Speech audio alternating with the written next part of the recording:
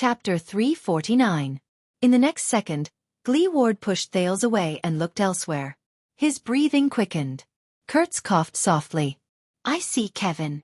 Kurtz shook her head to the left. There, a young man peeked his head out sneakily from behind the wall and waved at them. Thales recognized him. He was the young coachman who drove the Old Crow to Shield District last night. Perhaps it was because they had just finished talking about him, but when the three of them saw Kevin, their expressions did not look too good. It was as if they had been caught talking behind someone's back. "I'll go make the final confirmation.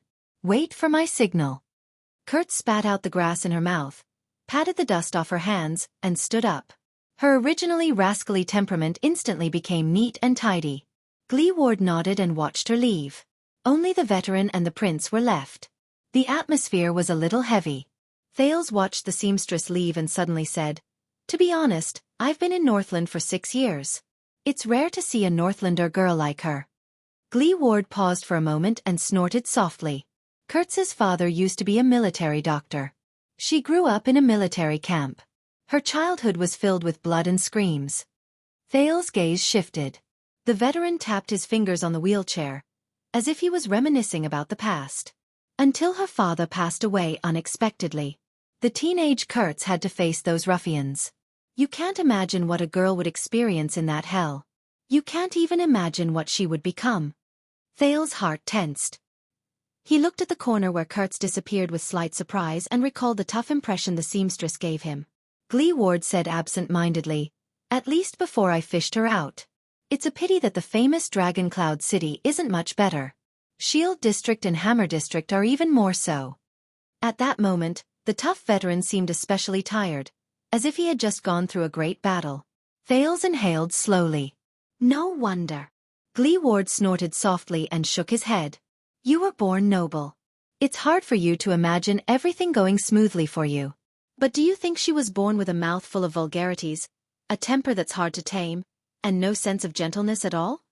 Do you think that she doesn't want to put on glamorous clothes and makeup, sit in a warm, splendid palace, and enjoy a sumptuous dinner and a man's love like a regular noble lady from the north?"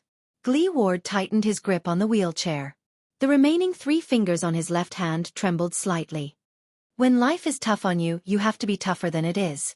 Thales did not speak for a long time. But then he looked up. "But I think she's very good right now." The prince's heart was a little heavy for some reason, and his gaze was sharp. A woman at her strongest, most beautiful, and most charming. "Dong!" Thales cried out in surprise. He placed his hands on his aching forehead and looked at Gleeward indignantly. The veteran expressionlessly retracted his right hand, which was as big as a wok. "Don't try to pick up girls at such a young age." Thales gave him an aggrieved look. "But you're right. She's great." Gleeward smiled faintly. The wrinkles at the corners of his eyes shone slightly. "It's been more than 10 years. Kurtz has been our brother for a long time now."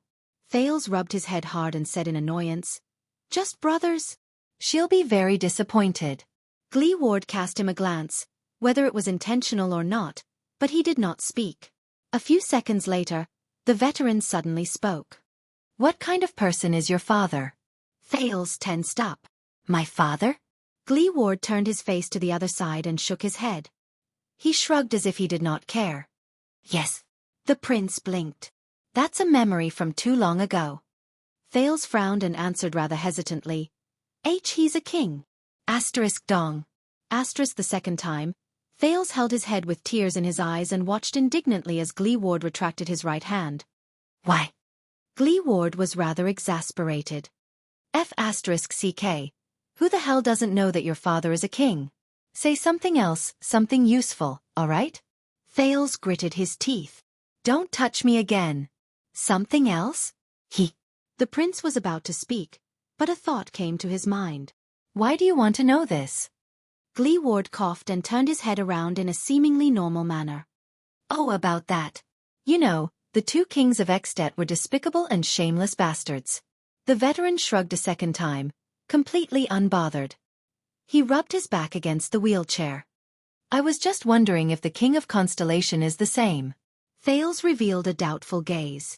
"But the old crow said that you don't care about high-level politics." Gleeward's expression changed. "Yes. I suddenly changed my mind. It's not a bad thing to know more. The next time we meet, I can mock him instead. The veteran shrugged a third time. Thales stared at Gleeward thoughtfully. Then, Gleeward coughed in embarrassment and turned his face away. Thales asked tentatively, "But didn't you say that you don't want to see him again, Hicks?" Gleeward's face turned red. "It's none of your business." Of course, but..." Thales carefully observed Gleeward's side profile and narrowed his eyes. "Why does it have to be my father?" Gleeward's expression froze. "Oh, come on." He waved his hand and interrupted Thales in annoyance. "You know. Forget it, forget about it." Gleeward snorted coldly. It was obvious that he was extremely displeased.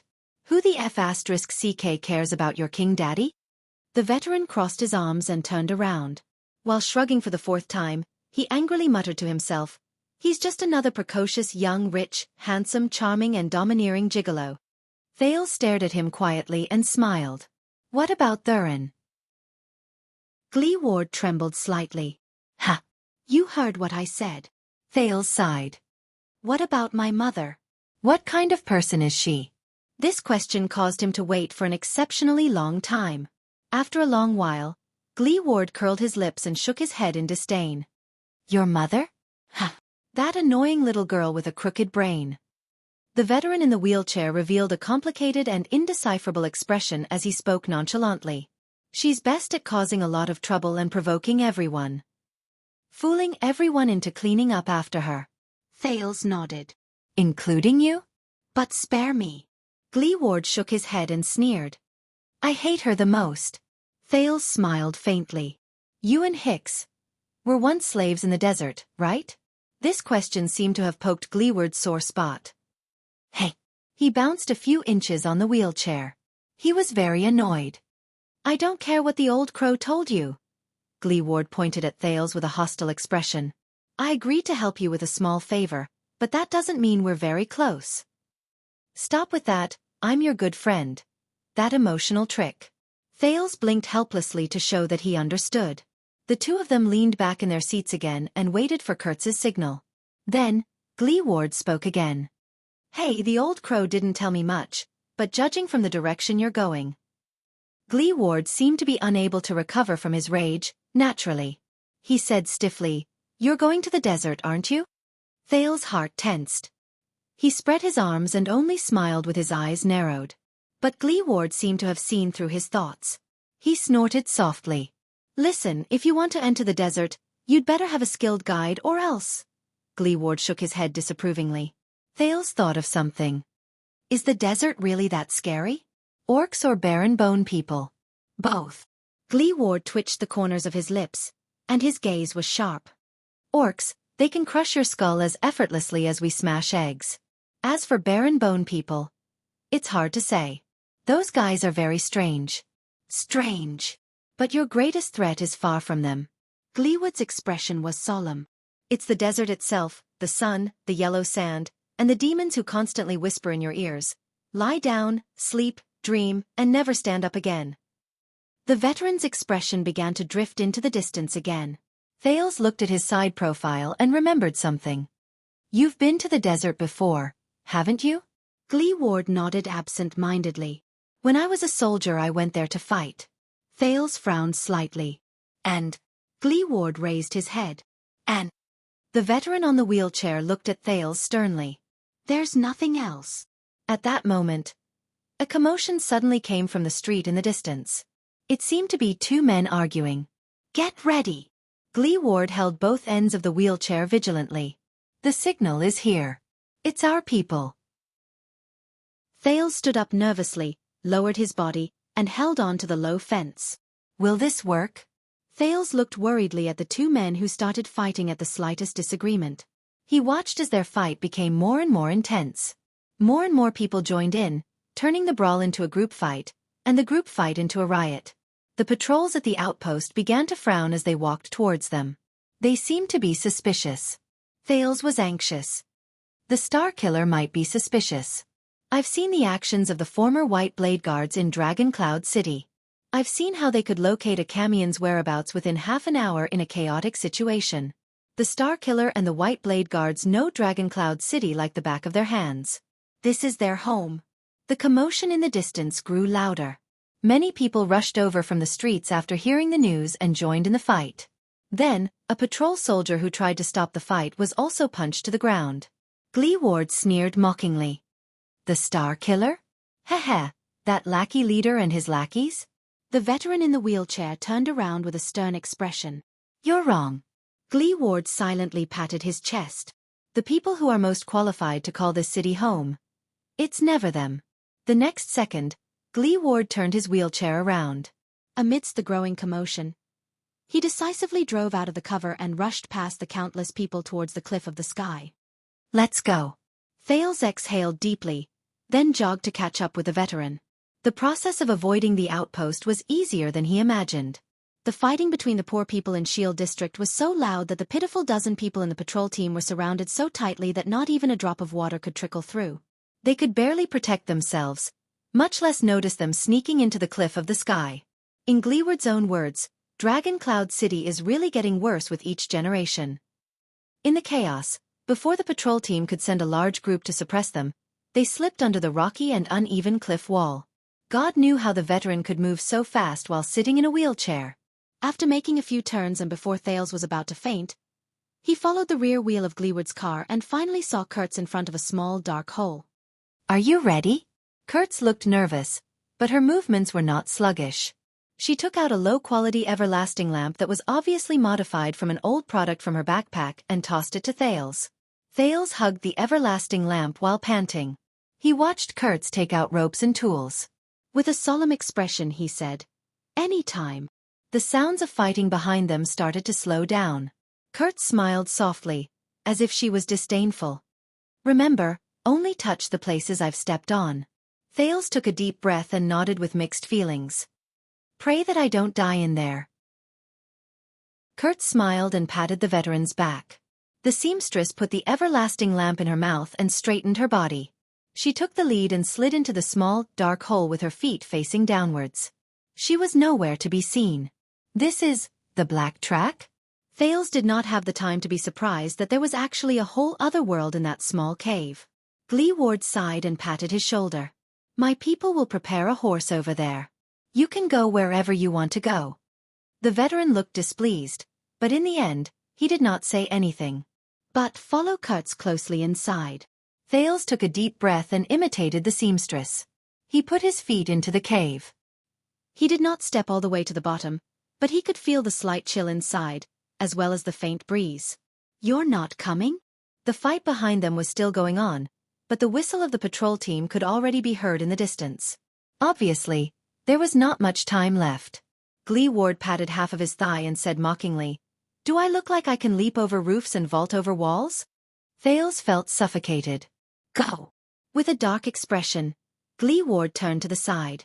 I have to go back and clean up the mess, especially that dead face. Thales looked at the veteran and clenched his fists tightly. Glee Ward. Thales gritted his teeth and nodded heavily. Thank you. The teenager said seriously, whether you're doing this for the old crow or for my mother. Glee Ward was stunned. Thales looked at him with sincerity and nodded slightly. In the next second, the veteran's expression became annoyed. He slapped Thales back, and as the latter cried out in surprise, he pushed him into the Black Track. As he watched Thales disappear into the Black Track, Glee Ward took a few deep breaths to calm his agitated heart. Damn it! Glee Ward cursed in his heart. For his mother? Who does he think he is? With a displeased expression, Glee Ward turned his wheelchair around and watched the fight on the street, which was becoming more and more obvious. He spat in displeasure. A king! He looked at the sky which had just lit up and mumbled. A king! Gleeward's expression darkened. His mutterings were filled with dejection. How could he be a king? The veteran looked at half of his thigh and touched his empty left eye. His expression was forced and gloomy as he said in a low voice. Don't worry. He said in a low voice, F***CK. But after a few breaths, Gleeward's nervous expression relaxed. With a stiff face, he pulled out a thread from the pocket of his robe in a panic. He slowly took out a small black leather pouch from between the two layers. Glee Ward opened the leather pouch with trembling hands.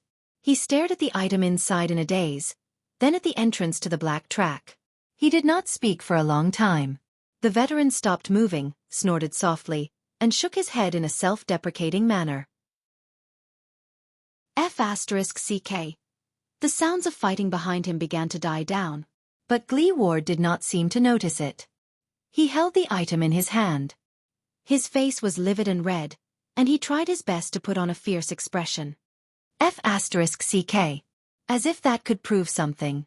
A few seconds later, Glee Ward leaned against the back of his wheelchair in relief. He laughed dryly and weakly.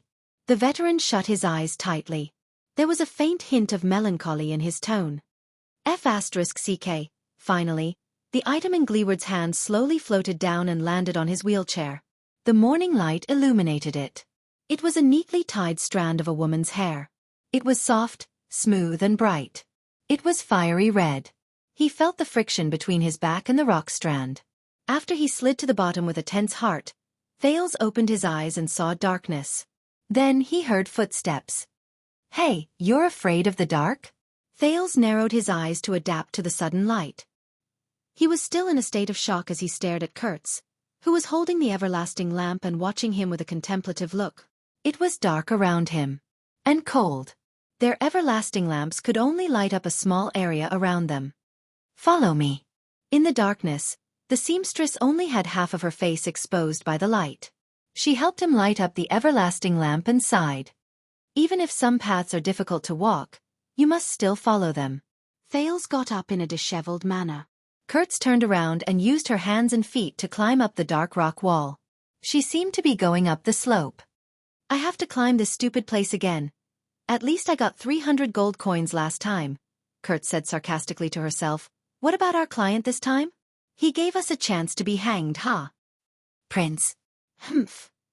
Thales could only pretend that he did not hear it. The black track was narrower than Thales had imagined. Just as he was about to reach for the everlasting lamp beside him, his arm crashed against the rock wall. Thud. Thales hissed and rubbed his sore spot. He did not dare to be careless anymore. He carefully grabbed the everlasting lamp and laboriously followed Kurtz's footsteps. Kurtz was obviously familiar with the path, and he could only barely see Kurtz's trousers and boots through the faint light from the everlasting lamp. Soon, Thales experienced the power of the black track. Obviously, there was no flat road here. It was either uphill or downhill, and it was full of potholes. There were even a few places that were as steep as cliffs. Kurtz had to use a hook to climb up, and then use a rope to pull him up. Is this place really meant for people to walk? Thales complained in pain after he fell for the 8th time. The black track? It wasn't this hard to walk in the past. Kurtz chuckled in front of him. But you know, the Calamities played with stones in Dragoncloud City when they had nothing to do, and they caused half of this place to collapse out of nowhere. Blame it on them. They bumped into things everywhere in the darkness along the way. Thales even fell or slipped several times due to his inexperience. If it were not for his rich experience in wrestling when he was young, Thales felt that he would have been badly battered by now. Be careful, don't fall again. Kurtz's voice came from ahead of him. Thales blushed and felt the rock straighter around him even more cautiously. Thank you. Kurtz snorted. I'm not talking about you. I'm talking about that everlasting lamp. Who cares if you fall or not? Thales raised his eyebrows and rolled his eyes in the darkness where no one could see him. The ventilation here is terrible. You'll suffocate if you use a torch. Kurtz chuckled as she led the way. And it's too dark here. If you break the everlasting lamp, you won't be able to get out without light. Speaking of which, Thales thought of something. I have an idea. He snickered in his heart. The sin of Hell's river responded to his call and surged into his eyes. As the blood vessels around his eyes surged, Thales watched with satisfaction as the dark scene before him slowly brightened. Even though there was only a slight flow of cold air in the cave, Thales felt his vision become much clearer. Thales only felt that his vision had become much clearer. Many of the obstacles that could not be seen in the dark could now be avoided beforehand. Hence, he quickly caught up with Kurtz, and this made the seamstress look at him in a higher light. You got the hang of things pretty quickly. Thales could not help but feel a little smug. He began to pay attention to his surroundings. Oh, there are words here? Thales flipped over a rather flat rock platform. Through the sin of Hell's river, he saw strange words on the rock wall. Huh! Kurtz, who was feeling the way ahead, asked in puzzlement, "Why didn't I notice it?" Thales paused for a moment. The sin of Hell's river continued surging. He narrowed his eyes and touched the words carved on the rock wall. August 20th, livestock, food. He read the words on it in a low voice. Thales' expression became serious. The ancient empire. Kurtz climbed up a protruding rock and asked curiously, "What?" "Words. The words on these rocks are the language of the ancient empire. This writing style is not that of the final empire. It's from the ancient empire from a much longer time ago." Thales blinked and recalled the ancient empire's alphabet that Gilbert taught him a long time ago in bewilderment. This tunnel has a history of at least 1,000 years, or even longer. At least at that time, Northland was still under the rule of the ancient empire. No. When Thales saw a new sentence, he immediately overturned his thoughts. His curiosity was piqued, and he said excitedly, "It shouldn't be that old. I noticed that there are some words and usage of the lingua franca mixed into these words. It seems to be a record of supplies and inventory." Kurtz laughed dryly. The seamstress seemed to be doing something that required a lot of energy. Perhaps she was rock climbing. She said perfunctorily, "Yes, it's really, really awesome. Now, move your butt and continue walking." Kurtz finally climbed up a huge rock. She panted, stuck her head out, and extended her hand towards Thales. She said in annoyance, "Then give me your hand. I'll pull you up." Thales raised his eyebrows, glanced at the figure above him, and continued moving forward. But he immediately froze. "Wait." Thales raised his head again and looked at Kurtz, who was above him, in disbelief. The everlasting lamp only illuminated a small part of the rock wall around her. The rest of the rock wall was pitch black. But, when he saw the scene before him clearly, Thales was suddenly shocked. He blinked in astonishment. In his field of vision, which was as dark as day due to the sin of Hell's river, on the rock stratum above Kurtz's head, suddenly, there was another person. It was a man. He wore an ancient-looking armor and had complicated braids. His face was thin, and his mouth was open. His eyes bulged out, but there were no pupils. There was only white in his eyes. He looked like a corpse. Thales noticed in the faint chill that there was only black and the golden light from the lamp in the dark black track. But the man was brightly colored. He wore a dark green shoulder armor, a bright silver chainmail, and a dark red belt. Even the colors of his weapons were clearly distinguishable. What was even stranger was that the man looked as if he was embedded in the rock stratum with his face down. He went against gravity and laid upside down on top of Kurtz's head. At that moment, Thales felt his entire body stiffen. He suddenly remembered the story of the back-to-back bunk in the university dormitory in another illusory world. Why now? I know. I'm most afraid of this kind of thing. Hey! Kurtz shook her arm impatiently and said, "Are you stupid?" In the next second, the man moved. Bit by bit. He lowered his neck stiffly. It was as if his neck had become rusty. Thales' skin started to crawl, and a chill ran down his spine. In the next moment, as if he had lowered his neck to its limit, he started to move his eyes, which were devoid of any life force, and stared lifelessly at Kurtz beneath him. He slowly pulled up the thin muscles on his cheeks and put on a stiff and cold smile. He revealed his abnormally sharp rust-colored teeth, and with a hoarse voice that sounded as if his vocal cords had been torn apart, he uttered a phrase. When he heard the phrase that was dragged out, Thales froze. It was the language of the ancient empire. Live people. But Kurtz's face was still filled with impatience. She did not seem to notice the thing that was only a few inches above her head. "Do you still want to come up?" It was as if she did not even hear that phrase. Thales took a deep breath and lowered his head to suppress the trembling in his body. "Now, how should I tell Kurtz that there's something above your head? There's...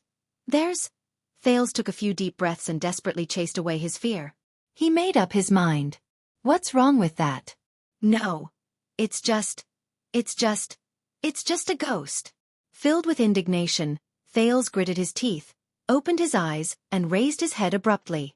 But he was stunned again. There was only a layer of black rock above Kurtz's head. It's empty. The man lying on the ground, the brightly colored ghost. It's as if they never appeared. Hey. Kurtz looked at the dumbfounded Thales with a displeased expression. The light shone on the side of her face and the rock wall. Chapter 350. What is that? In the darkness, Thales stared fearfully at the rock strata above Kurtz's head. He tried his best to blink, but he still could not see anything. There was only darkness above Kurtz's head. The sin of Hell's River did not give him any feedback. Hey, brat. The seamstress' dissatisfaction almost filled the small cave. Are you messing with me? Her voice traveled through the cave, and it echoed frequently. Thales was shocked by the angry shout. Nothing. The teenager took a deep breath and stared at the top of Kurtz's head, still in a state of shock. I was distracted. I'm coming.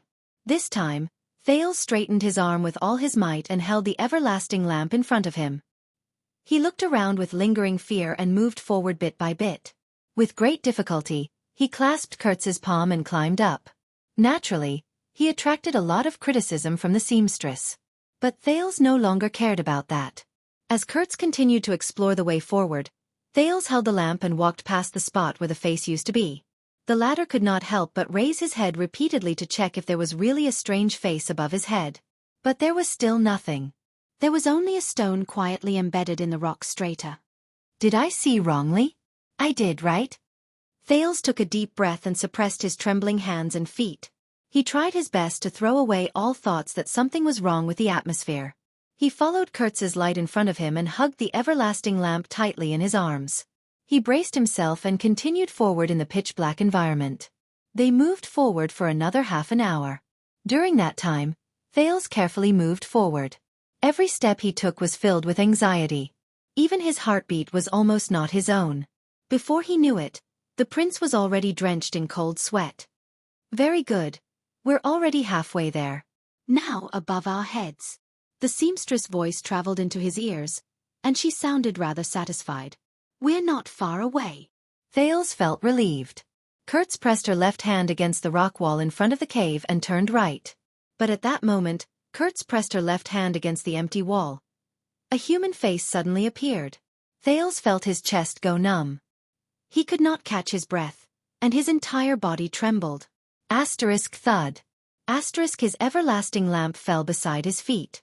The light flickered and cast Thales' shadow on the rock wall, but it could not cover the outline of the face. It was a man with deep features and blue dye on his forehead and cheeks. Just like the first man, his muscles were thin and shriveled, his eyes were pale, his lips were closed, and his skin was so pale that he didn't look like a living person. Hey.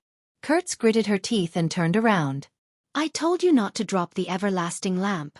Without the light, are you going to hit your head against the wall? The seamstress was a palm's distance away from the face on the rock wall, but she did not feel anything wrong. We must.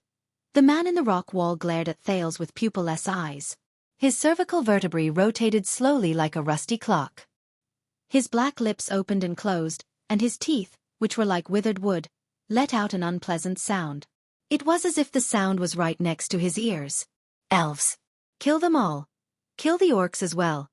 Enemy countries, kill them all as well. Why can't we kill them all? Kurtz was still reprimanding the teenager unhappily, as if she and the man were in two different worlds. She did not hear anything. This is the common language of the Western Peninsula that's mixed with the language of the ancient empire? Thales felt goosebumps in his heart. He was about to cry. With a stiff expression, he pointed in the direction opposite Kurtz. But there. However, when he turned his gaze, Thales discovered to his horror that the man was gone. Kurtz turned her head around in puzzlement. There was only a black rock wall behind her. There was no human face. It was covered by alternating lights and shadows, and it was as serene as ever. Thales was stunned. He started to tremble slightly. Kurtz frowned and looked at him. Hey! What's there? The teenager shook his head violently. Thales sucked in a deep breath and sprang up like an agile rabbit. He picked up the everlasting lamp, and using both his hands and feet, he practically rolled and crawled away from the rock wall. He ran in front of Kurtz. The petrified prince turned around the strange rock wall, and before his eyes was another stretch of darkness. He could barely see a downward slope. No, Kurtz. Thales gulped as he ran. His fingers were numb, and his voice was unsteady. Something's not right. Kurtz was a little stunned. What? Thales firmly resisted the desire to turn his head around. He shook his head vigorously. The black track. This place is very strange. I saw some things. Kurtz looked at Thales' disheveled appearance as if she was deep in thought. Suddenly, she giggled. Are you really afraid of the dark? Thales, who was terrified, bit his lower lip and tried his best not to think. This isn't the dark. He was cut off. Be good and shut up. The seamstress rushed in front of him with a fierce look on her face and poked his chest. I promised the cripple, so I will definitely send you out. Follow me properly. Don't be afraid of the dark. Thales, who wanted to cry but had no tears and was horrified, was speechless. Kurtz, who was in front of him, cursed as she jumped down a slope. She stirred up air currents, and a chill surrounded them. Thales could only put on a long face and hang the everlasting lamp in front of his chest. With one foot in front of him and both hands supporting his back, he slid down the slope. This time he widened his eyes. The sin of hell's river flowed faster. I remember that as long as we walk past this place.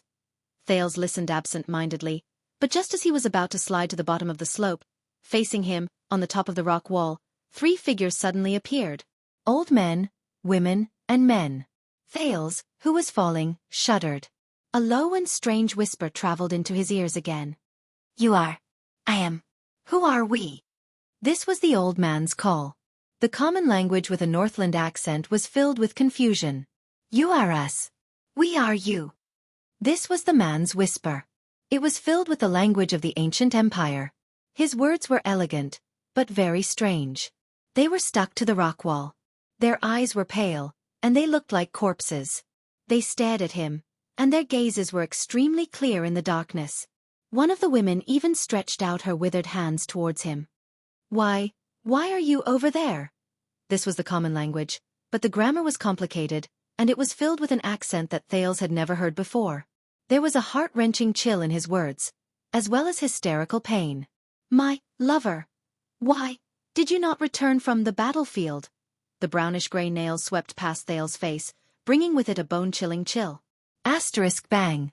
Asterisk the petrified Thales fell to the ground on his butt, and he fell hard on the ground.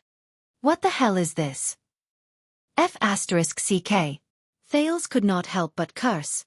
At that moment, he only felt goosebumps all over his body. He got up and took a step forward, just wanting to stay further away from the figures above him. What the hell is this place? Panting, Thales, who was panicking in the dark, bumped into Kurtz, who was trying to recall the way back. Are you crazy? The seamstress staggered when he bumped into her. She turned around with an angry expression. I swear if you...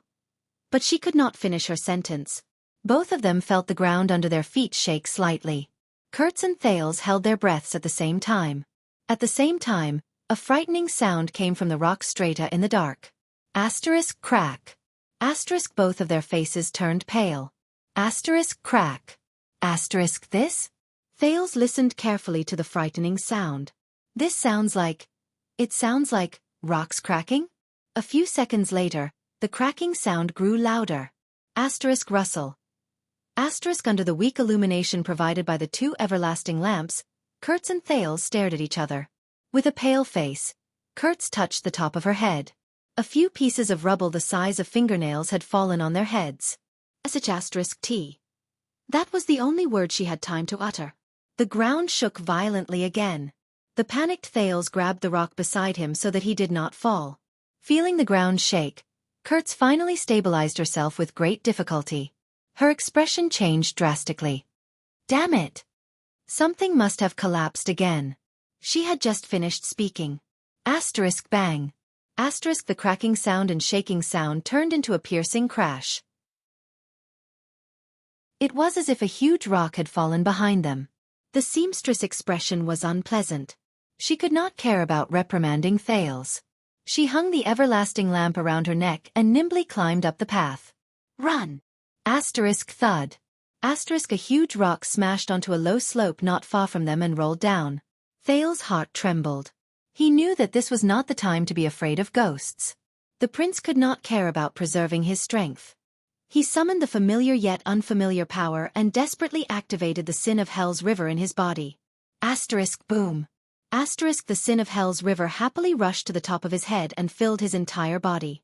Thales felt the pulsation of his blood vessels and the fullness of his muscles. He felt his vision clearer than day and the flow of air in the cave. Thales stomped on the ground and instantly stood up. He clung to the rock wall and chased after Kurtz with all his might. The ground shook again. Soon, the sounds around him turned into a deafening roar. Together with the tremors of the rock strata and the ground, they traveled into his ears. Rumble. The terrified prince caught up to Kurtz. Boom. The sounds of falling rocks became louder and more frequent, as if they were very close. What the hell? Thales desperately jumped over a shallow pit and clung to a rock strata going up the slope. He gritted his teeth and shouted in the midst of the roars. This stupid place. Was it like this before? The ground shook again. Thales lost his footing and fell to the ground. His everlasting lamp crashed against the rock wall and was instantly extinguished with a shattering sound. But he could not care about that now. Escaping was more important. His skin crawled. Thales propped himself up again and covered a distance of a few meters with just 2 or 3 steps. As the ground shook violently, he fell on his face countless times, but he could only move forward with all his might. Who knows? The last time I brought someone here was 6 years ago. Kurtz's exasperated voice came from the roars. It was obvious that she was not having a good time either. After Shield District was destroyed, the black track would sometimes collapse. That's why the cripples sealed this place. Thales crashed into the walls left and right during the tremors. He struggled to maintain his balance and keep moving forward. But in such a terrible environment, even Kurtz, who was very familiar with the path, could not move faster. Bang. Boom. A loud sound came from behind them.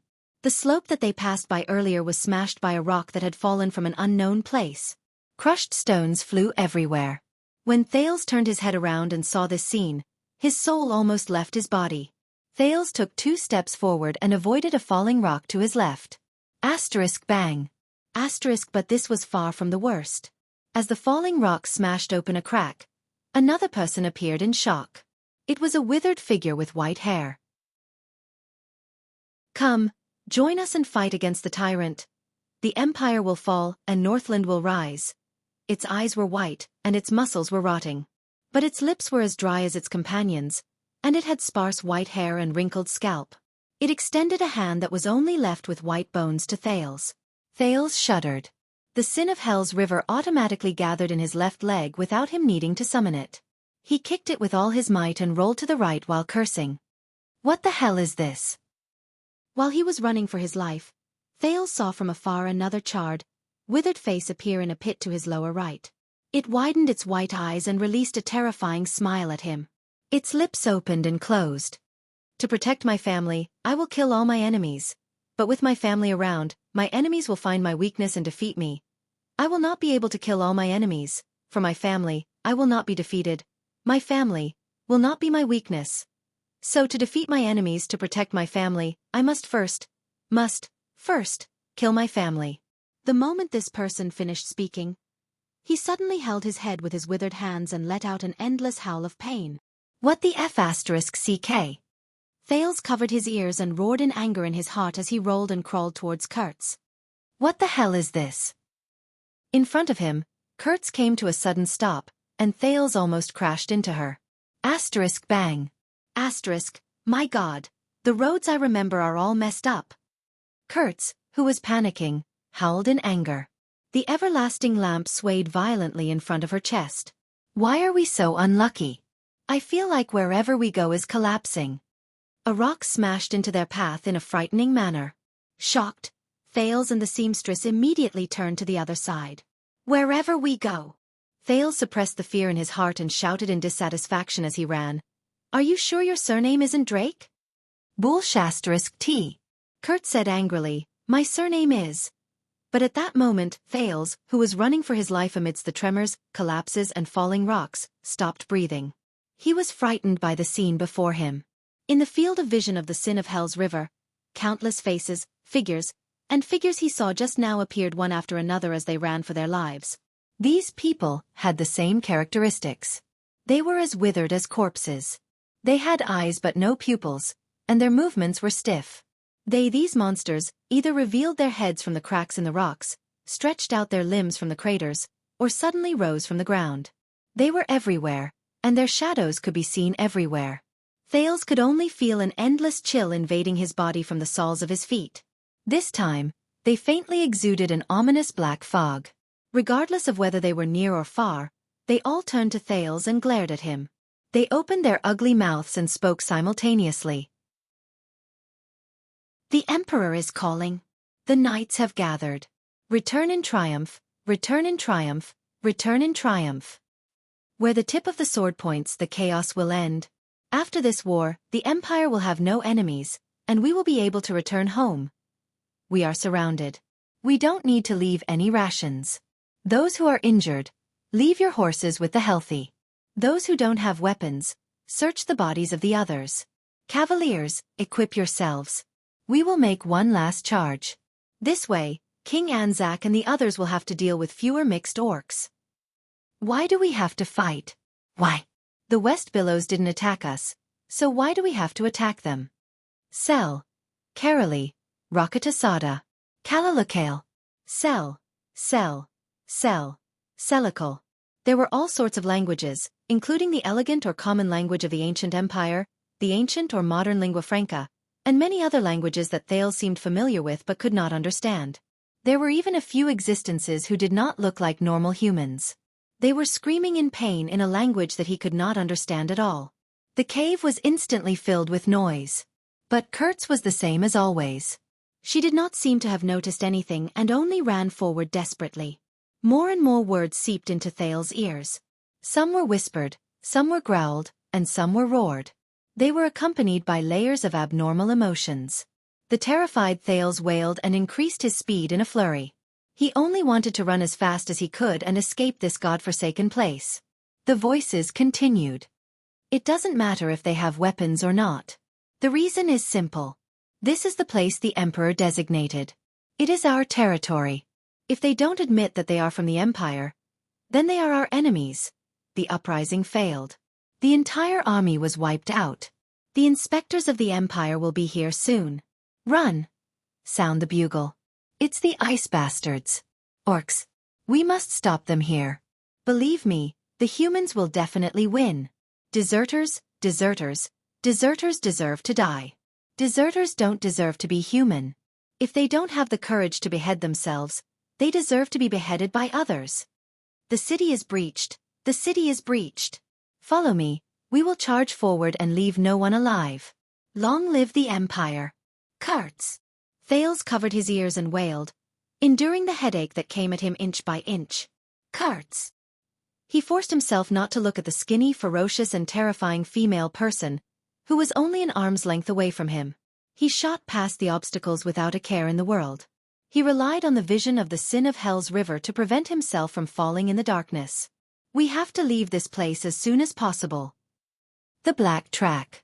Something is very wrong with this place. Amid the rumbling sounds, Kurtz's enraged voice traveled from the front. She seemed to have just avoided a rock that fell on her head. Yes, I can see it too.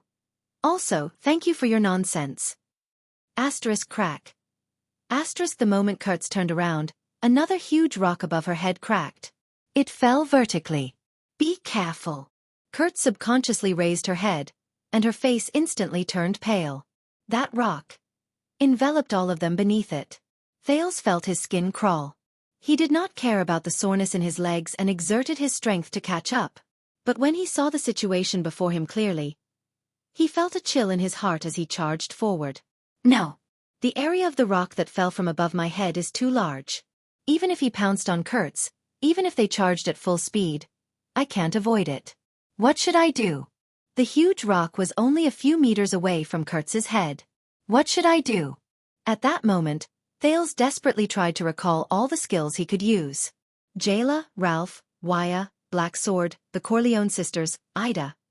But in the face of such a crisis, their skills, and emergency measures were all useless. What should I do? At that moment, a figure that Thales did not expect suddenly appeared in his mind. In his memories, that man's expression was cold and his face was pale. He swung the blade in his hand and miraculously retracted it. Thales shuddered. The rare power of eradication seeped into his bones and joints, and an indescribable power erupted. In the blink of an eye, Thales sped up and pounced on Kurtz, who was in front of him. He held her waist tightly. As Kurtz screamed, they fell forward together, and the huge rock above their heads drew closer and closer. Thales gritted his teeth. The sin of Hell's river began to roar in his body, causing his pores to shrink. The surging blood in his veins gradually drowned out the endless words of those people. His bones began to groan. Ah! Thales could not help but let out an angry grunt amidst the intense pain. The rock above his head drew closer and closer. It even began to reflect the light from the everlasting lamp. In the next moment, his forward momentum came to a miraculous stop. Thales' legs were firmly planted on the ground. They did not fall. That was not all. The joints in Thales' body let out unpleasant explosive sounds. Thales' face contorted. The power of eradication gathered in his legs. As if he had overcome inertia, the young prince's body, which had just reached this point, suddenly turned backwards. Asterisk bang. Asterisk the huge rock fell. The loud sound echoed in his ears. Kurtz sat on the ground and stared at the scene before her in a daze. She stared at the rock that was only a few inches away from her. Beside her, Thales lay on the ground and panted heavily in pain. Asterisk crash. Asterisk the rock that fell before them shattered inch by inch, and many of it rolled to their feet. At that critical moment, Thales pounced forward towards Kurtz. Then, in an inconceivable manner, he instantly changed his direction and leaped 2 meters backwards, dragging them out of the area where the falling rock fell. Wow! Kurtz slowly came to her senses. She widened her eyes. How did you do it? Don't ask. This came from Thales, whose legs were numb and he could barely breathe. Damn it! Thales panted in a disheveled manner, but he could feel the tremors on the ground continuing. The roars beside his ears did not weaken. This wants me to die. At that moment Thales, who was lying on his back on the ground, suddenly narrowed his eyes. Right above his head, a terrifying face appeared on the rock wall. Thales recognized that face. The thin facial muscles, the stiff smile, the sharp, rust-colored teeth, and the brightly colored armor. It's that man. It looked at Thales with its pale, defeated eyes. It moved its stiff neck inch by inch and spoke slowly. Come. You shouldn't be there. You belong to us. It was still the standard, classical, and clear enunciation of the language of the ancient empire. If one ignored the deep chill contained in it, the moment it finished speaking, a thick black fog spread out from its body. In the next second, before Thales could react, the rock stratum beneath them shattered inch by inch. Asterisk boom. Asterisk, hey! The panicked Kurtz only had time to shout one word before she sank with the collapse of the rock. Kurtz! Thales cried out in surprise and pounced forward, wanting to grab the panicking seamstress. Grab me! But his hand could only brush past Kurtz's figure in vain, and he touched her finger one last time. Kurtz fell and moved further and further away from him. The shock on her face had yet to fade. Thales watched the woman fall in the darkness with a dumbfounded expression. But he could do nothing. Until the seamstress figure was completely swallowed by the darkness. He could no longer see her. Above him, a hoarse and terrifying voice spoke in the language of the ancient empire with a threatening chill. Come, comrade. Chapter 351. Thales gritted his teeth and trembled a little. He looked up abruptly. However, the strange man on the rock wall disappeared again. Thales' breathing quickened. No. Kurtz. He could no longer care about those supernatural beings. Thales frantically stretched out his hands towards the edge of the collapsed wall, trying to grab hold of something so that he could climb down and search for Kurtz. But it was as if the black track was deliberately toying with him. A cracking sound came from above him again. Asterisk rumble. Asterisk a rock fell. Thales instinctively pounced to the side. The rock fell on his original spot, and shards flew everywhere. Damn it! Damn it! Asterisk bang! Asterisk countless stones continued to fall beside him and above him. The teenager could only hug his head tightly and curl into a ball. He rolled left and right under the perception of the sin of Hell's river, trying his best to avoid the larger stones. Asterisk rumble, rumble. Asterisk finally, Thales felt that everything around him had quietened down. The prince panted and put down his arms. He lay down on his back and endured the pain in his eyes. Kurtz! When he remembered the seamstress's despairing face, Thales could not help but clench his fists and slam them on the ground. At this moment, Thales suddenly felt a chill on the top of his head. He sat up abruptly. As expected, the prince was horrified to see that countless figures had appeared around him again. The wall in front of him, the protruding rocks behind him, the ground beside his left foot, the edge of the cliff above his head. Withered faces, pale eyes, rotten lips and teeth. It's them. It's them again. Countless strange faces slowly surged out of the rock wall like they were surfacing on the surface of water, as if they were not corporeal. Join us. There were hundreds of them, and they covered almost all the visible rock walls. All of them stared at Thales from all directions with their deathly pale eyes. You don't belong there. Join us. We are one, and return to the battlefield. Thales felt a chill run down his spine. He took a step forward to stay away from the person behind him who was about to touch him. More and more voices reached his ears. Thales subconsciously covered his forehead. He was starting to have a headache again. Victory. Why did it not come? Your father, wife and children are behind you. For Northland, defend this place to the death. Remember, we did not kill anyone. We are the army. When we go to the battlefield, it is the army that kills, so we are not murderers. It is the empire that kills. This is the empire's responsibility. We are just following orders. We are innocent, innocent. Advance, advance, until death. There's no other way. There's not enough food. Go to the village and search for food. Remember to be polite and buy it. No, if anyone dares to resist the rations, then they are our enemies. Let's eat the war horses first, starting from the sick ones. Be more decisive. Bring the prisoners of war over. It's only right for us to eat the flesh and blood of our enemies raw.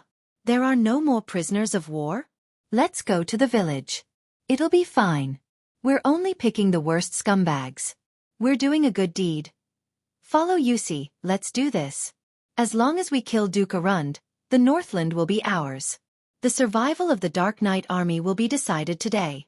Run. The Emperor has lost. There's no hope for us. Run, run to the desert, run to West Billow Province, run to Dragon Kiss Province. I want to crawl back, crawl back. My daughter, my wife. They're waiting for me. No, I can't scare them. I have to find my head first. Suddenly, the prince sensed something. He raised his head shakily. Thales froze. It's it. It's that man. It, who was at the top of the rock wall just now, still had its terrifying white eyes and rust-colored teeth. At this moment, it was floating in the air. Surrounded by black fog, it slowly floated towards Thales. You are ours. Thales tried his best to dispel the chill and fear in his heart. He clenched his fists. When he remembered Kurtz's expression when she fell, anger and hatred instantly surged within him. Who are you? It did not react. It only floated towards him quietly. Who are you? Thales gritted his teeth and spoke, but he stopped abruptly. It got closer and closer. Under the gazes of countless faces, it stared at Thales. Thales seemed to have understood something. He sucked in a few deep breaths and overcame his trembling and goosebumps. He spoke stiffly in the language of the ancient empire, which Gilbert had once taught him. Who are you? Thales saw that it paused slightly. The surrounding black fog slowly left its body. What do you want? In the air, the most unique, it slowly raised its head and shook its head violently. Thales saw that the colors on its body seemed to have become a little brighter. Its expression changed. The stiff muscles at the corners of its lips trembled. It opened its mouth and let out a terrifying laugh. But in the next moment, it suddenly opened its mouth wide and revealed its sharp teeth. Ah! A shrill roar instantly rang in Thales' ears. He instinctively covered his ears and shrank back in pain. As it howled shrilly, the hundreds of faces around him became agitated. They opened their rotting mouths and responded to the howl. In the next second, countless people left their original positions. As they howled, their bodies, other than their heads, appeared. They were like predatory beasts. Hell's River. What does Hell's River look like? Mother, can I see you there? To be loyal to the Iron Blood King, we can die without regrets. No, our deaths are definitely not meaningless. This rotten so-called empire, that high and mighty shameless tyrant, must be overthrown. Avenge them. Believe me, as long as we kill all our enemies and leave none alive, peace will come. What? New enemies? Then continue to kill, until the day peace comes. My God, a dragon, that's a dragon. How can we win against a dragon? After the war, I can be promoted to captain. I want to go home and marry Ellie. Who am I? No, we picked up our weapons for them. I would rather go to the gallows than hurt them. I came to be a soldier to win the war and finish it. This way my son's son, will not have to be a soldier anymore. Countless voices were like whispers, but they penetrated the howls without any obstruction and poured into Thales' ears. Thales covered his ears tightly. He was in great pain. The person closest to him, who only had half a face left, roared angrily and extended its withered twig-like hand. It first touched Thales' left arm. Ah! Thales cried out in pain. That feeling was like being immersed in boiling water and then pouring ice water over it. The cold and burning sensation spread to the arm that was touched at the same time. The sin of Hell's River circulated madly, instinctively strengthening his arm muscles, hand bones, filling his joints, and increasing his blood flow. Thales screamed and swung JC's dagger with all his might, but it was useless. The arm of the monster that did not have a corporeal body passed through Thales' hand without any obstruction, and a wisp of visible smoke drifted out. Thales roared. The pain was still there, and as the monster seeped into his arm, the pain in his arm increased. That was not all. The hundreds of monster faces on the rock wall extended their limbs, climbed up the rock wall, and crawled towards him. They reached out to him shakily. It was not just his arm but also his legs, neck, head. No! No, no! Every time he came into contact with them, Thales felt as if he was being tortured. He could only scream in vain, and even the sin of Hell's River could not help him. In the intense pain, Thales' consciousness gradually blurred. *T.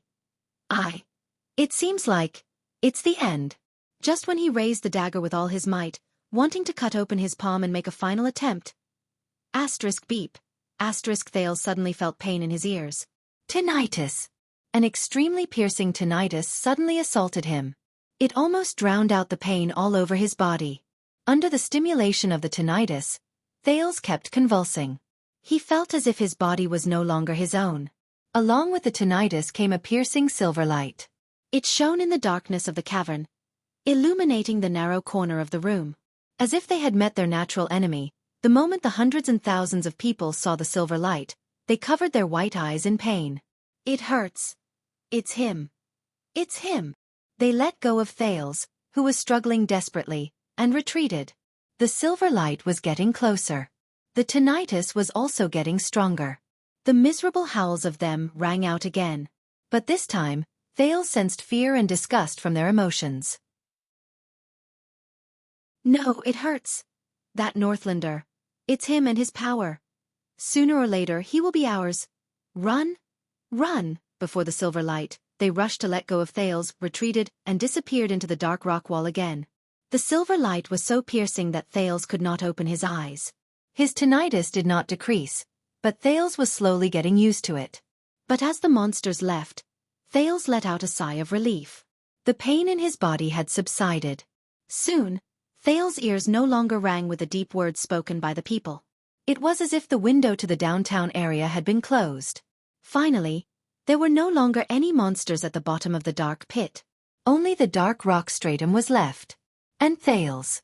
The teenager sat up with difficulty, desperately blocking the piercing silver light that shot towards him. Enduring the slightly less piercing tinnitus in his ears, he first looked at his body. He was surprised to find that even though the pain was still fresh in his mind, other than the abrasions he suffered while running for his life, there were no injuries on his body caused by the monsters. So, those things were indeed, at this moment. The silver light weakened. The tinnitus disappeared. Wait a minute. Thales shuddered. The strange tinnitus just now gave him an inexplicable sense of familiarity. Yes, tinnitus. He had experienced it before. Twice. Once in Constellation, and once in Northland. Once in the Bloodline ceremony. Once in the Holy Duel. So, the prince seemed to have figured something out. He slowly turned his head around. 2 steps away from him, in the center of the dazzling silver light. There, a figure appeared as the silver light weakened. It was a man. A man made of silver light. The other party looked at him silently. Thales stared blankly at the figure in the silver light and came to the next conclusion. He was a warrior. The silhouette of the other party's body was embellished with silver light. Only his facial features were dark and profound. The silver light formed the light armor on his body, and even outlined the strong muscles and slender figure exposed under the armor. However, the thing that left the deepest impression on Thales was the heroic, dignified, majestic, and bold aura this man showed when he stood in front of him. He was like a figure in myths and legends. But the other party was still just a transparent silver light. Thales could even see the rock stratum behind him through his body. Thales looked at him in shock and bewilderment. So, who is he? The next second, the figure took a step forward and spoke slowly. His voice was cold, and his words were as firm as steel. So you are the culprit. What entered Thales' ears was a Northland accent. It was the lingua franca that was half ancient and half modern. Thales blinked. What? The figure in the silver light shook his head and stepped forward. You don't belong here. Thales watched him approach slowly, and he instantly became nervous. I really don't belong here. I'm sorry. Thales stood up in a flurry. He swung his wrist and felt the soreness brought by the sin of Hell's river. So, who are you? Silver Shadowman's footsteps paused for a moment. Who am I? His handsome face tilted, and his pitch-black eyes slightly distorted. He seemed to be thinking, who am I? But Thales could only sense a deep sense of confusion from his words. Silver Shadowman shook his head. I don't know. I can't remember. Thales was stunned. Silver Shadowman suddenly raised his head, and his tone was firm. But I must protect this place. And you came to the wrong place. His deep, dark eyes seemed to have the power to see through people's hearts, and it made Thales' heart clench. Silver Shadowman walked in front of him, and suddenly extended his strong right arm, which was formed by silver light, to touch Thales' face. Ah! Thales cried out in pain and was shocked. Silver Shadowman's touch seemed to have substance. Wherever the silver light touched, there was a sharp pain on his skin. The prince gritted his teeth and took 2 steps back. He left Silver Shadowman's arm, held his dagger, and stared at him warily. The ringing in his ears started again. You're a little different. Silver Shadowman seemed to be even more puzzled. Your body is filled with an ominous presence, and even the power of the mountains is rejecting you. But, Thales widened his eyes, showing that he could not understand the current situation. The tall Silver Shadowman shook his head violently. It was as if he wanted to shake off something. When he raised his head again, his emotions had already turned cold, and his tone was stern. No, Silver Shadowman said firmly.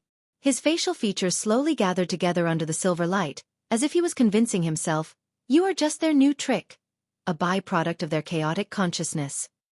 You are the other side of evil. In the next second, the silver light shone brightly.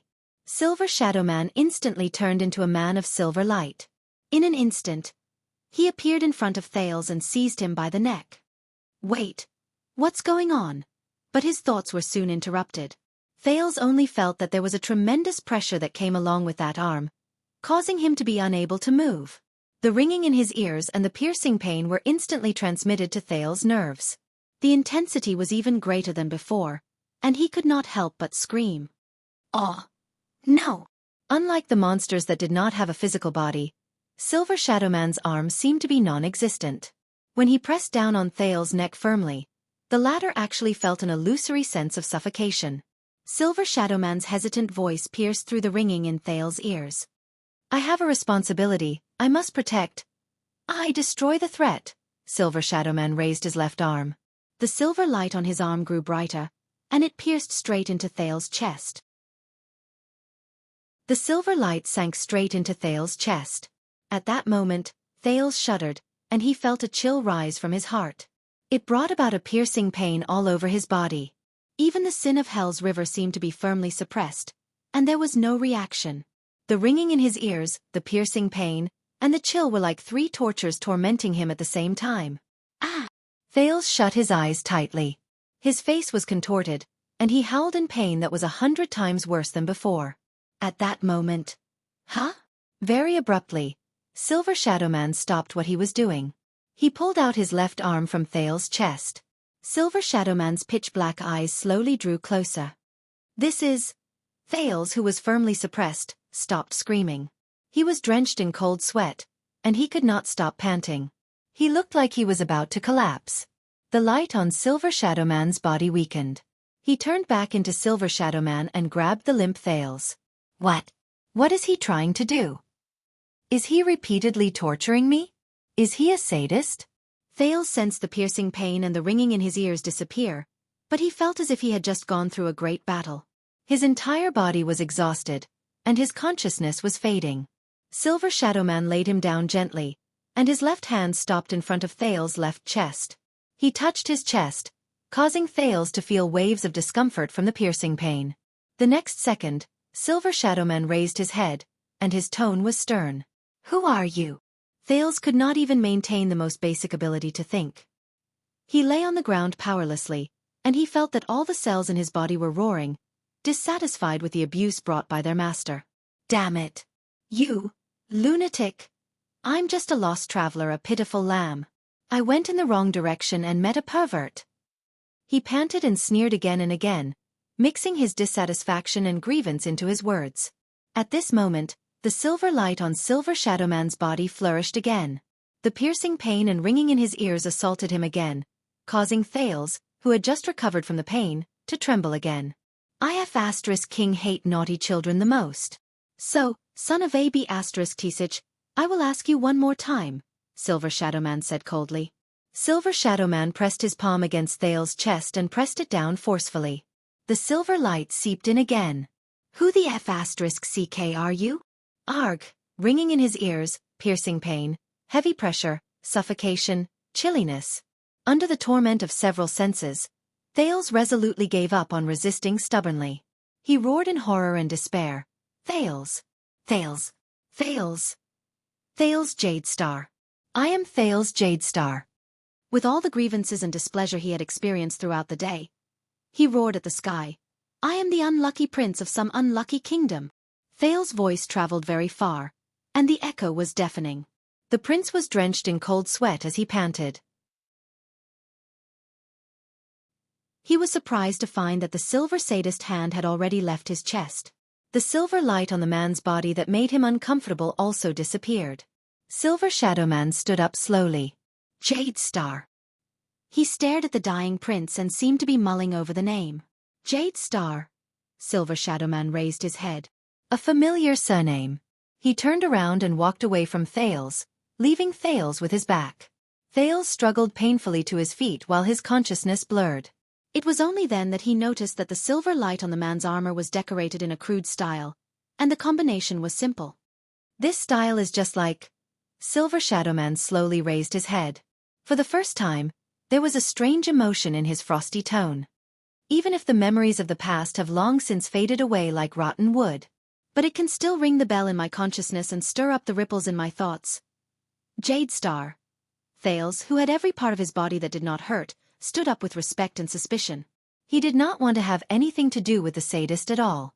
Silver Shadow Man turned around abruptly. His facial features gathered together again, and he looked very stern. Then, young Jadestar, you should not have come here. And you should not have awakened them. Chapter 352. The dark cave welcomed a rare moment. The light from Silver Shadow Man's body illuminated the place. Awaken them? Thales leaned against the rock wall and panted. He thought about it again and again in his vigilance, but in the end, he gave up on most of his confrontational actions. This Silver Shadow Man was obviously not an existence he could handle. The teenager asked in puzzlement, What them? Silver Shadow Man stared at him with his eyes, which were so black that they seemed to contain nothing. Them. He was still speaking in the Western Peninsula's common language with a Northland accent. The outline of Silver Shadow Man's face moved subtly under the flickering light. It was almost as if a real person was speaking, and it was a little strange. You saw them. Those homeless souls of the deceased. Anomalies that hover between life and death. Thale's heart trembled. What? Hover between life and death, he muttered. He raised his head anxiously and looked at the dark walls of the cave around him. He imagined the scene of the densely packed ghosts appearing on the walls. Those shriveled and rotting faces. Thales could not help but feel a chill run down his spine. He buried his face in his hands and heaved a painful and labored sigh. So, this world really has such things. Sigh. He even thought about this for me. This world of holographic, four-dimensional, and dynamic horror movies is too beautiful. The dejected Thales used a whole 5 seconds to free himself from the unpleasant memories of the past.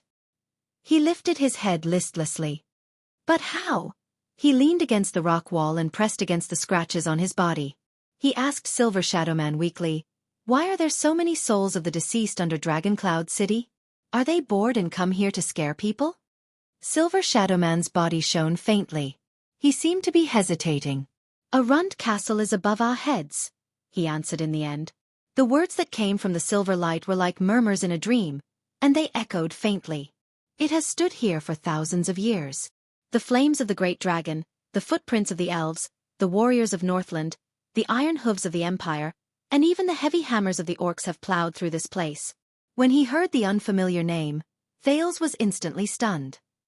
"Ya Randa Castle," the prince repeated doubtfully, but his eyes immediately brightened. "Wait a minute. Are you talking about Dragon Cloud City?" Arund Castle was its former name. Thales immediately understood something. In a moment of realization, he began to size up Silver Shadowman with a strange gaze. "Using this form of address. So you're from the ancient times, you're from the Empire era?" But Silver Shadowman only stared at him quietly and did not answer. "All right." Thales spread his arms, inviting a snub. In his mind, he crossed out the option of finding things to talk to get information out of this person who was neither a human nor a ghost. Then souls of the dead? When Silver Shadowman heard this, he slowly raised his head and stared at the cave as if he was filled with emotions. He turned around and moved away from Thales. The footsteps formed by the silver light left brilliant and colorful traces on the rocks that they stepped on. This land has experienced countless wars, bitter cold, disasters, and deaths. Heads have fallen, blood has spilled, corpses have filled the fields, and wails have lingered. Silver Shadowman walked forward slowly. His words traveled into Thales' ears again, and they contained a certain melancholy that could not be dispelled. For thousands of years, countless living beings have been buried here. The souls of the dead gathered in the past cannot be dispelled. Cannot be dispelled, cannot be dispelled, cannot be dispelled. This time, the echo in his voice was especially clear, and it shocked Thales. It was only then that the prince noticed that Silver Shadowman's words did not come from his voice, but from his heart. "Wait.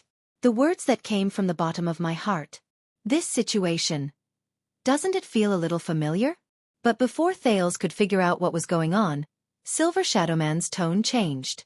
Originally, they should be sleeping quietly, without any consciousness, have nothing to do with the living, and have nothing to do with the mortal world. They should slowly lose their sense of self and time, until they die and no longer exist. The man turned around abruptly, and the silver light on his body became as dense as a lit oil lamp. His tone became stern and serious.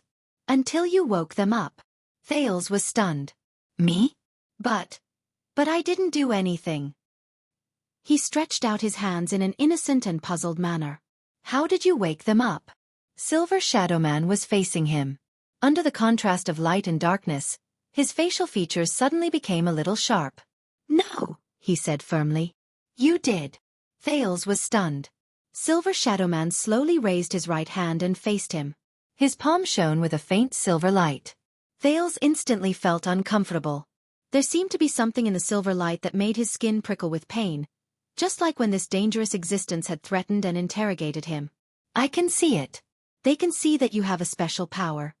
Thales' heart tensed. Silver Shadowman said faintly, but it made Thales' breathing inexplicably quicken. "It hides in your strong body. It absorbs nutrients and it also benefits you. It allows you to communicate with the world and the underground, and the living and the dead." Thales raised his eyebrows. Ha! The moment it fused with you, you wandered between life and death, and the boundary between life and death became blurred. Silver Shadowman's words made Thales' heart skip a beat. Between life and death. He immediately figured something out. You used yourself as the key to open a path in the wall between worlds that are not connected to each other, the man said solemnly. The souls of the dead, who should not have been able to sense anything and could not affect the living, were startled and awakened. Like hyenas that gather after rotting corpses, or sharks that thirst for blood. Thales blinked in shock as he stared at Silver Shadowman's increasingly distinct black facial features. Are you saying? He whispered in disbelief. The sin of Hell's River? Silver Shadowman did not answer. Thales, who was feeling uneasy, took action the moment he thought of it. He clenched his fists tightly and took a deep breath.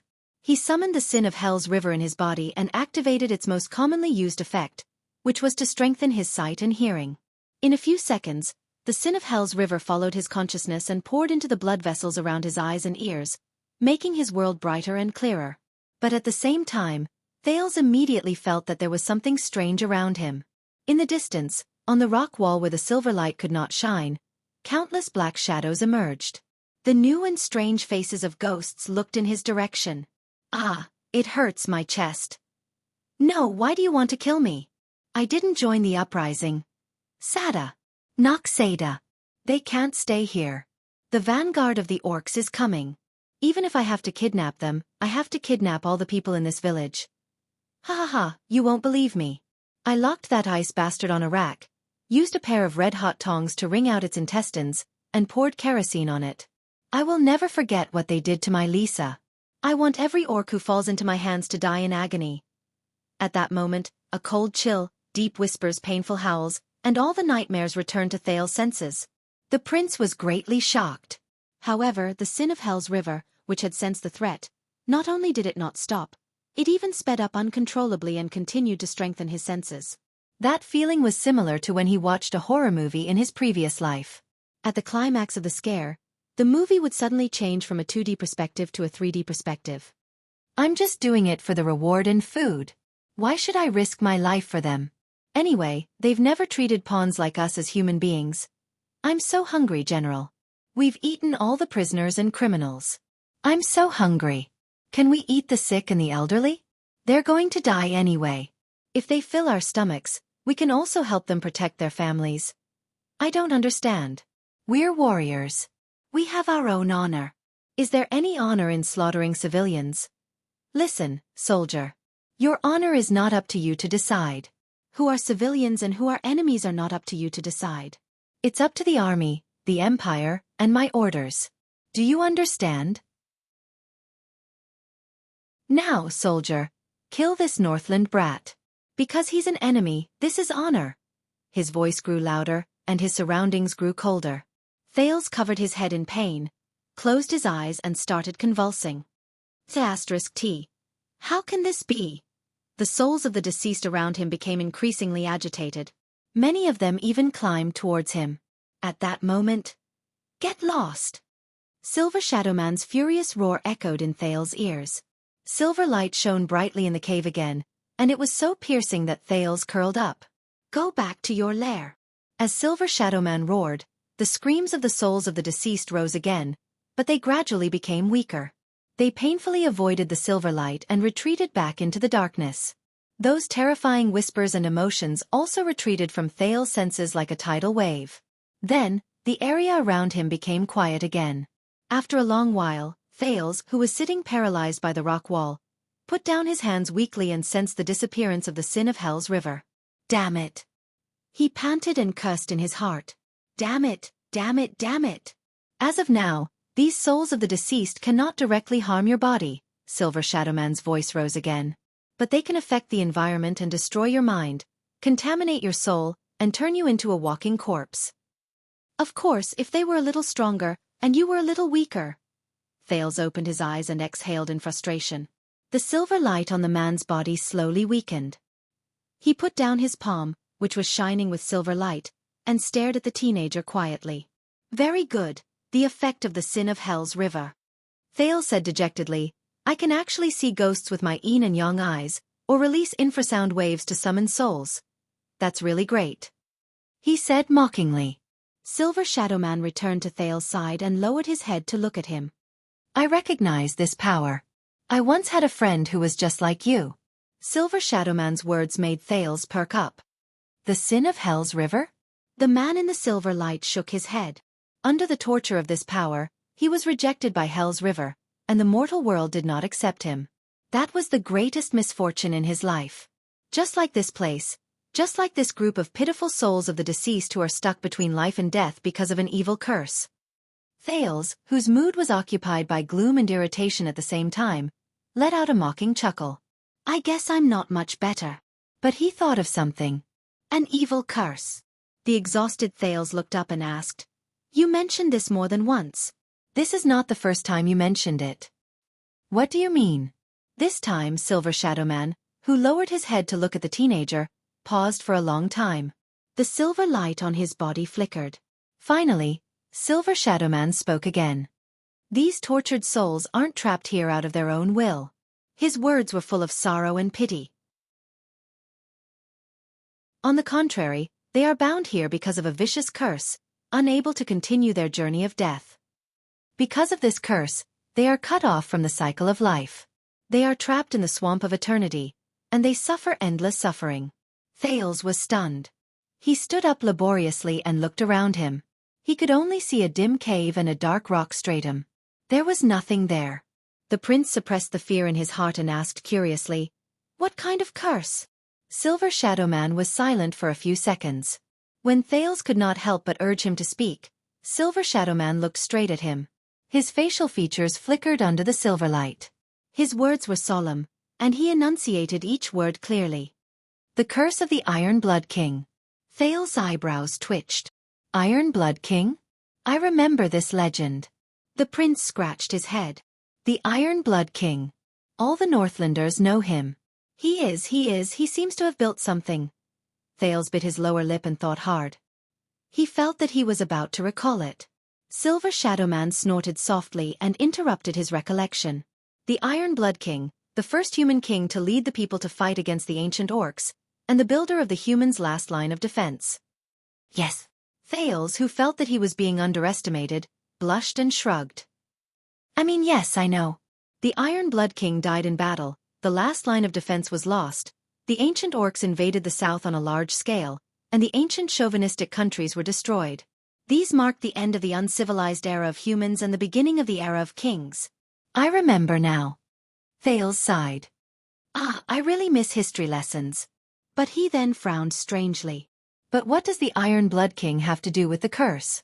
Silver Shadow Man shook his head, causing the light and shadows of the rocks around him to tremble. "This is a tragic thing from ancient times. It is cruel and sorrowful. You do not need to know the details." Thales narrowed his eyes in displeasure. The man's facial features froze slightly. He looked as if he sighed. "You only need to know that this is a sin committed by a group of noble people. They embraced hope and love and tried their best to save the world, but in the end, they made a grave mistake, and the consequences will be endless." His next sentence caused Thales to inhale slightly again. "Even the wizards avoid mentioning it. It is a taboo." Thales froze slightly. Even his breathing shuddered. "Wizards?" Thales stared at Silver Shadow Man in front of him in surprise. He began to doubt his identity again. "Is this related to them?" Silver Shadow Man turned his head around. Ripples of flowing light appeared on his silver armor. "Not only are they related, but they are also the main characters in it." His voice became piercingly cold and solemn. "The Iron Blood King's curse is a disaster brought about by magic, and it is also the cause of wizards going astray." Thales continued to stare at him in surprise. "That's right. If this person is from the era of the Empire, before the Battle of Eradication, then he definitely knows about magic and wizards." But before he could ask further questions, Silver Shadow Man spoke again.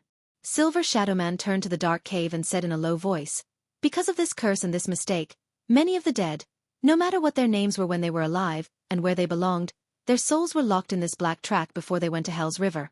They could not enter the cycle of reincarnation. If life is a long rope, then they live in a dead knot. They neither advance nor retreat, and they are the most pitiful and tragic existences. Thales remembered the colorful male soul of the deceased. He remembered his strange face when he sneered at him, and he could not help but feel his heart tremble. So they did not die? Silver Shadow Man shook his head and denied it. Death is not terrifying. What is truly terrifying is not being able to move forward after you die. What do you mean? Death is the disappearance of both the physical body and the soul. The man in the silver light raised his palm gently. The silver light formed a human figure on his hand, indicating to Thales the separation of the soul and the physical body. And these souls of the deceased, they lost their physical bodies. They do not have a shell, and they do not have a carrier to carry their senses and memories. But because of the curse, they left behind souls that should not have been able to survive alone. Silver Shadow Man's words became more solemn, and the echoes in his voice grew louder. This means that over a long period of time, these souls of the deceased, who should have disappeared but have mysteriously remained, are unable to create new memories. They also continue to forget their memories of the past. It is difficult for them to distinguish themselves from others, and the past from the present. To them, the past has become an illusion, and the future is meaningless. They do not know where they came from, and they do not know where they are going. He enunciated each word clearly. They are no longer who they used to be. They have become something else, some other monster. Silver Shadow Man stopped his explanation and stared at Thales, as if he was pointing at him to give a positive response. Thales widened his eyes in disbelief. He tried his best to digest this mysterious knowledge. But, please. This is not scientific. It doesn't seem to be good. Thales braced himself and resisted the urge to ask for more details and ridicule Silver Shadow Man's imagination. So, this curse, these souls of the deceased, are going to continue like this forever. They won't run out of battery or something, Silver Shadow Man interrupted him with a light snort. This is the worst part, the man said calmly but seriously. These souls of the deceased are stuck between life and death. One side of them is connected to the living, while the other is connected to the deceased. They are affected by both sides at the same time, and they can also affect both sides in turn. Thales recalled the haunted incident on their way here just now, and his eyebrows furrowed even more tightly. For example, not long ago, there were countless deaths on the surface. A new round of death and despair, a new round of greed and madness, a new round of hatred and stubbornness. All of these affected the souls of the deceased in the black track deeply, Silver Shadow Man said quietly as he retracted his palm. Thales was puzzled at first, then he raised his eyebrows. What? Countless deaths? The teenager did not understand and asked, I don't understand. This is the interior of the Cliff of the Sky, the underground rock stratum of Dragon Cloud City. Thales shook his head. What do you mean by countless deaths on the surface? But he was startled, and he stopped himself from saying the words that were about to escape his mouth. A street full of ruins floated past Thales' eyes. Gleeward and Kurtz's faces flashed past his mind. He remembered something, and his eyes widened in shock. No way? That means... Wait, not long ago? I think I know. Thales had a look of realization and shock on his face. He subconsciously whispered, 6 years ago, the calamity descended on Dragon Cloud City. Shield District has been destroyed. Over there. That's right, countless deaths. He finished his sentence stiffly. As he spoke, Thales noticed that the light on Silver Shadow Man's body flickered rapidly. The surroundings were still dark. Due to the flickering of the silver light, the cave instantly looked a lot more bizarre. After a long time, Silver Shadow Man spoke again. Is that so? Silver Shadow Man's light was a little dim, as if it was a clear indication of his mood. This has happened before. War, famine, plague, disaster, and the pain of the living injected new nutrients into the souls of the deceased. Not only did it prevent them from dispersing, it also allowed them to strengthen themselves in the endless darkness, turning them into the most pitiful and detestable deformed forms that continued to drift in this cage. At the same time, the terrifying curse also became stronger. The cycle continued, binding the souls of the deceased even tighter, making them unable to free themselves. They even relied on each other until now. The man shook his head gently. It is difficult to move forward, unable to free themselves, and unable to surpass it. Thales leaned against the rock wall behind him and let out a long sigh. It affects both the living and the dead, and it can last forever. It does sound terrible. Silver Shadow Man folded his arms like a human and leaned against the rock wall in a familiar manner. This action made him seem a lot friendlier. He no longer had that aloof and unreasonable demeanor. It has been thousands of years. In the face of the Iron Blood King's curse, the three great magic towers have done their best to revolve around this mistake. Countless wizards have come and gone one after another. When Thales heard the familiar term, he immediately pricked up his ears. Silver Shadow Man seemed to be sighing. He swayed his silver head gently, and his black facial features moved slightly. But every single time they tried to research and uncover the secret, they tried their best to make up for it and correct it, but they only pushed this terrible mistake, which was already terrible to begin with, into an even more terrible abyss, and caused even more terrible consequences. His voice sank to the bottom of the valley, and even brought about the end of the world. Thales was dumbfounded as he listened. In the face of this bizarre Silver Shadow Man, he shook his head firmly. The end of the world? I don't understand. Is it that serious? Silver Shadow Man snorted coldly. He slowly turned to the teenager. There seemed to be an indescribable power gathered in his black eyes, causing Thales' heart to sink. You are still too young, Jade Star. You don't know, Silver Shadow Man said faintly. You were not told and you did not notice. You are not ready to face the mission that belongs to you. Thales frowned. What? Silver Shadow Man raised his voice slightly, and visible ripples appeared in the light. It was as if he was chuckling. But in the next moment, his black facial features immediately relaxed. Silver light gathered again on the man's body, and it instantly shone brightly. Silver Shadow Man left the rock wall, put down his arms, and quietly looked at a corner of the cave. Thales, who sensed that something was off, quickly stood up and asked warily, "What's wrong?" Silver Shadow Man's reply was very simple. "They're here." That one sentence caused Thales' nerves to tense up. As Silver Shadow Man spoke, a barely discernible chill crept up Thales' spine. He raised his head anxiously and looked around the rock wall around him. Soon, he noticed that something was wrong. A black fog that could be seen with the naked eye seeped out from the surrounding rock walls and tainted the narrow cave. Every time the black fog seeped out, the area that Silver Shadow Man's light could illuminate became a little smaller. It was like an insect that devoured light. Thales felt his skin crawl as he watched the black fog increase. He instinctively shrank back. He had seen this fog before. Just now. This is the true form of the curse, Silver Shadow Man reminded him coldly. Don't touch them. Thales frowned. Good idea. Very soon, withered and rotten faces and arms of strange colors extended from the walls of the cave where the black fog was the densest. Thales gritted his teeth. As the light became weaker, he could not see the souls of the deceased in the distance clearly. However, the teenager no longer dared to activate the sin of Hell's River, afraid that he would attract another disaster.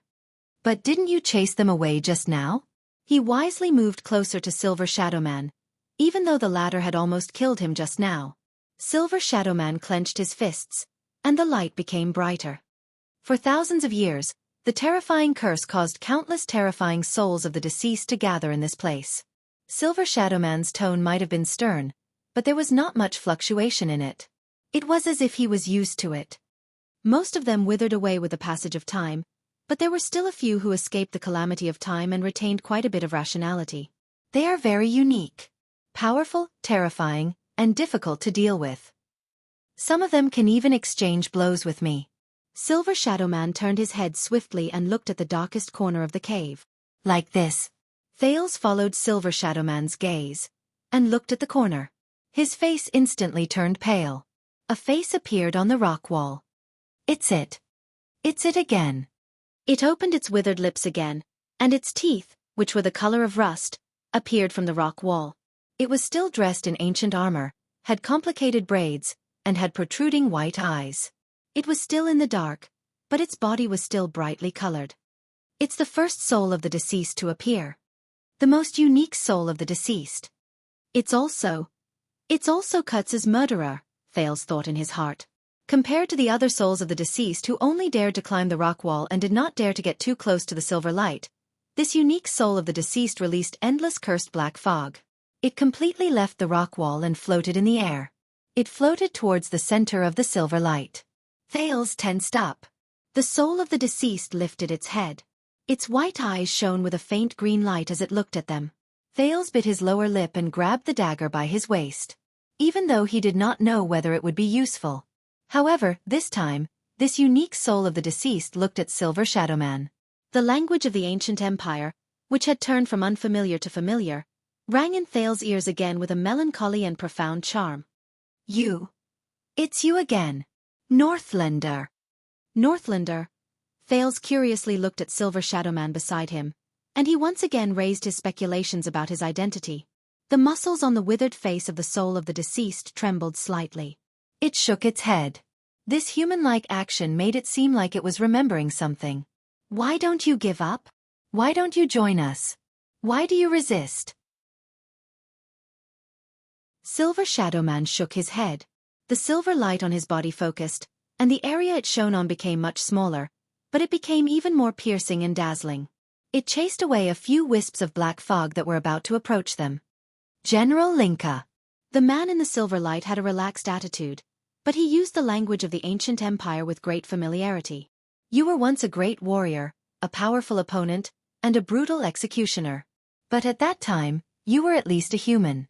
And now the curse has already affected most of your mind, Silver Shadowman said with a cold snort. You have long since ceased to be yourself. How sad. Thales widened his eyes and looked at the soul of the deceased with clear colors, then at Silver Shadowman. Between them, the soul of the deceased named General Linka bared its terrifying teeth and growled. Northlander. You relied on the power of that outdated god to last until now. But the power of this curse is far beyond your imagination. The soul of the deceased's cold laughter traveled into his ears. Black fog surrounded his armor, but it did not block the colors and decorations on it. The surroundings grew darker. It was like an inner room where the lights were about to be extinguished. Northlander, it is already very difficult for you to even maintain your own mind, and you still want to continue suppressing us? You will not be able to last forever. I can feel your power. No, the power that the god gave you is weakening. Silver Shadowman snorted softly and did not speak. Outdated god? Weakening? In the darkness, Thales cast a glance at the soul of the deceased's miserable appearance, and he could not help but feel his skin crawl. He cast another glance at Silver Shadowman and prayed in his heart. No matter what the latter was, whether he was a god or a demon, he hoped that this silver sadist would still be powerful. The soul of the deceased continued to speak in the language of the ancient empire. You will not be able to suppress us and this curse forever. You are also a dead person. You will not be able to last forever. You will not be able to last forever. An indescribable, dark light shone in the white eyes of the deceased. But we will never die and the curse will never end. The war on the surface will never end. Death and blood will be fresh every day. We will be nourishment for you endlessly. There will come a day when you will join us and you will become an existence that will never die. As if in response, the other souls of the deceased around him opened their mouths and let out cold roars that rose and fell one after another. The voice echoed in the cave. Coupled with the strange black fog and the increasingly dim light, Thales felt a chill run down his spine. Your greatest sorrow, General. Silver Shadowman turned his head and flexed his wrist joints, which were formed by silver light. He looked like a hooligan who was about to join a fight. Is that you often forget that you have long since died. Thales had a feeling that if it were not for the silver light on his body, which indicated that this person was extraordinary, Silver Shadowman would not be any different from a normal person. Thales coughed and tried to join the conversation in the language of the ancient empire. You know each other? Of course. The chief general of the final empire's 14th army. The man's black mouth slowly widened, as if he was sneering. Kane Kamerlinka. People call him the Snow Butcher. Thales stared at the soul of the deceased before him in disbelief. He stared at his terrifying face.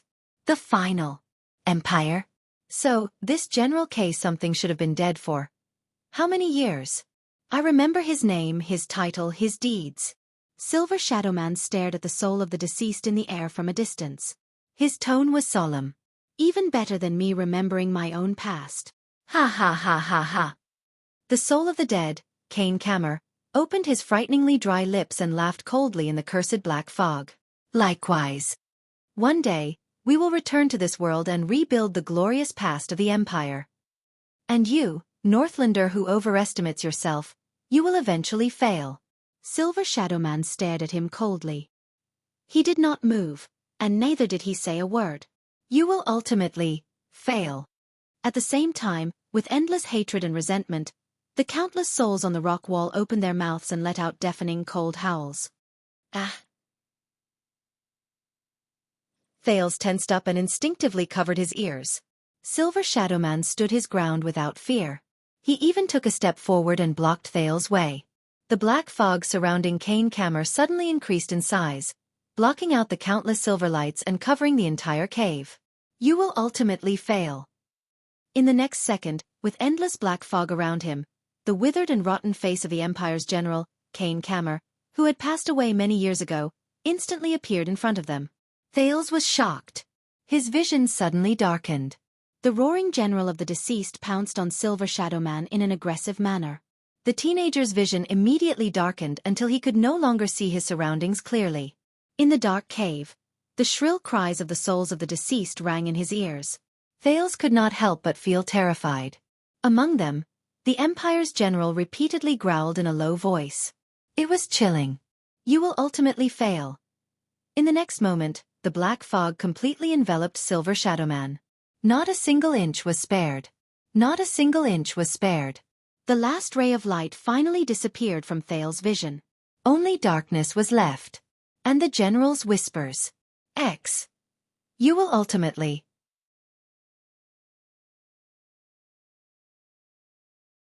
Chapter 353. At that moment, Cain Cammer activated the endless black fog of the curse to envelop Silver Shadow Man's light. Everything in the cave returned to darkness. Only the miserable wails of thousands of souls of the deceased were left. But at that moment, hiss. A strange sound suddenly came from the direction of Silver Shadow Man and the general of the deceased souls. It sounded like cold water being poured on a soldering iron. Thales, who was retreating, discovered to his surprise that an irregular silver line had appeared in the pitch-black darkness.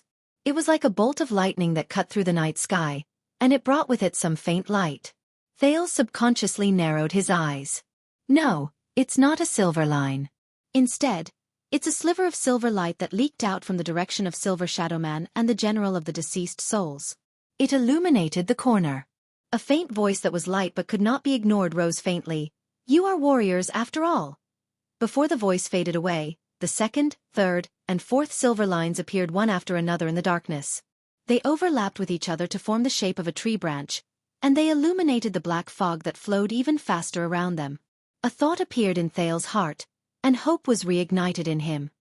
Can't you just focus on fighting? The darkness that enveloped the area began to crack inch by inch under the cracks formed by the silver light. Enough with the nonsense. As the silver light changed, the wails of the deceased souls instantly became chaotic. Thales felt goosebumps rise in his heart when he saw a soul of the deceased who was a foot away from him. He was about to extend his arm, but he covered his eyes in pain to avoid the silver light that leaked out. The general of the Empire's pained wails also came from the strange scene of silver light and black fog overlapping with each other. Ha ha ha ha ha. It was Silver Shadow Man's laughter. I almost forgot. All of you have bad memories. In the next moment, the increasingly dense silver lines converged into a large river like tributaries, and an even brighter light suddenly erupted. It chased away the darkness around them. From afar, it looked like a black cocoon shattered with a bang under the effect of the silver light from the inside out. The cave became bright again, and the areas that could be seen were even clearer than before. The silver light gathered into a silver brilliance that was difficult to look at directly. It was so glaring that it began to block Thales' vision. The young man subconsciously raised his palm to block his eyes. His skin that was exposed to the silver light expressed its protest in the form of tingling pain. Through the gaps of his fingers, he was surprised to see that in the endless silver light, the strange black fog met the silver light. It was as if it had met its natural enemy. It was like water vapor that rose up, evaporating and disappearing in the air. Like a sentient being, it avoided the invasion of the silver light and fled outwards. The souls that covered the rock wall howled and trembled in panic. They turned around and seeped deeper into the rock stratum. There were even a few souls that couldn't move under the dazzling silver light. They struggled to no avail and turned into ashes in the end. Thales adapted slightly to the bright light, and he was immediately surprised to see that a familiar human figure appeared in the center of the light. He was like a legendary warrior who stood tall and proud. He stretched out his right arm and clamped down on another black shadow. The latter continued to howl miserably and clung to the other's right arm, struggling bitterly under the illumination of the silver light. It was Silver Shadowman. General Kane Kammer, whose throat was gripped by his right arm and whose black fog had completely disappeared under the effect of the silver light, was still howling bitterly.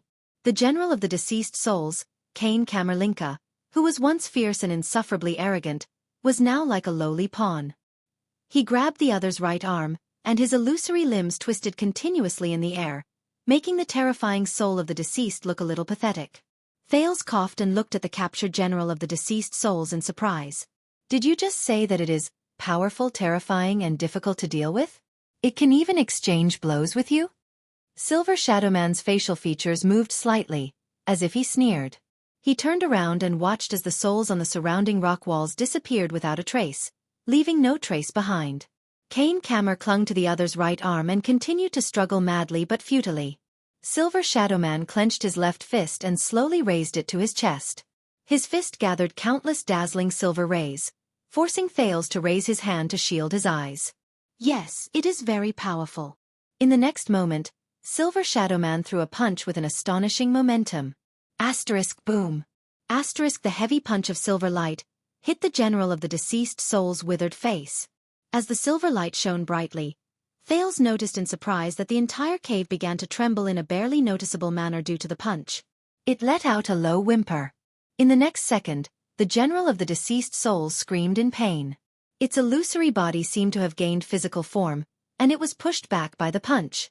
Kane Kammer howled in pain as he was pushed by the surging silver light. His limbs moved wildly, but he could not control himself and quickly sank into the rock wall, disappearing without a trace. His final curse was left in the cave. But that is only. Silver Shadowman blew on his fist in a very human-like manner. He retracted the heavy punch that had easily sent the general of the deceased souls flying, turned around, and said to Thales sternly, "It is only relatively speaking." Thales stared at the empty rock wall in a daze. He could not say anything for a long time. The light on Silver Shadowman's body slowly weakened until Thales could see him clearly. Thales then frowned. He suddenly realized that the current Silver Shadowman was no longer the same.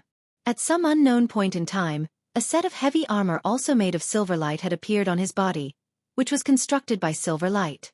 From his helmet to his shoulder armor, from his chest plate to his abdomen plate, from his boots to his knee pads, he was fully equipped. It made him look much taller and more majestic. Thales looked at the fully armored Silver Shadowman with a puzzled expression on his face. "What is this?" the prince asked dumbly as he stared at Silver Shadowman's new appearance. Silver Shadowman seemed to have only noticed this at that moment. He was also a little surprised by his new appearance. "Not bad, the restoration is quite realistic. Ahem, I mean it is more or less a little too beautified." "Yes." His facial features quivered slightly. He seemed to be excitedly sizing himself up. The shoulder armor on his shoulders rose up to his eyebrows, the gauntlets on his forearms were covered in barbs, the plate armor on his chest, abdomen, waist and crotch, and the heavy boots on his knee pads. At that moment, Silver Shadowman looked like a bardic poet. Chi warriors were dignified and had an imposing presence. They had the air of a hero and a gorgeous beauty. And the most eye-catching thing was his helmet. The silver light formed a huge ferocious helmet that covered his entire face. It had a complicated design, and there were even 4 ridiculously sharp horns that extended from both sides of the helmet. As Silver Shadowman moved, the huge horned helmet formed by the silver light swayed back and forth in a terrifying manner. It gave off an exaggerated feeling that it was about to fall. Forget about the helmet." Silver Shadowman tapped the ferocious horned silver helmet, and it shone with sparks of light. His facial features behind the visor were scrunched up, and he seemed a little awkward. "This is only used to boost morale. I've never worn it in a real battle. It's too stupid, too pompous." Silver Shadowman began to gesticulate, and his movements became more and more exaggerated. "And it has 4 horns. You know, even my wife only has two. She might not say it, but she doesn't really like it. Thales blinked in a daze. He sensed the excitement in Silver Shadowman's words, as if he had bought a new set of clothes. He found it a little hard to accept. Silver Shadowman, who was solemn and stern just a moment ago, has turned into a chatterbox because of a strange armor that appeared out of nowhere. Without waiting for Silver Shadowman to finish speaking, the silver light on his body flickered a few times, as if it had a mind of its own. Silver Shadowman's facial features changed continuously. Oh right, and my shoulders. You know, I'm in danger of having my head explode even when I turn my head. Immediately, the silver light that repelled the souls of the deceased started flowing. Silver Shadowman's terrifyingly huge horned helmet turned into specks of silver light and disappeared into the air. The ridiculously tall shoulder plates on both sides were also flattened a little. Ah, much better, thank you. Silver Shadowman, whose head had become much more relaxed, sized himself up again before he nodded in satisfaction. If only there was a mirror. The silver light started flowing again. Silver Shadowman seemed to be shocked. He quickly raised his hand. Oh wait, I was just saying. I didn't really want it. You can't waste divine power like this. The silver light that was about to transform into a mirror flashed a few more times in the air before it dissipated again. Thales was a little puzzled. Who is he talking to? The silver light flashed back and forth in the air. It flickered between brightness and darkness. Silver Shadowman shook his head in slight panic. His facial features changed rapidly. What? Then why do I need armor? Ahem, of course it's because it's more handsome. Ahem, I mean I can fight better. Yes, you heard me wrong just now. It's can fight. I've always pursued practicality. Don't laugh, what's so funny about it? The silver light circled around Silver Shadowman and shone on him, as if it was talking to him. Silver Shadowman paused for a moment before he pointed at the silver light in front of him in slight annoyance. You're still young. You don't understand. A good mental state is an important foundation for strength. For example, if I want to bring out the full power of this punch, I must fulfill one condition. I must be handsome. The silver light flashed 3 times and gathered into a palm in midair. It gave Silver Shadowman a thumbs up and fell down. Silver Shadowman was instantly exasperated. I was just making an example. Why do you have so much to say? You're so long-winded. What's going on? Baffled, Thales watched Silver Shadowman quarrel, with the silver light on his body. He was dumbfounded and felt that the world was really strange. Finally, the silver light armor on Silver Shadowman's body turned into stars and disappeared into the air.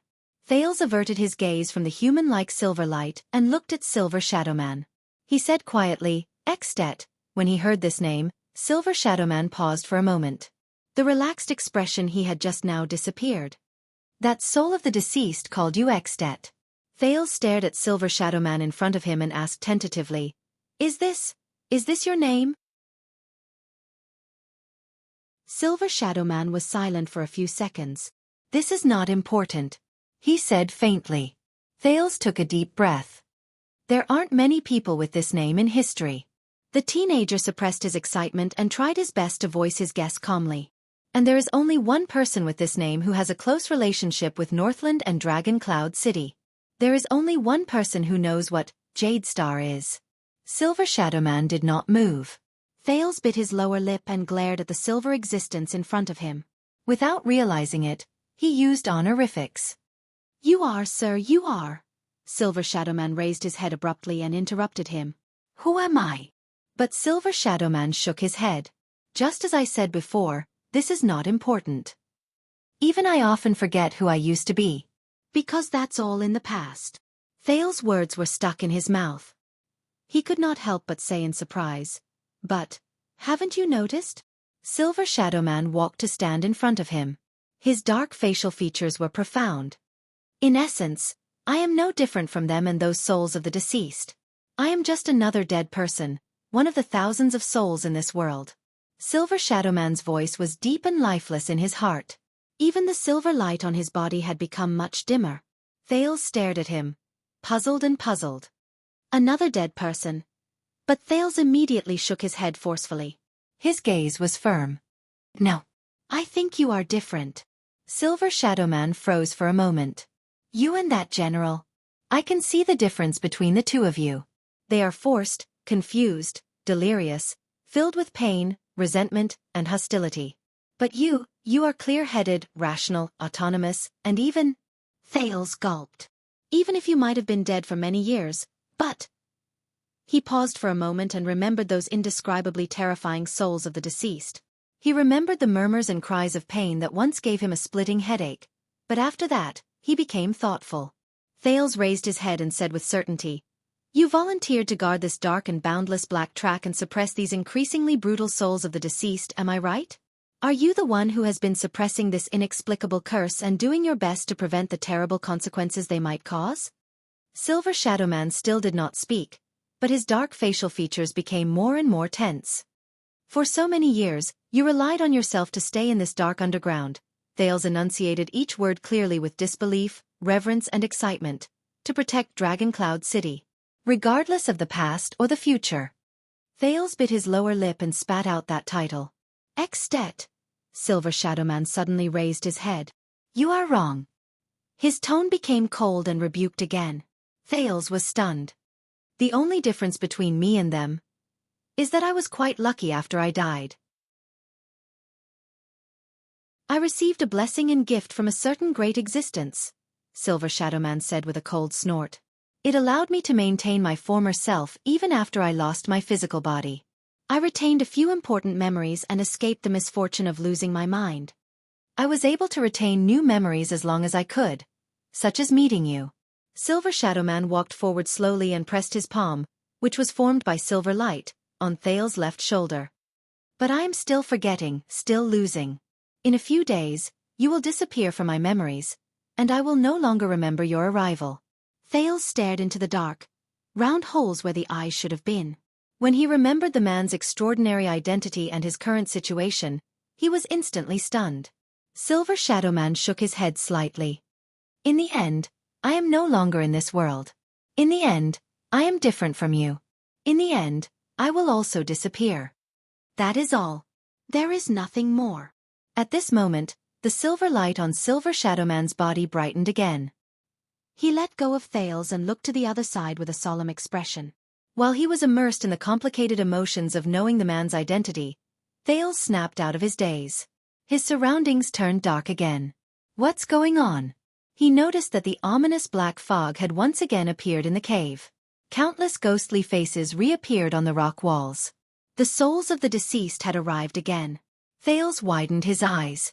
What? Didn't Silver Shadowman just... Soon, at the spot where the black fog was the densest, the Empire's general, who was as ferocious and terrifying as ever, Kane Camerlinka, who had died many years ago, appeared before them for the second time. With trembling limbs and an increasingly terrifying presence, he climbed out of the rock wall stiffly. His expression was deathly still, and his eyes were dark. The language of the ancient empire, which had a strange and ghastly feel to it, rose again. Thales subconsciously gulped. He stroked the hair on his back with his hands behind his back and took a step behind Silver Shadowman. He said anxiously, "Didn't you say that their strength is only relative? That they shouldn't be able to defeat you?"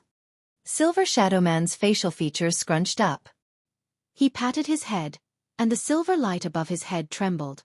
"That's right, but you have to know that's just..." Silver Shadowman shrugged. With his back facing the souls of the deceased who had climbed out of the rock wall, he said to Thales sternly, "The first round." Thales frowned. "The first round?" At that moment, the silver light on Silver Shadowman's body suddenly jumped. The silver light seemed to be sentient creatures. It gathered into a line above his head and formed a sentence in the common language at a spot where Silver Shadowman could not see. It was as if it was explaining Silver Shadowman's words. Thales stared at the silver words above his head, dumbfounded. What? Silver Shadowman did not seem to notice the silver words above his head betraying him. He crossed his arms over his chest, looking as calm as the wind and as still as a mountain. He curved his black facial features into the shape of a crescent moon, making him look as if he was smiling. "You know, it's usually boring to win too easily, so I prefer to win 2 out of 3 rounds. Do you understand? So the first round is not the end." The silver light above his head flashed again, and the next sentence appeared. Thales stared at the words above Silver Shadowman's head, then at Silver Shadowman's expression, which said, "Don't worry, everything is under my control." He felt the corners of his mouth twitch a little. The prince exhaled and smiled awkwardly. He tried his best not to look at the words above Silver Shadowman's head. "All right, then let's have the second round. Just like just now, you give it that one more hit. Best 2 out of 3 rounds." Silver Shadowman lowered his arm. "About this," Silver Shadowman said rather seriously, "since it's best 2 out of 3 rounds, I think it's fine for us to give in to the other party a little." Thales narrowed his eyes and looked at the silver words above his head. Thales lowered his head, and his face was full of doubt. "Are you saying that you can't deal with them like before?" Silver Shadowman shuddered slightly, but he immediately waved his hand. "Not at all." The silver words continued to appear. Silver Shadowman looked at the souls of the deceased that were gradually crawling towards them. His expression was still cold, but his tone had become much gentler. "But speaking of which, I did not hold back in that attack just now, so I used up quite a lot of energy. But to save you, I couldn't care less." The silver words flicked a few times in a rather agitated manner. This time, there were even beautiful punctuation marks. Thales widened his eyes. He raised his head, then lowered his head. He compared Silver Shadowman's words to the message in the silver words, and he felt a little awkward. "What's going on?" Silver Shadowman seemed to have noticed that something was off. He raised his head swiftly, but the silver light had already disappeared without a trace. Silver Shadowman, who did not notice anything, scratched his head in bafflement. "So for the time being, I need to rest and reorganize." The silver words appeared above his head again. This time they were simple and clear. "What?" Thales understood something from the 2 messages, and he stared at Silver Shadowman in disbelief. This guy. Could it be a trap? The cave became even darker. Kane Kammer's soft whispers traveled into his ears again. The souls of the deceased on the walls around them began to roar again and crawl towards them. Thales tensed up. "What should we do now?" Silver Shadowman turned to the general of the deceased souls, and his tone became solemn again. "They should be arriving soon." Thales frowned. "What?" As they got closer, the general of the deceased soul's whispers turned into roars. Silver Shadowman lowered his head and looked at Thales. "Now, activate that supernatural power of yours and point them in the direction." Thales shook his head, not understanding what he meant. "Super what? Of course it's..." This time, Silver Shadowman did not try to be mysterious. He grabbed Thales' shoulder, and the silver light seeped into the latter's body. He said in a low voice, "Sin of Hell's River." Thales was shocked. Before he could react, he felt an indescribable pain and chill erupt from his body wherever the silver light went. "Eya!" He could not help but groan. When he felt threatened, his unique power of eradication was automatically activated, and it surged towards the shoulder Silver Shadowman grabbed. Thales thought, "This is bad." As expected, the moment the Sin of Hell's River was activated, the souls of the deceased around him went mad. They either howled shrilly or moved faster. Under the cover of the thick black fog, they crawled towards Thales. The prince looked at the scene before him, then looked at Silver Shadowman in shock. "Are you crazy?" "Ah! Thank you very much, young Jade Star, for your rare supernatural power." The great man who had died many years ago had his pitch-black facial features flickering faintly in the silver light.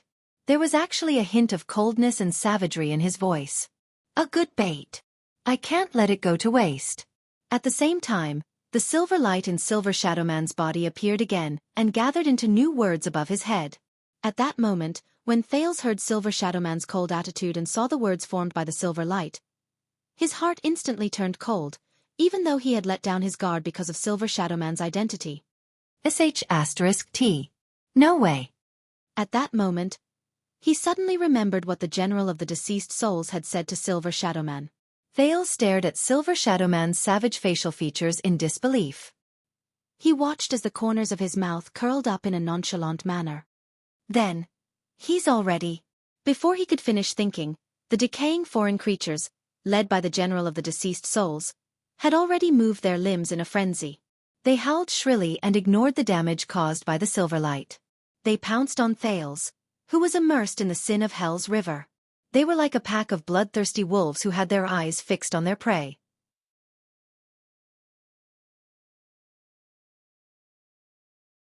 Chapter 354. Asterisk boom. Rumble. Asterisk another tremor that sounded like a landslide came from another direction. Thales shuddered violently. He heard a few strange voices. Sada lok sada.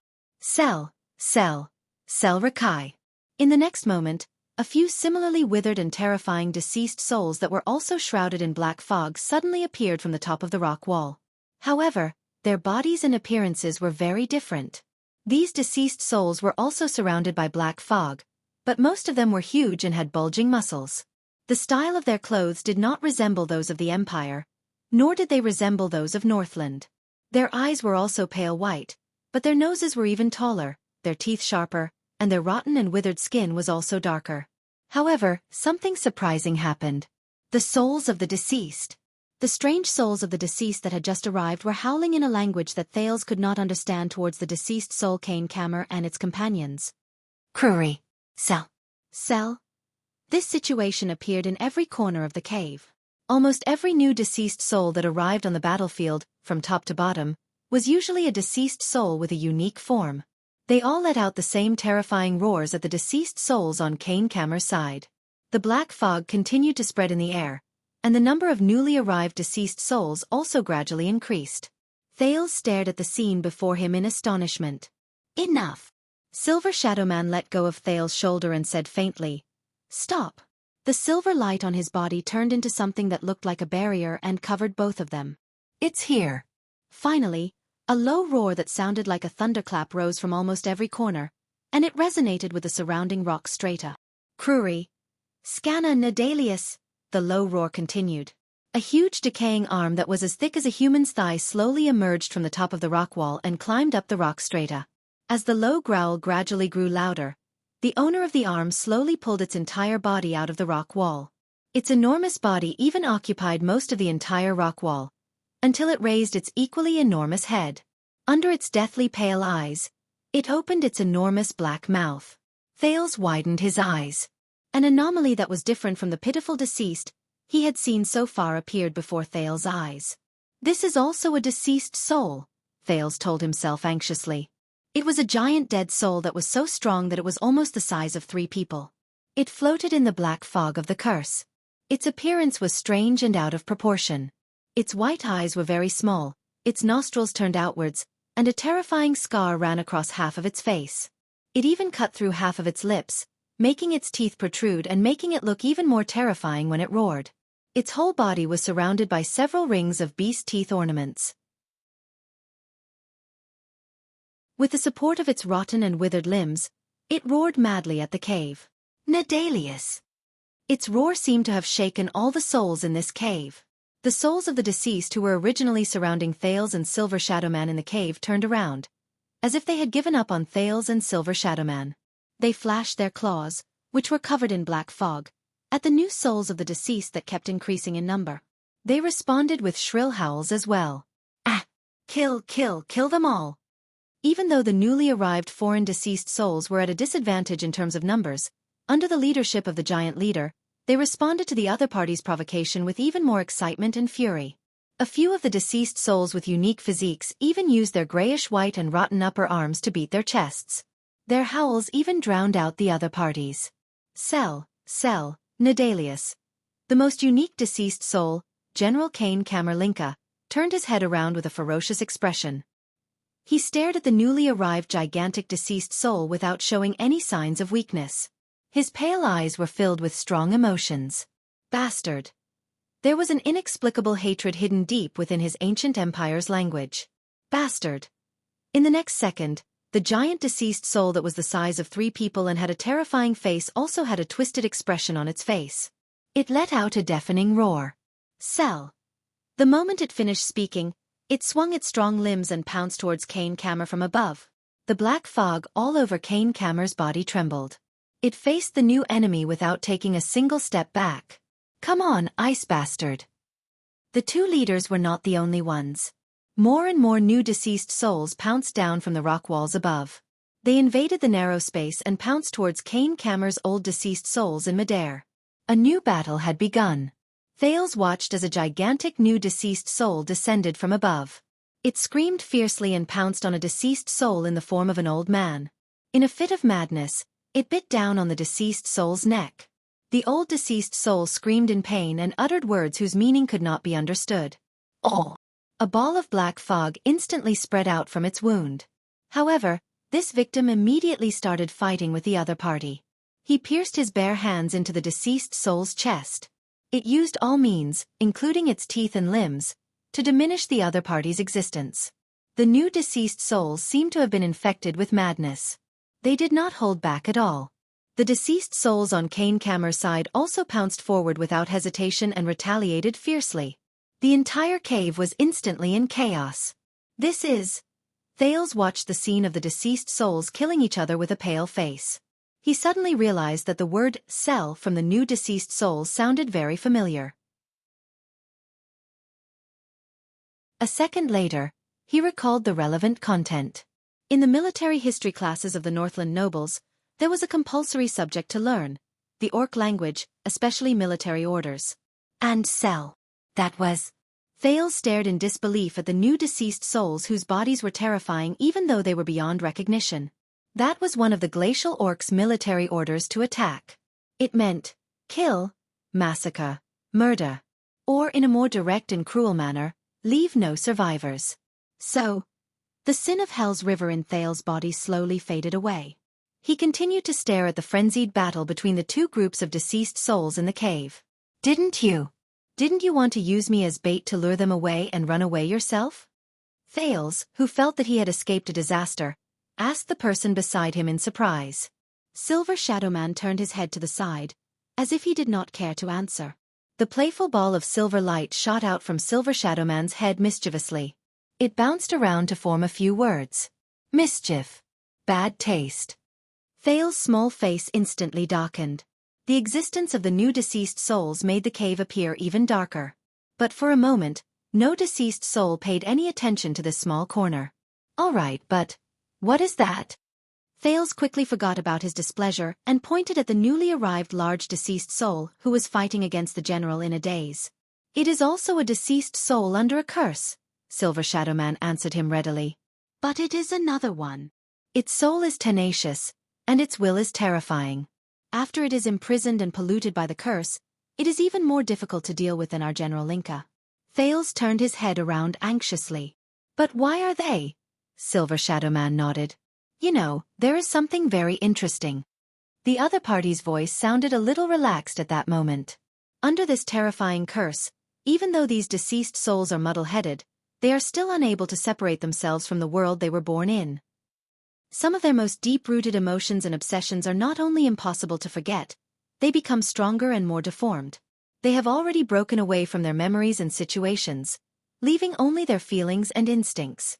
For example, Silver Shadowman gestured at the chaotic battle with his chin. Thales carefully observed the new, strange-looking deceased souls and suddenly came to a realization. Allow me to introduce them. Silver Shadowman pointed at the large deceased soul that was adorned with a beast tooth. He said softly, Nasada Dark Thunder. And its hundreds and thousands of orc companions. Thales' thoughts stirred. Dark Thunder? Orc. Silver Shadowman nodded again. I heard from a dead person that it was a war chief of the Dark Thunder tribe. It was also one of the glacial orcs who wreaked havoc in the south after the collapse of the ancient empire.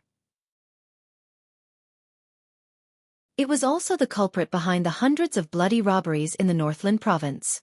Silver Shadowman was silent for a moment before he continued. Before it died in the joint ambush of the Northlanders and the Mountain Elves, people used to call it the Raging Hammer. Raging Hammer. Thales stared at the deceased orc named Nasada from afar. He watched it fight like a wild beast and the flustered General Linka, who was forced into a pathetic state. He seemed to be deep in thought. It is easier for you to remember your enemy than yourself. Silver Shadowman snorted softly. This is why I, who was originally in danger, can still stand here and watch the fight leisurely with you, while they can only mindlessly kill each other over there. Silver Shadowman turned around and raised his index finger at Thales. Using all means to divide and weaken your enemies. This is what war is. Thales frowned. He noticed that the silver light had started to jump above Silver Shadowman's head again.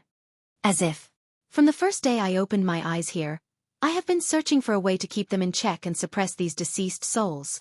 Silver Shadow Man shook his head slightly. This is one of the results. The silver light continued to jump. This time, it showed a lot more words. It's not like that. I was beaten up badly on the first day. I pretended to be a female deceased soul and escaped. Thales averted his gaze from the silver words and stared at Silver Shadow Man, who had the demeanor of an expert, with a strange expression. Is that so? Pretended to be. Ahem. Thales tried his best to put away his boring thoughts and shifted his attention to the scene in front of him. Two deceased souls, who were wrestling with each other, flew a meter away from them. As they screamed in pain, they turned into black fog and dissipated. How ironic. This is clearly the world after death. He looked at the increasingly intense fight in front of him and sighed. But struggles and conflicts have not disappeared. Thales watched a fierce human deceased soul bite off half of an orc deceased soul's face. He shook his head. Between deceased souls, they are still as incompatible as fire and water. They are still as incompatible as fire and water.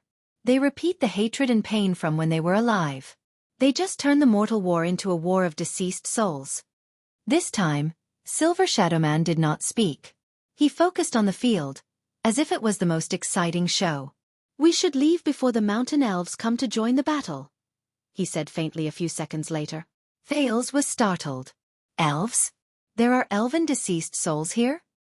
Yes. Silver Shadow Man crossed his arms and snorted coldly. Compared to humans and orcs, the souls of those long-eared elves are more unique and troublesome. I'm not very good at dealing with them. Silver light automatically appeared above his head and formed a sentence. Because he pretended to be their female leader. And he was recognized. Thales once again cast a strange glance at the great figure who had died a long time ago beside him. This made Silver Shadow Man, who had long since felt that something was wrong, feel rather uneasy. What's wrong? Nothing. Thales averted his gaze from the top of his head and shook his head in denial as if nothing had happened. Even elves are not spared. Yes, this curse is quite fair. Silver Shadow Man paused for a moment before he nodded slightly, as if he was sighing. At least it is never racist. And we really should go. In the next second, Silver Shadow Man suddenly grabbed Thales' left arm and pulled him backwards. Thales was shocked. Caught off guard, he fell backwards. Bemoaning his bad luck, he was prepared to have the back of his head crash into the rock wall, but he only heard a faint rumble behind him. He felt that he was being dragged all the way, and the souls of the deceased who were fighting endlessly in front of him became smaller and smaller in his field of vision. About 10 seconds later, Thales finally let go of his arm. He was let go. Thales crawled up from the ground in a disheveled manner and realized that he had stepped on a new place. Even though he was under Silver Shadow Man's illumination, the so-called new place was just another piece of rock under his feet. When Thales raised his head, he was shocked to see that the two rock walls in front of him were slowly closing up, and the battlefield of the deceased who were fighting against each other disappeared from his sight. He blinked a few times. Just now, Silver Shadow Man brought me through the rock walls? What kind of power is this? Everything he had seen in the past few hours, the deceased souls, Silver Shadow Man, the curse. Every single one of them far exceeded his imagination. Amidst the faint rumbling sounds, the rock walls closed up seamlessly, as if there had never been a crack in the middle. Go, Silver Shadow Man said slowly. You should go. Go back to the world you truly belong to. Thales, who had been watching in a daze, snapped out of his daze. The prince swallowed a mouthful of saliva. Ah, yes. Yes. I should go. There are still many people waiting for me. Thales took a few deep breaths. When he thought of the road ahead of him, his heart became gloomy. If I am still here, can I leave? He looked at Silver Shadow Man hesitantly. As long as you want to. Silver Shadow Man nodded calmly. The rock formation began to tremble again. And after today, I will block all possible entrances and exits from this place. As the rock formation trembled, Silver Shadow Man shook his head slowly. There was a gloomy and sorrowful tone in his voice. The black track will be cut off. No one else will be able to enter this place safely anymore. No one else will be able to enter the dark path by mistake. No one else will be able to witness such sorrow. You will be the last person. The light on Silver Shadow Man's body was slightly brighter. He stared at the dark cave in front of him and did not say a word. Thales felt stifled. But when he looked at Silver Shadow Man's face, and at his features, which were as dark as before, he could not say anything. And you, Jade Star, you must keep this secret in your heart, or just forget everything about this place. Thales was stunned. What? To avoid attracting even greater trouble. Silver Shadow Man shook his head. You must know that not all those who come for the curse are here to get rid of it and get rid of it. Thales spent 3 seconds to understand even greater trouble. He raised his head in puzzlement. Then this so-called curse of the Iron Blood King, these souls of the deceased, will they continue to be buried deep in the Black Track, under Dragon Cloud City? Silver Shadow Man asked in return. What do you mean? Thales recalled the ghost faces that appeared in layers, and he immediately felt nauseous. Sealing the Black Track might be a good way to stop the people above from coming down, but the general said, he said worriedly, one day they will. Thales glanced at Silver Shadow Man and said in a low voice, return to. Silver Shadow Man did not answer. Don't forget about your Arund Castle, Dragon Cloud City. Thales stared at him and said hesitantly, there are thousands of people living above our heads, and even the entire world of the living. Silver Shadow Man slowly raised his head and stared back at him. Even someone as powerful as you seems to be wary of this curse, Thales asked with a worried expression. And if the curse continues to grow stronger, these souls of the deceased will one day.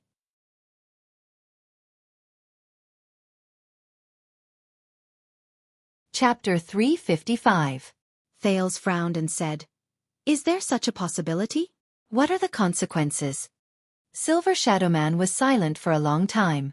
After a full 10 seconds he replied coldly, this is none of your business, Jade Star. Thales choked on his words and felt a little awkward. But he still sucked in a breath and stared at Silver Shadow Man sternly. I have friends up there, in Dragon Cloud City. I want to know. I should know. Thales thought of Saroma and Glee Ward. He even thought of the entire Shield District that was reduced to dust during the Great Battle of the Mystics. Shield District. When he thought of this, Thales could not help but tense up. Silver Shadow Man seemed to be observing him. A few seconds later he spoke slowly. What will happen to this curse in the future is not something you should consider, nor is it something you can control. At the very least, as you can see, I can still maintain the current situation so that the curse will not worsen and the number of deceased souls will not increase. Silver Shadow Man seemed to feel that his words were not very convincing. It can maintain the status quo for a long time. Thales frowned deeply. A long time? How long? He stared at Silver Shadow Man's silver light, which had clearly become much weaker after that strike, and could not help but sigh. If it's just as the general said, powerful existences like you are continuously dying and weakening, and the power you rely on to maintain your sense of self and intelligence is continuously disappearing. Silver Shadow Man's black eyes flickered a little against the silver light. Once you can no longer suppress this curse and can no longer maintain its original state. Although I don't know what will happen to the curse, and I don't know what the consequences will be, but above us is Dragon Cloud City, Xianxia, and the Western Peninsula. Silver Shadow Man did not speak. Thales stared at him. Is there no other way? For example, completely eliminating it once and for all. Silver Shadow Man seemed to be absent-minded for a moment. He mumbled and repeated the prince's words. Once and for all? The man's facial features immediately sharpened, and his tone turned cold. No. All of you. Stay as far away from it as possible. Silver Shadow Man suddenly turned around. The contrast between light and darkness on his face was profound and dazzling, causing Thales to feel a chill run down his spine. Leave the rest to me. That's enough. This is the best solution I can think of at the moment, he said resolutely. Thales furrowed his brows for a long time. In the end he shook his head. I don't understand. Silver Shadow Man snorted softly. You don't need to understand. Because you can't do anything about it, Jade Star. He directly denied Thales' worries. Even if you are worried, you can't do anything about it. At the very least, the current you, the weak you, the young you, the immature you is powerless. Thales was speechless. Under Silver Shadow Man's radiance, the darkness around him reflected a cold light. A chill crept up Thales' spine again. The two of them were silent for a while. What about you? You're going to seal the black track, but, Thales asked faintly, are you going to stay here forever? Can't you just leave? To where you were supposed to be? This question stunned Silver Shadow Man for quite a while. Me? As if this was the first time he had considered this question, he lowered his head and mulled over it for a while. I died a long time ago. Silver Shadow Man said faintly. A very, very long time. So long that I don't even remember how long it has been. But I, who died a long time ago, can still survive until this day without relying on my body. Besides that great existence, I actually rely more or less on the effects of this curse. Thales' expression turned cold. Silver Shadow Man's voice became low.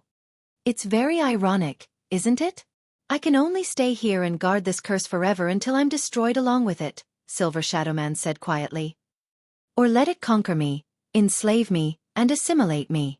Thales' heart dimmed. At that moment, he suddenly felt a little cold. In this place, in this dark, damp, cold, dead and silent place, the man before him. Just like that from death until now. He did not know fatigue, nor did he know the end of it. But that's not all. I am also the only power that can restrain it. Silver Shadow Man's tone became firm and piercingly cold again. It allowed no room for doubt. By staying here, I can prevent new souls from being dragged into the curse and creating tragedies, turning them into puppets and nourishment for the next round. As long as I am here, it cannot continue to worsen. This is the reason why I stay here. When he saw the man's determination, Thales could not help but blurt out. What about you? When will you be free? You will always be trapped here alone. You will face these souls of the deceased, the rocks, the darkness, and the curse day and night. Day after day, year after year, century after century, you will still have to be on tenterhooks and be careful to prevent yourself from losing your mind and falling into the hands of the enemy? What will you do? This time, Silver Shadow Man was silent for a long time. I can tell, Jade Star. Silver Shadow Man nodded slowly. His tone was slow and profound. In this regard, you are quite like Thor. Thor. Thales did not react for a moment. Who is Thor? Silver Shadow Man shook his head. You don't have to worry about me. He returned to his cold tone. I am a dead man. My existence will not increase, and my departure will not bring me any harm. I only do what I am willing to do, and what I want to do. That is all. Don't think of me as so pitiful, and don't think of me as so selfless and great. Thales stared at him in a daze. But Silver Shadow Man immediately changed the topic. But you are alive, young Jade Star. It is not time for you to join us. You should not die today, and you should not die here. His tone was a little dejected. In the end, we will have to part ways. The small cave was silent for a moment. I know. The prince sighed deeply and glanced at the expressionless Silver Shadow Man. But there will always be a way, right? Thales thought of something, and his eyes brightened. I might not be able to, but I know some people, some existences whose power is beyond imagination. They are knowledgeable, and their thoughts are sharp. Perhaps they will have a way. This time, Silver Shadow Man stared at him for a long time. It was so long that Thales could not hold it in anymore. You are not the only one who thinks so, he said softly. The echo of his words rippled in Thales' ears. Silver Shadow Man did not look at him anymore. Instead, he slowly walked forward. As the silver light flowed around him, he appeared even more unique and dazzling. But just like how the Iron Blood King's deeds were the beginning of mankind's rise, here, the Iron Blood King's curse is also the source of all disasters. Silver Shadow Man raised his head. His deep facial features stared at the sealed, locked, dark, and monotonous rock walls around him. The source of everything? Silver Shadow Man shook his head slowly. If you know how much the wizards have paid in order to get rid of this curse and get rid of the effects it brings, if you know how many so-called powerful, knowledgeable, and sharp-witted people have tried to get close to this curse and unravel its secrets, and how many geniuses among them have been lost on this path. They have gone mad on this path, and they have broken down along the way. And during this process, they have evolved, hastened, and brought about many evil consequences. Many of the consequences still torment the people of the world, and even today, I am afraid that they will not say such things so easily. Thales listened to Silver Shadow Man's narration in silence with a puzzled gaze, but he could not understand Silver Shadow Man's words at all. What does he mean? A kind heart might not necessarily bear good results. Silver Shadowman's words became stern and blunt. Some soil is destined to grow the flower of extreme evil. They sank into silence again. Is that so? Thales lowered his head and did not say a word. He only sighed faintly. Neither of them spoke until the light on Silver Shadowman's face flickered slightly. But, if you really want to do something... Silver Shadowman stared at him, slowly raised his right arm, and clenched his fist lightly. Go and prepare first. Thales forced a smile, raised his head, and sneered. Prepare for what? Silver Shadowman nodded slightly before he shook his head gently. Right now, you only have blood in you. Thales' smile disappeared. What do you mean? Only have blood in me? Silver Shadowman's dark facial features twitched. Young Jadestar, your mind is still childish. Your future is still unclear, and your understanding is far from enough. I heard what you said. The calamity still exists in the world, mercilessly harvesting lives and brewing tragedies, am I right? Thales was slightly shocked. Huh. The light on Silver Shadowman's face flickered as he stared at Thales quietly. The prince suddenly felt that hidden behind that silver face was probably a burning emotion that was far beyond his imagination. Tormund did not fulfill his promise. Silver Shadowman stared at Thales quietly and said slowly, but I can tell that he left hope for his descendants. Silver Shadowman gently spread his palm. A few wisps of silver light appeared on it, flowing back and forth like a crystalline galaxy. It was amazing. There was a second of silence. Thales' pupils shrank a little. Tormund. He mumbled, you mean? Go, Silver Shadowman said faintly, but the echo in his voice was especially obvious. Thales could not help but be shocked. Find the mission that belongs to your ancestors and family, take it, and become a man who can be entrusted to you. Silver Shadowman, who had a special status, moved his facial features slightly, as though he revealed the quietest smile. At that time, you will have the right to return and fulfill the long-cherished wish of Thor and me, which failed at the last moment. The darkness in his eyes seemed to contain the profoundness of the entire world. At that time, you will have the right to end everything, and end the disaster, including this ancient curse. From the beginning to the end, you will have the right to end them. Thales stared at Silver Shadowman, who was in this state. He seemed to have grasped something, but at the same time, he did not seem to understand anything. In the end, the prince furrowed his brows and shook his head honestly. I don't understand. Silver Shadowman swayed slightly, and ripples appeared on the silver light on his face. Then I hope that you will never understand. Thales was a little surprised. Silver Shadowman slowly raised the flowing silver light on his right palm, and watched as the light on it gathered back into his body. Young Jadestar. As he walked forward slowly, he approached Thales and said faintly, Thank you for giving me a few precious, interesting and happy hours in the Dark Watch, which has no scale, no end, no future and no direction. Although I will soon forget. Return to the past. Thales stared at Silver Shadowman. The emotions in his heart were complicated and indescribable. In the next moment, Silver Shadowman placed his right palm on Thales' face. He leaned forward and placed his forehead, which was formed by silver light, on Thales' forehead. He looked into Thales' eyes quietly. Thales only felt a slight chill at the center of his forehead, where the silver light flowed past. He stared at Silver Shadowman, who was staring at him with a profound gaze. He only felt that the person before him shone with a silver light that he could not look at directly, and he had to squint his eyes. But his eyes were incomparably deep and serene. Thales had never looked into the eyes of this extraordinary Silver Shadowman at such a close distance. He even had the illusion that the stars of the entire universe were hidden in the man's dark eyes. May the mountains tolerate your footsteps, and may the earth bless your journey. The light on Silver Shadowman's body lit up. With each syllable, the silver light on his body trembled. At that moment, Thales heard a faint ringing in his ears. Asterisk beep. Asterisk it was lighter and softer than any of the previous times. It was as if there was no sound. May you never be lost. Once the last few syllables fell, Thales felt the gentle ringing in his ears gradually disappear. In the next second, the light on Silver Shadowman's body suddenly dimmed. Before Thales could react, Silver Shadowman let go of him. The cool sensation on his forehead disappeared. What is this? Thales stared at the man in a daze. But Silver Shadow Man only shook his head and did not answer. Thank you. Silver Shadow Man continued to face him quietly. Thank you for bringing her greetings.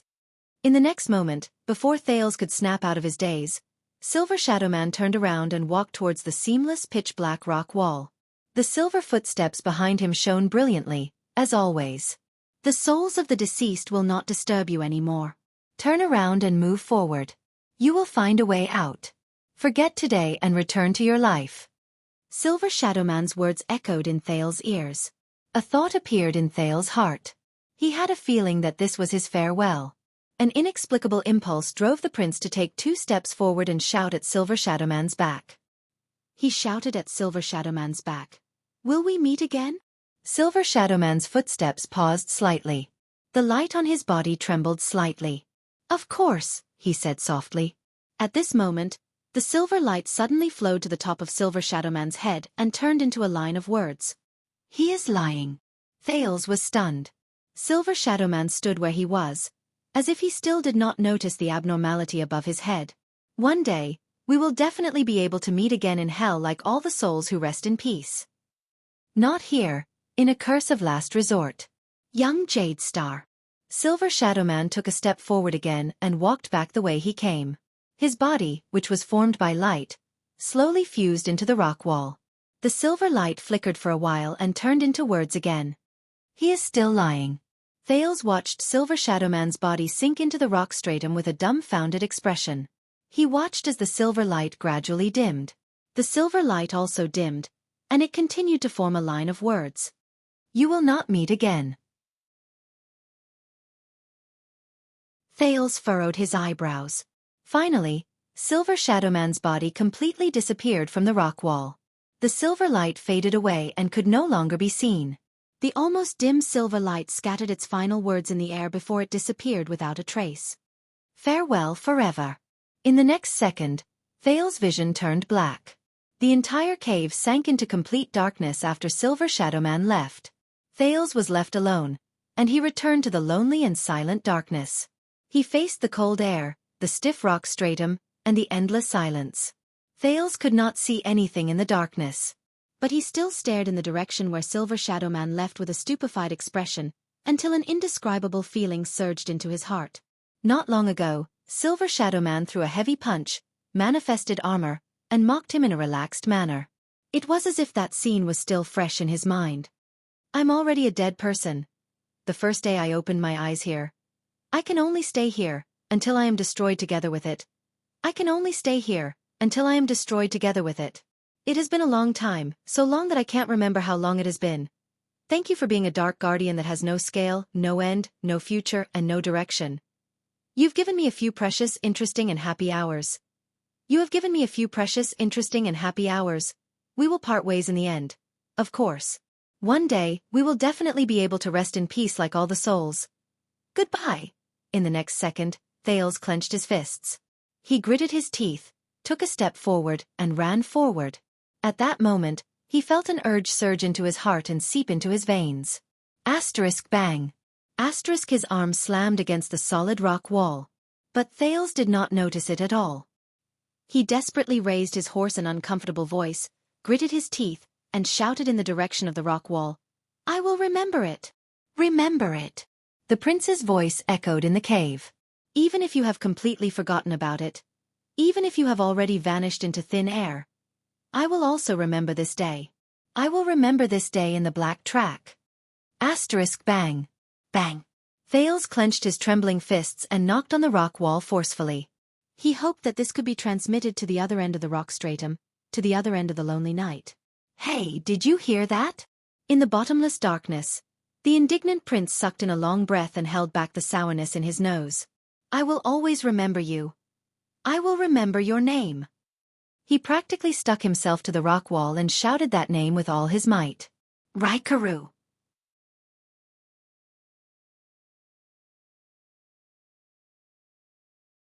Chapter 356.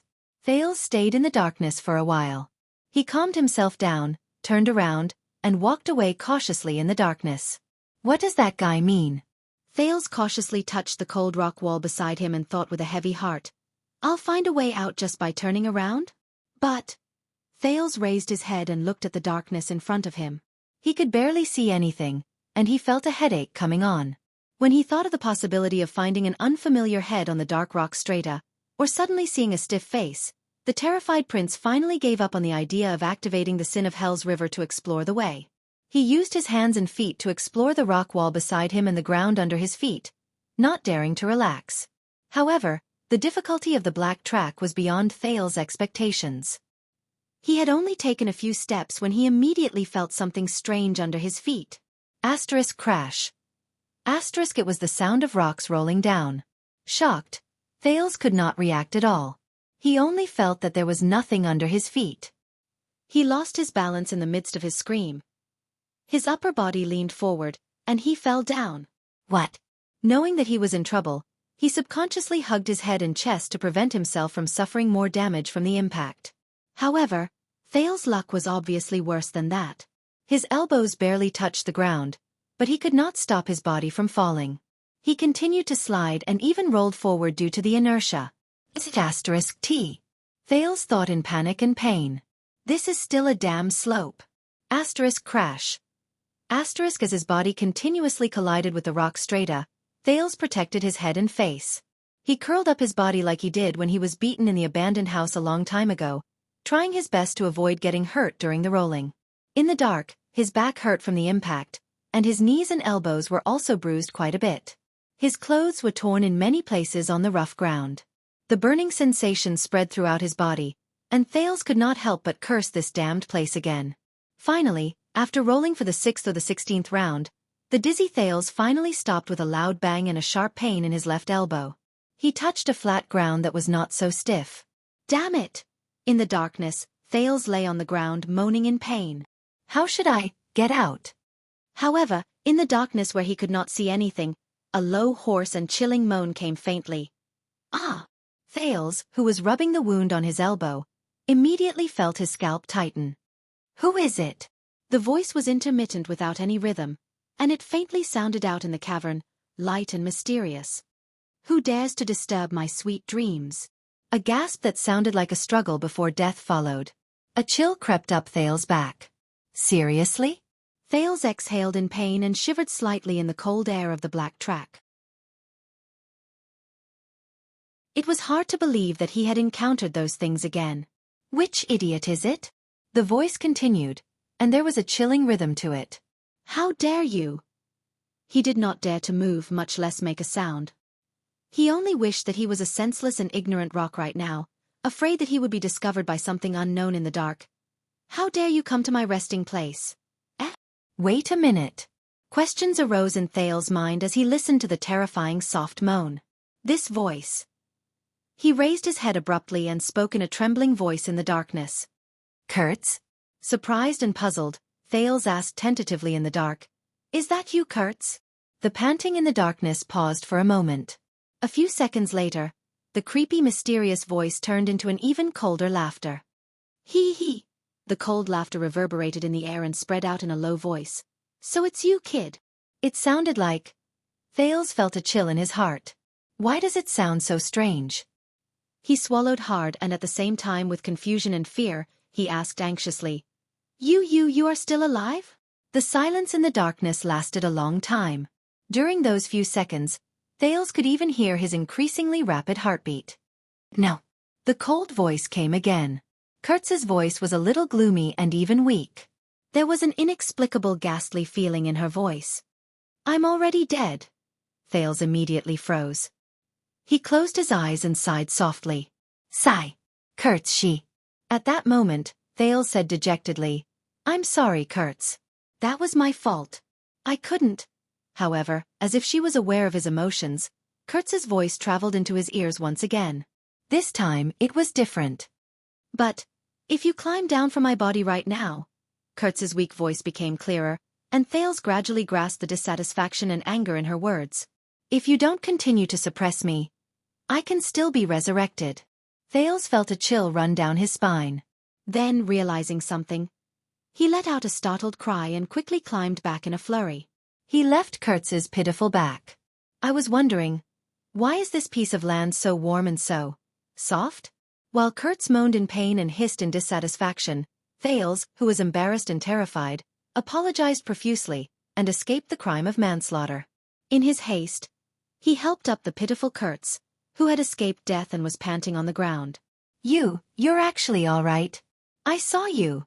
In the darkness, Thales tugged at Kurtz's arm with surprise and excitement. He blurted out, "You're actually all right." Thales could feel that Kurtz was rolling her eyes at him in disdain in the darkness. "Look at what you're saying, this is nothing." The seamstress was still weak, but her words had returned to normal. "I grew up among piles of dead people." The seamstress leaned against a protruding rock and panted. "You're very tough." Thales exhaled deeply and curled up the corners of his lips. "Is that so?" "I'm glad that you're all right," the prince whispered. Kurtz's grumbling stopped for a moment. A second later, her loud voice rose again.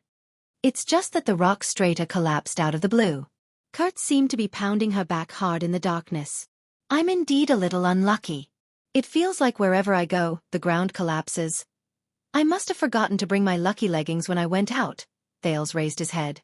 "The rock strata collapsed," he nodded and repeated. "So, you can't see those souls of the deceased," Thales whispered. Kurtz's puzzled voice rose from the darkness. "Ha! Those what?" Thales snorted and shook his head gloomily. "It's nothing." So, he was the only one who could see and knew that the collapses were the work of the souls of the deceased. Thales remembered when they appeared in the rock wall. Whether it was the sin of Hell's River that caused them to show their violent forms, or the cleansing of the power of eradication that allowed his eyes to see those souls of the deceased, Thales sighed.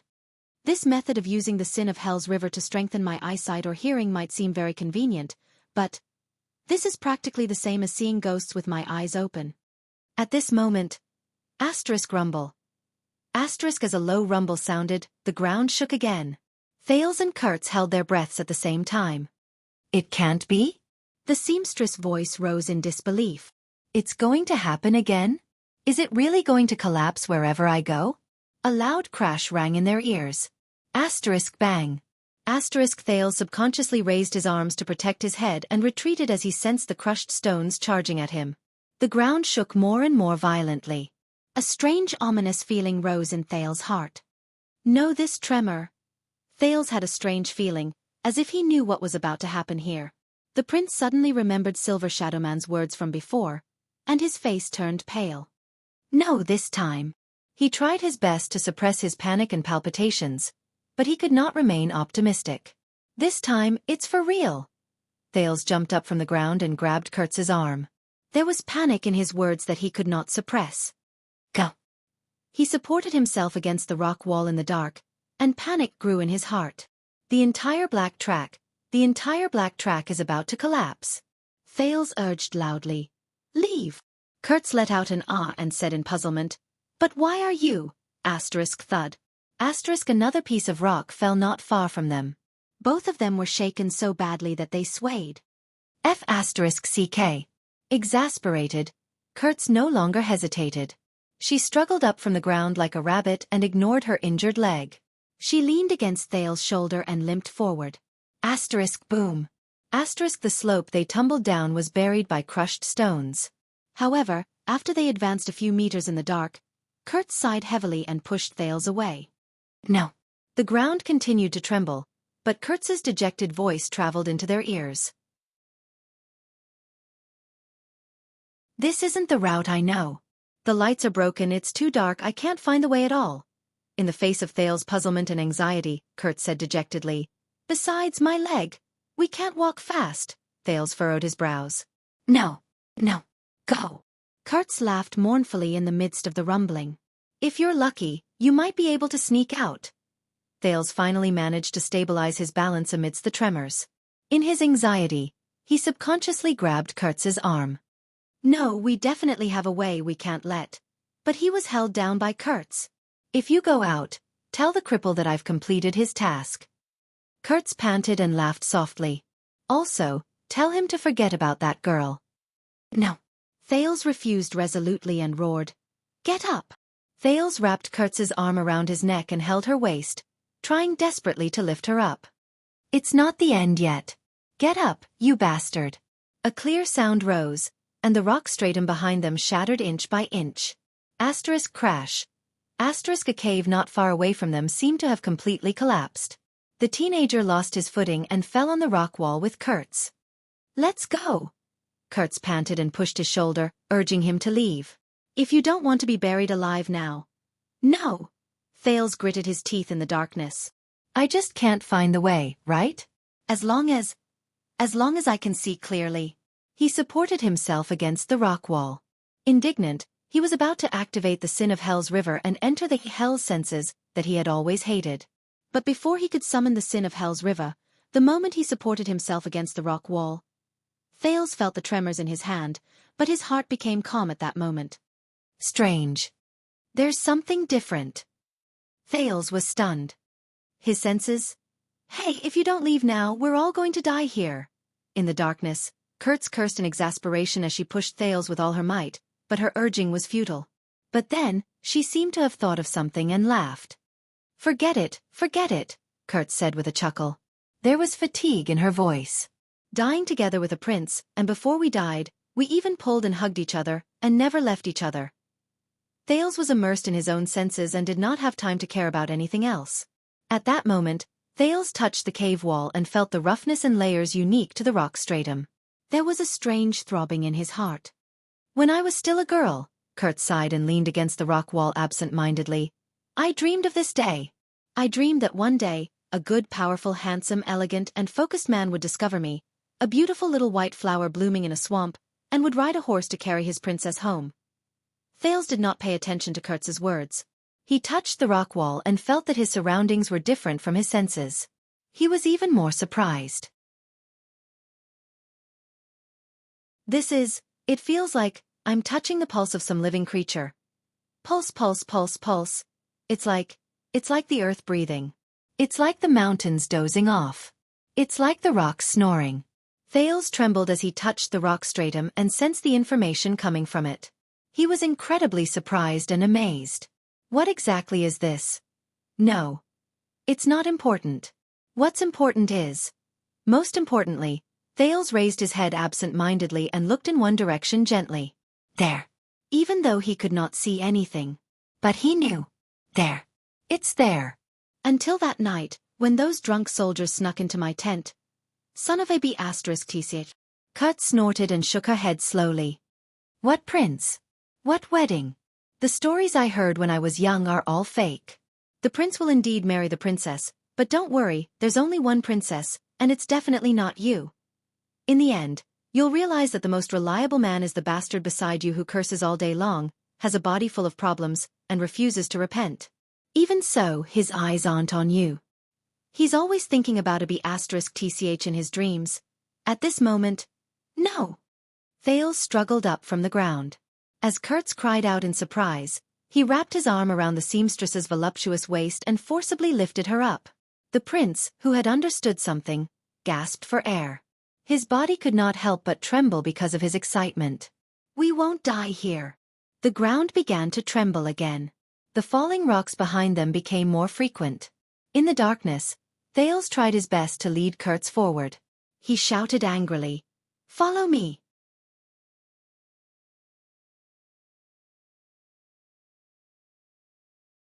Chapter 357.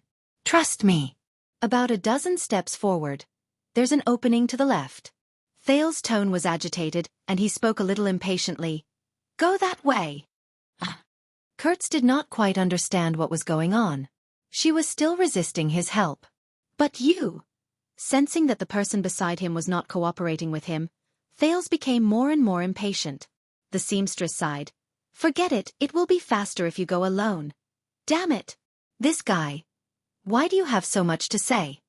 Leave me here. Maybe this is the price I have to pay. I shouldn't do work without pay. Thales could not take it anymore. He sucked in a deep breath and moved closer to Kurtz's neck in the dark. He yelled into her ear. Don't worry. Shut up, bitch. Kurtz shuddered. What did you call me? She gritted her teeth and said, Brat. Nonsense. Thales roared and retorted. If you die here, Who will take care of that cripple whose brain is filled with nothing but *T? Without you one day, he will die in some desolate alley. Even if it rots into the soil, no one will know. Kutz's arm around his neck trembled slightly. Thales dragged the seamstress and moved forward with all his might. He gritted his teeth and said, "Stop your stupid chatter. We can definitely get out of here alive. I don't have that much free time to help you pass on a message. The prince is very busy.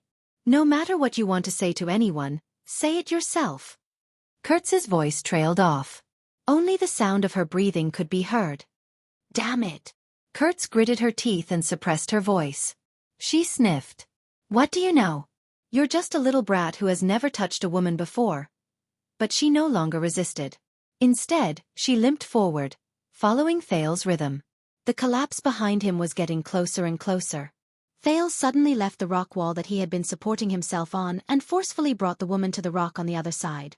A second after they left, the rock wall suddenly cracked and collapsed. "Follow my footsteps. There's a slope in front of us. We have to climb it." Kurtz was shocked. "Huh." Thales, who was so tired that he was out of breath, did not have the time to explain. "We're here. Right in front of us." The seamstress was suspicious. "But how did you know?" "Damn it. Crawl." Thales grabbed Kurtz's arm and pounced on the slope. He used his shoulder to push against Kurtz's chest with all his might and climbed up with the heavily injured Kurtz. He roared furiously, "Don't talk any more. This is the prince's order." Kurtz choked for a moment. She had a tough personality, but this time, she surprisingly did not retort. Instead, she obediently followed the prince and fled for their lives. This was probably the most obedient she had ever been in her life. They climbed up the slope, and just a few seconds later, it was covered by a fallen slab of rock. "Speed up," while panting Thales urged. "I will try my best to choose the safest path. But the rock stratum under our feet is fragile. The back is going to collapse." Kurtz did not say much. Instead, she placed half of her weight on Thales' shoulders and quickened her steps. The lonely darkness, coupled with the endless years, was a terrible torture. Knowing that there was a fatal threat behind them, yet they could only grope their way forward in the endless darkness. This was a torture worse than torture. Strive to move forward, strive to climb, strive to explore. Strive to climb over obstacles, strive to avoid danger. But they still could not see the way out. They could not see the sun. Their surroundings were still pitch black. They could not see the sun, could not see their fingers, and could not see light. It was as if everything was in vain. Why aren't we there yet? Did we go the wrong way? The hope in Thales' heart gradually faded away. He had a feeling that if he was the only one moving forward, he would sooner or later be tortured to madness by this terrible torture. But now, he felt the similarly warm body on his right. He felt the heartbeat in her chest, which was so close to his. It was pulsing. No, he could not give up. Thales bit the tip of his tongue hard and let the pain remind him. He could not give up. Darkness still shrouded Thales' eyes. It was as if he had become completely blind during these 10 or so minutes. It was cold and damp underground. It was bumpy and difficult to walk. But he could not give up. They did not walk in a straight line.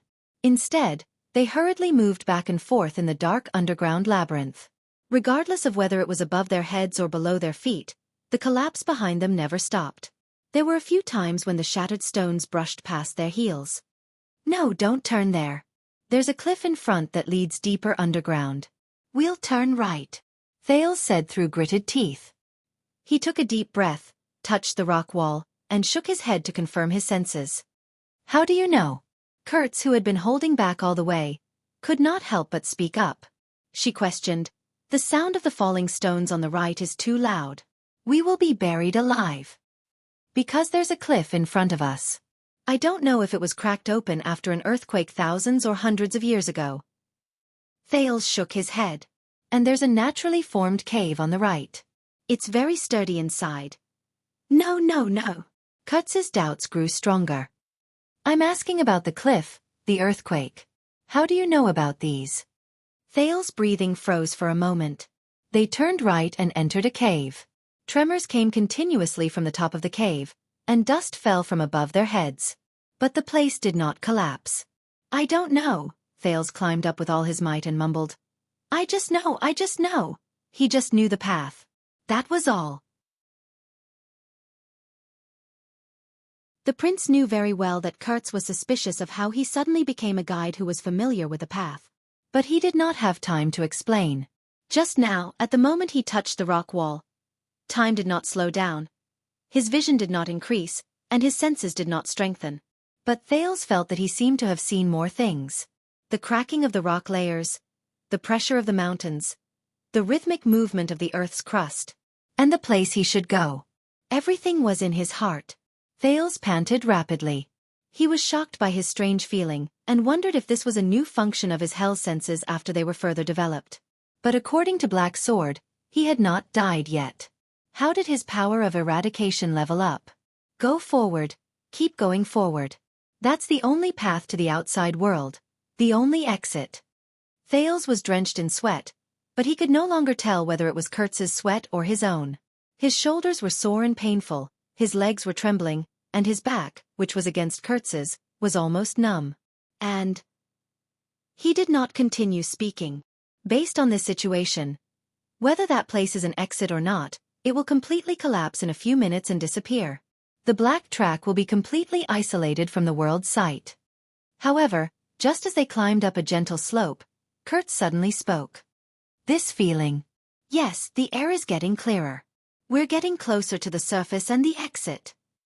She was very experienced, and there was a faint hint of surprise in her voice at that moment. Brat, you're really amazing. Thales immediately felt his spirits lift. Finally, after they turned a corner, they saw the rock in front of them clearly. At the top of a steep slope, a faint light seeped into the cave. Both of them sucked in a sharp breath. We're here. Asterisk bang. Asterisk the booming sounds behind them suddenly became louder. A huge stone pillar fell from behind them. Run! Thales roared. Kurtz did not need his reminder. Both of them used all their strength and climbed up the steep slope with all their might. They only stared fixedly at the exit at the top and focused on moving forward. Shattered stones flew everywhere behind them. The booming sounds did not make them turn around at all. Their height slowly increased, and bloody marks appeared on their wrists and knees. Thales gritted his teeth. He felt his strength gradually draining away. No. Climb. Hurry. Kurtz's equally rapid breathing echoed in his ears, making his temples itch. Her life and her future were still on his shoulders. The other party's obedience and trust made Thales feel a heavy weight in his heart. Even if Kurtz had lost hope, he could not bend his knees to despair. The booming sounds beside his ears and the trembling under his body continued. There were also the shattering sounds behind him. But he could not give up. He had to move forward. Continue moving forward. Continue moving forward. Finally they climbed up the last rock. Thales stuck his head out of the cave and greedily sucked in a breath of fresh air that he had not breathed in for a long time. Ah! The bright sunlight made him unable to open his eyes, but Thales only felt his heart relax. He could not care about resting. He quickly rolled out of the cave, turned around, and grabbed Kurtz, who fell behind because she could not move freely. The sin of hell's river spread to his arms and legs. Thales roared and pulled her out of the cave. Kurtz fell at his feet in pain. Both of them panted and used their hands and feet to crawl out of the opening at the bottom of the mountain. My God! The seamstress' face was covered in scratches and bruises, and there were even a lot of stains. But she was so excited that she trembled. She looked at the clouds in the sky and extended her hand towards the air. It was as if she had touched the air for the first time. We actually came out alive? Thales collapsed on the ground. He was also covered in wounds and panted in pain. But a few seconds later, he laughed heartily. At that moment, asterisk boom. Asterisk amid the loud noise, a strong gust of wind suddenly blew in the cave, stirring up a huge cloud of dust. Thales and Kurtz had to raise their arms to cover their heads. At the same time, they coughed continuously. Cough, cough. What the hell? After a while, the huge cloud of dust dissipated. Thales and Kurtz, who were sitting on the ground, were covered in dust.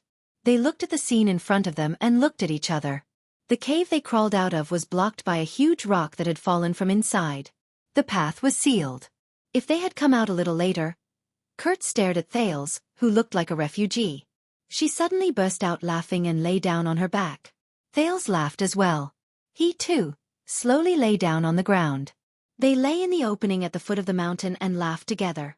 They laughed for a few minutes. At that moment, the prince sincerely felt that he could see the sky and the sun. How blissful! Compared to the people underground. As he thought about it, his mood turned cold. Hey, have you been here before? How did you know the exit? Kurtz was done laughing. She lay on the ground and stared at the blue sky and white clouds she had not seen for a long time. A sense of satisfaction rose in her. Thales' smile froze a little. I've climbed the black track no less than 10 times. The seamstress snorted and laughed. But I've always been the one leading the way. In the next second, Kurtz abruptly flipped herself up from the ground. She placed her hands on both sides of Thales' shoulders, and her knees clamped around the prince's waist. She pressed herself on top of Thales, blocking his line of sight. Don't tell me that this is a compulsory course for the nobles or the royal family. Kurtz's gaze was rather sharp. She nodded slowly, and her eyes drew closer to Thales. Even the suzerain's family in Heroic Spirit Palace doesn't know about this terrible place. It took us a few generations to find our way out, and many of us never came out again. Thales stared at her anxiously. This posture made the teenager feel rather uneasy. Kurtz's gaze became sharper. His heart beat faster and faster. This is bad. How should I explain it? Ha ha ha, I'm just joking. Kurtz suddenly laughed again. We've already escaped. Who cares how you found out? Look at how scared you are. Thales heaved a sigh of relief.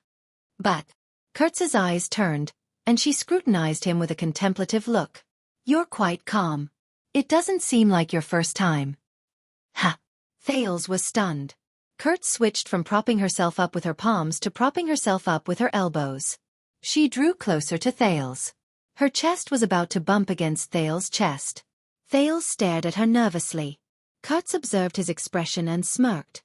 No wonder you dare to call me AB*TCH. Hee hee, you've played with quite a number of girls, haven't you? This time, Thales choked, and his face really turned red. Ahem. He turned his head away awkwardly. That's not true. Is it? Didn't you feel rather good when you bumped against my chest just now? Kurtz narrowed her eyes and stared at him as if she had caught him in the act. Thales felt awkward again. Right about why I know the way. That's because, tisk. Kurtz watched Thales change the topic. She shook her head in disdain, turned around, and sat back down. Thales escaped from her restraints. He anxiously fled from the spot and stood up. But he was immediately stunned. He raised his head and looked at the towering mountain, the layers of rocks, the tranquil soil, and the tenacious trees before him. Thales' gaze moved upwards again. He looked along the curve of the mountain, and he could see the entire mountain range that stretched outwards. Under the sunlight, it looked so special. This is the Sighing Hills. He exhaled slowly and walked forward without realizing it. He touched the rock strata that towered in front of him. This was the first time Thales stood outside the belly of the mountain. At the foot of the mountain, he looked around at the towering mountain range that surrounded and protected Dragon Cloud City. It lay quietly on the ground, under the clouds. The scorching sun, the blowing wind and rain, and the footsteps of travelers never made it move. From ancient times until now. From the present to the future. To eternity. There was a strange magnificence to it. At that moment, Thales suddenly understood. It was not the sin of Hell's river. It was not the senses of Hell. It was. You're asking me why I know the way? Thales was lost in thought for a moment. Because someone gave me a blessing before we parted. What? Kurtz's expression changed. A blessing? Thales felt the rock strata tremble under his palm, and he smiled. Yes. He lowered his head and looked at the sealed cave. That figure appeared in front of him again. May the mountains tolerate your footsteps. May the earth bless you on your journey. He blessed me. Thales stared at it in a daze. He thought about the deep underground and said with complicated emotions, to never be lost. So, I found a way out. Kurtz observed Thales for a few seconds. She looked at the absent-minded expression on his face. Hey! Kurtz sighed and shrugged. Another crazy one. Thales snapped out of his daze and chuckled. Maybe. The two of them lay quietly on the ground and recovered their strength, which had been greatly depleted. There was no terrifying darkness, no soundless loneliness, no falling rocks behind them, and no tremors on the ground. At that moment, it was as if the whole world had become lazy. Thales rested his head on his arm and looked at the faintly visible human figure on the mountaintop. The corners of his lips slowly curled up. Heroic Spirit Palace, he said faintly. Kurtz was stunned. What? Thales looked at the black figure and muttered in a daze. That's the palace where the Archduke of Dragoncloud City lived for generations in the magnificent Dragoncloud City. It was built on the dangerous peak, and it suppressed the peak of the mountains, he smiled faintly and said. But, why is it named this way? Kurtz furrowed her eyebrows and looked at him as if she was looking at a lunatic. Heroic spirit? You'll have to ask the person who built it. Thales snorted softly. He shook his head and was filled with emotions. In the language of the ancient Northlanders, it means the dead souls of heroes. A gentle breeze blew past, bringing fresh air to the small flat land at the foot of the mountain. The sun was blocked by clouds, and the two of them welcomed a hint of shade. Thales stared at the mountaintop. Did you know, Kurtz, that in a certain corner of this city, under a certain mountain range, there might really be the dead souls of ancient heroes? The teenager sighed. Day after day, year after year, without seeing the sun, without end, and without anyone knowing. In the darkness that Dragoncloud City and the people can't see, watching over this city and this land. Kurtz raised her eyebrows, and the way she looked at Thales became increasingly strange. At that moment, the prince suddenly remembered the first time he met Silver Shadowman. Silver Shadowman clutched his throat in a daze, and his arm, which shone with silver light, was dangerously pierced into his chest. Just as he was about to take his life, he suddenly stopped. Thales was slightly stunned. He subconsciously extended his hand to his chest and pressed downwards. The teenager shuddered slightly. Thales' expression slowly darkened. With complicated emotions, he said, "What do you think, Kurtz?" Kurtz looked at Thales with a pitiful gaze as if she was looking at a patient. She turned around in resignation. "You're asking me." "Here he goes again, this crazy brat," she criticized in her heart. "Who knows? I see." Thales continued to touch his chest. He could not help but curl up the corners of his lips to reveal a faint smile. "That's right." He looked at the towering mountain peak and smiled. "Who knows?" The feeling under his palm gave him the outline of a pair of glasses. It was that pair of glasses.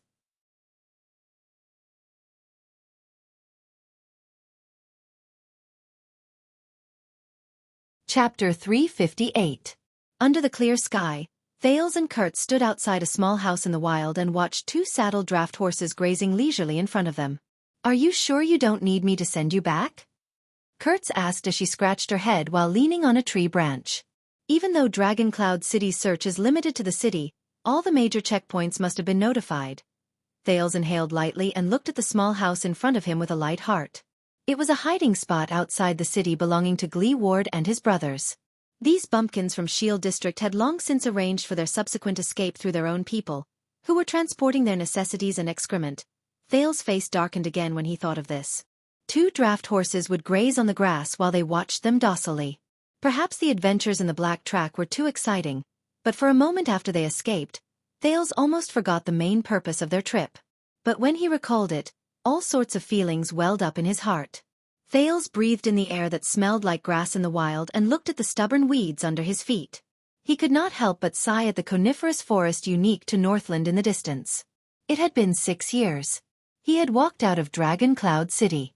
From time to time, the prince would look back at the mountain in the distance and imagine the bustling and messy streets on the other side of the mountain, as well as the rough and majestic palace. He shook his head and put an end to these past memories with a smile. "And do you know where you're going?" Kurtz frowned. "Yes, I know the direction, and I also know where the checkpoints are and where I can't go." Thales recalled the map and remembered the route Raphael had pointed out to him. He found that it was still quite clear. "Don't worry, someone will pick me up ahead." And Thales stepped on the ground and felt the strange pulse under his feet. He said in a low voice, "I know the way." Kurtz placed one hand on her hip and stared at him fixedly. It was as if she knew some of his secrets. It made Thales feel uneasy. "All right." After a while, the seamstress spread her hands. "If you reach the place, let go of the reins. This is the Fallon family's old horse. It knows how to go home." Speaking of which, Thales looked at the horse with a worried expression. He remained alert and tentatively tugged on the reins, ready to dodge the horse's hooves at any time. However, he was immediately stunned. "What happened?" Kurtz asked curiously. "It's nothing." Thales tugged at the reins in surprise. He watched as the old horse obediently let him pull it towards him. He reached out to touch its head in a tentative manner. "It's just that. I didn't really get along with animals in the past. Horses are one of them, but today..." The Fallon family's old horse looked at him docilely. It even stuck out its tongue and licked Thales' palm in an intimate manner. Thales suddenly felt a great sense of accomplishment. What was going on today? Single dog welfare? Even animals are obedient? He blinked and felt that the world was really strange. Then, he recalled Nicholas' horsemanship teachings in his memories and nimbly got on the saddle. Kurtz looked at the obedient old horse, then looked at him in disdain. "Tisk, look at how familiar you are with this. You must have ridden many good horses before, right?" Thales raised his eyebrows in resignation and was about to leave. "Wait." Kurtz suddenly opened her mouth and revealed a strange smile. "I'll give you one last present. Come here. Let me tell you a little secret about Gleeward." Thales responded in a stunned manner. However, based on their friendship after they escaped from the cave through life and death, he obediently moved his horse forward and bent down to put his ear close to her. "Gleeward's little secret? Could it be?" Unexpectedly, the moment he bent down on the horse's back, Kurtz grabbed him by the neck and flashed a mischievous smile, as if she had succeeded in her scheme. Thales was shocked. In the next second, Kurtz tiptoed forward and intimately approached Thales' cheek. Smack. She planted a kiss on Thales' lips. Thales was stunned for a moment. In the next second, he was so shocked that his jaw dropped. Why you? What are you doing?" With a horrified expression, Thales' reaction was exaggerated. He tugged at the reins and retreated while he wiped his lips. "It's still wet." She actually licked it. Licked it. He felt the sensation on his lips and pointed at Kurtz in disbelief, who was grinning mischievously. "Why you? Ha ha ha ha." Kurtz held her belly and laughed so hard that she bent over. "Brat, your reaction is really interesting." Thales stared at Kurtz in a daze. He realized that she only thought that this action was a prank? She's treating this as a prank? Are you kidding me? Thales forced himself to put on a disgusted expression. As he wiped his lips, he said in exasperation, Hey, this joke isn't interesting at all right? Who do you think you are?" "Oh, it's not interesting?" Kurtz's eyes darted around. She stuck out her tongue and licked her lips nimbly. She winked cunningly at him, who was on the horse. "What, do you want to go further?" Thales was so frightened that he lifted the reins again and took a step back. Thales was in a mess. He felt that the whole world was filled with malice. He really did not know what kind of expression he should use to face this crude and violent woman. "Tisk." When she saw his reaction, Kurtz said in disdain, "It can't be your first kiss, right? How lame." Thales' expression darkened. The pride in his heart made him feel that he could not show any signs of weakness. "Humph, conceited woman." Thales put on a disdainful expression. "My first kiss was much more beautiful than yours." "But he's a pervert who kills without batting an eyelid." Kurtz laughed out loud in response. Thales shook his head in embarrassment. He was just about to fling the reins and leave. "Thank you, child." Kurtz's voice traveled into his ears. It was a little deep. Thales turned his head around, puzzled. "I remember. When you grow up, you have to be a good man." At this moment, Kurtz's expression was a little gloomy. You have to take responsibility, and you have to be the kind that others can entrust their shoulders to. "Even in the deepest darkness," she said absent-mindedly. There was a desolate expression on her face. No one knew what she was thinking about. Thales paused for a moment. He felt a little sour in his heart. "Thank you, Kurtz," he said quietly. But Kurtz giggled and shook her head. "Kurtz is a nickname, not my official name." Thales put on a puzzled look. "The cripple has a big tongue. He thinks that my name is too long, so, after so many years, I'm already used to Kurtz." Kurtz ran her right hand through the hair in her forehead. She swung her head backwards and combed her messy hair to the back of her head. With the toss of her head and the stretch of her waist, Kurtz's movements were smooth, natural, elegant, and neat. Coupled with her graceful figure, there was a strange sense of beauty in her movements. At that moment, Thales suddenly had a thought that made him feel slightly ashamed. This woman with a gruff voice before me seems to be rather charming? Thales coughed softly and quickly shook his head.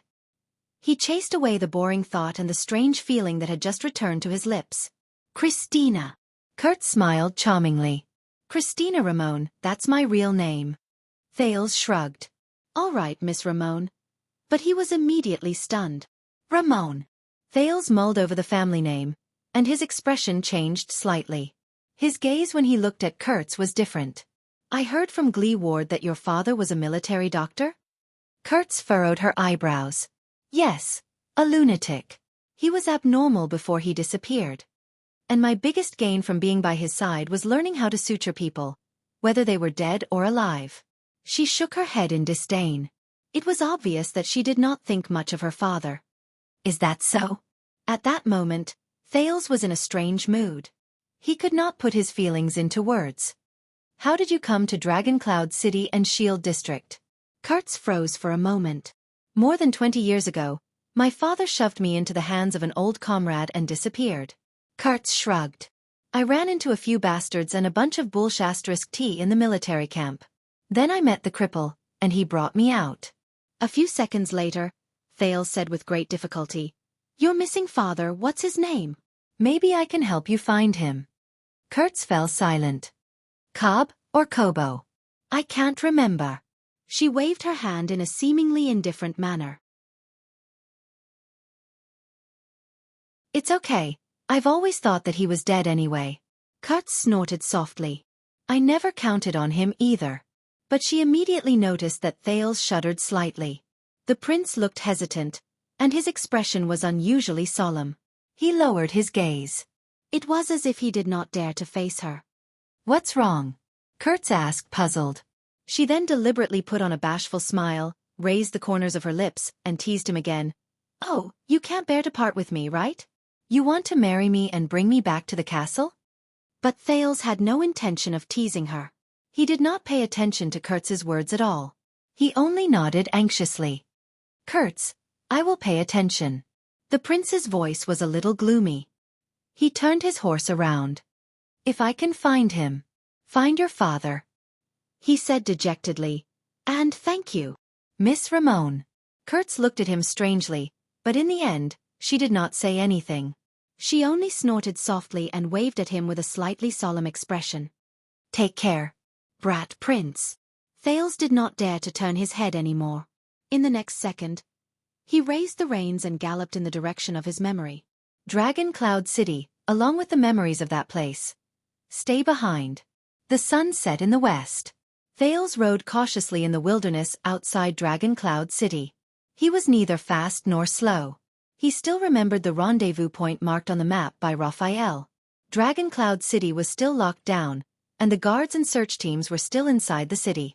He was very close to the rendezvous point. As long as he left the city smoothly, he could reach it in less than a day. Even so, he still acted cautiously and tried his best to search for places like hills and bushes. He would rather take a long detour to ensure his safety. He stayed away from checkpoints, villages, and any places with human habitation. Every time he arrived at a new place, he would use Hell's senses to observe his surroundings. Even though he was very tired, he tried his best not to stop and rest too much. He used the dry food and water Kurtz prepared for him on the horse to stave off his hunger. Thanks to the riding skills Nicholas taught him, he traveled in circles for most of the day. He tried his best to avoid some farmers and woodcutters who worked in the wild, praying that they would not notice this suspicious pedestrian. Finally, when it was almost dusk, he arrived at the designated rendezvous point. Thales saw the coniferous forest Raphael told him about. He compared it to the symbolic hills around him. After he confirmed that it was the place in front of him, he could not help but breathe a sigh of relief. According to the plan, the first batch of people from the Secret Intelligence Department would wait for him here and escort him across Rubble Hill, Sunset Snow River, and the boundaries of Spear City. He would then arrive at the land of barren rocks, the border between the city of faraway prayers and Dragon Cloud City. Thales used hell senses to try and sense the movements in the bushes. After he confirmed that there were only the usual sounds of birds chirping and small animals running back and forth, he breathed a sigh of relief. He rode into the bushes and got down in front of a tall fir tree. He patted the old horse's neck gratefully. The old horse snorted in response. Then, it happily ate the weeds under the tree. Even though it was not fast, its temper was much better than Miss Jenny's in Heroic Spirit Palace's stable. Thales turned around and took another deep breath of the wild air. He looked at the small coniferous forest, which was usually unfrequented, with satisfaction. That was why the Secret Intelligence Department had chosen it as their rendezvous point. He leaned against the tree and sat down. He took out his water skin and poured a mouthful of water into his dry lips to relieve the soreness in his limbs caused by climbing the black track, as well as the damage caused by the friction on his inner thighs. The first step is complete, Thales said quietly. He used his finger to draw a small circle in the soil. The hardest part is over. Dragon Cloud City is already behind me. He drew a big circle to the west. He was in Rubble Hill, one of the largest fiefs under Dragon Cloud City. It was in the western part of the forest under the rule of the old Count Nazir. If he walked southwest from the forest, he would pass by a tributary of Sunset Snow River. Thales continued to draw a line downwards. After crossing the river, he would arrive at Spear City under Dragon Cloud City. Then, he would head to the land of barren rocks. That was the territory of the city of faraway prayers. If he walked south from the land of barren rocks, the great desert would be right before his eyes. Once I enter the desert, I will be facing Constellation's army. Thales thought absent-mindedly. At this moment, he suddenly heard a strange bird's cry. Is the person we agreed on here? Thales stood up curiously and wanted to search the forest at dusk. Asterisk bang. Asterisk in the next breath. Almost at the moment he heard the loud noise, Thales felt pain in his back. He lost his balance due to the huge force behind him. He fell to the ground with a thud. The pain in his chin had just arrived. Before Thales' nerves could give him a normal response, he felt his back tighten. Asterisk bang. Asterisk a heavy pressure came at him. Thales was shocked to find that his hands were firmly gripped by someone. What's wrong? Thales instinctively wanted to struggle, but only then did he realize that his whole body was pressed to the ground. His hands were locked behind his back, and he could not move. Even the Sin of Hell's river could not react in time. Asterisk thud. Asterisk his water skin fell to the ground at this moment. Water dripped weakly into the soil. Wow! A rather familiar male voice rang out. It sounded like the sound of a gong being struck. He laughed loudly and said, "Look what I caught. A big, lively fish." When Thales heard this voice, he thought of something, and his face instantly turned pale. The prince gritted his teeth and tried his best to raise his head. With his face covered in mud, he looked behind him. "It's you!" Thales cried out in grief and indignation. "The Raven of Death!" As the prince roared angrily, a flock of birds was startled away from the bushes. Under the setting sun, the vanguard of the City of Faraway Prayers diplomat group, the Raven of Death, Ned Monty, one of the 5 war generals, was kneeling on Thales' back. He pressed down on Thales' struggling hands. With a malicious smile, the Raven of Death slowly moved closer to Thales' ear. "Shu, young prince. For the sake of our mutual convenience, let's be a little gentler. Okay?" Thales could only see the man's brown hair from the corner of his eye. But he could feel that Monty's method of suppressing him was very professional. Whether it was turning over or kicking, he was in the worst position. He could not exert any strength at all. Not to mention that Thales had already used up most of his strength because of the black track. The prince's heart sank. How could it be him? Why is he here? Where are the people from the Secret Intelligence Department? Wait. Doesn't that mean Monty's smile was a little scary. With the excitement of catching prey, he said softly, "Are you looking for the people from the kingdom's secret intelligence department?" At that moment, Thales's pupils shrank. His heart skipped a beat. "I'm sorry, they're all very busy now." Monty's words made Thales's heart turn cold. All very busy. Thales looked at his surroundings in disbelief. The quiet forest, the silent air, and the lifeless air. Yes, the people from the kingdom's secret intelligence department should have been waiting for me here a long time ago. But there's no movement at all. What's going on? The kind of busy that I'm unwilling to do. Do you understand? The Raven of Death chuckled, and for some reason, it sent chills down Thales's spines. So I volunteered, generously, and took the initiative to take over this task from them. He licked his lips and looked at Thales, who had his head turned away with a pained expression. With the joy of toying with his prey, he chuckled coldly. "I came to welcome you. Why are you unhappy?" The sin of Hell's river surged into his brain. Thales forced himself to calm down. How did he know about this place? Isn't this the meeting place that only the Secret Intelligence Department knows about? Is there a traitor in the Secret Intelligence Department? Was the information leaked? Or was the Secret Intelligence Department doing this on purpose, and this is their plan? Just like 6 years ago? When he thought of this, Thales immediately broke out in a cold sweat. How did you get out? I remember that the Star Killer locked down the entire Dragon Cloud City, and most of the nobles were among them, especially the diplomat group from the City of Faraway Prayers, whose interests are closely related to mine. Monty only snorted softly. Aha, my relationship with Spiky is much more complicated than you think. Thales took a deep breath. His nose was filled with the smell of soil. Damn it! You want to kidnap me and bring me to the City of Faraway Prayers? The prince turned his head and said with difficulty. Monty's terrifying laughter traveled into his ears again in a sinister manner. He. Don't you think that this is a good choice? Don't you get along well with Ian? There was an inexplicable, fanatical and satisfied smile on his face. He looked like a lunatic. He kept asking me to entertain you if I have the chance to meet you. Monty suddenly increased the strength in his grip. Thales let out a pained cry. But he did not have time to care about that. In the Hall of Heroes, at the end of the council hearing, the Viscount of Dual Wind City, Ian Rockney's ferocious face and ruthless words appeared before Thales' eyes at the same time. The cold wind of dusk blew past. Thales only felt chills all over his body. The soil under him was also bone-chilling. T. He quickly recalled all the information he had about Monty.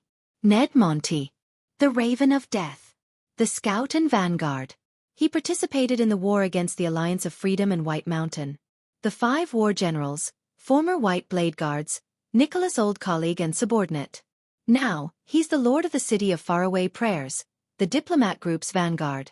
He's preposterous, has a big mouth, and has a terrifying smile. Wait! Thales stopped thinking and said through gritted teeth. Monty's terrifying laughter stopped for a moment. Think about it. Even though Thales looked disheveled and his life was threatened, he still tried his best to maintain his tone. He said coldly, "The Prince of Constellation disappeared in Dragon Cloud City. But a month later, I mysteriously appeared in the City of Faraway Prayers. Do you know what this means?" Monty stopped laughing, but his light-colored eyes were fixed on Thales without moving. The chill in his gaze was terrifying. "You should also know that I am the key to the war between the City of Faraway Prayers and the Alliance of Freedom," Thales said with a cold smile. "And if I suggest to Archduke Rockney that Constellation can help them, the condition is..." At this moment, the Raven of Death suddenly laughed out loud. Ha ha ha ha ha ha. Thales, who was interrupted, was slightly stunned. Ah! Monty looked very happy. His face was full of excitement, and the curve of his smile was wider than before. He widened his eyes at Thales, and he looked rather terrifying.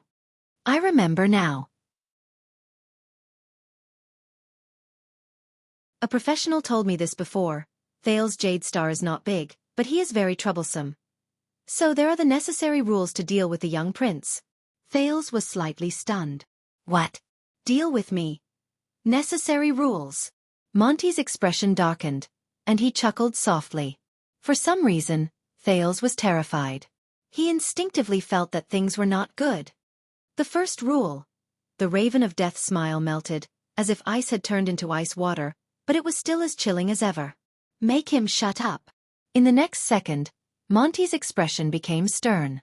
His right elbow struck the back of the teenager's head at lightning speed. Asterisk thud. Asterisk a heavy, muffled sound rose.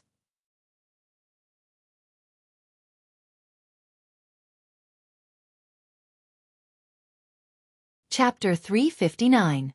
Bright moon, rocks, bonfire, wild, and a man. When Thales woke up, the feedback from Hell's senses gave him such a scene. Good, I'm not tied up.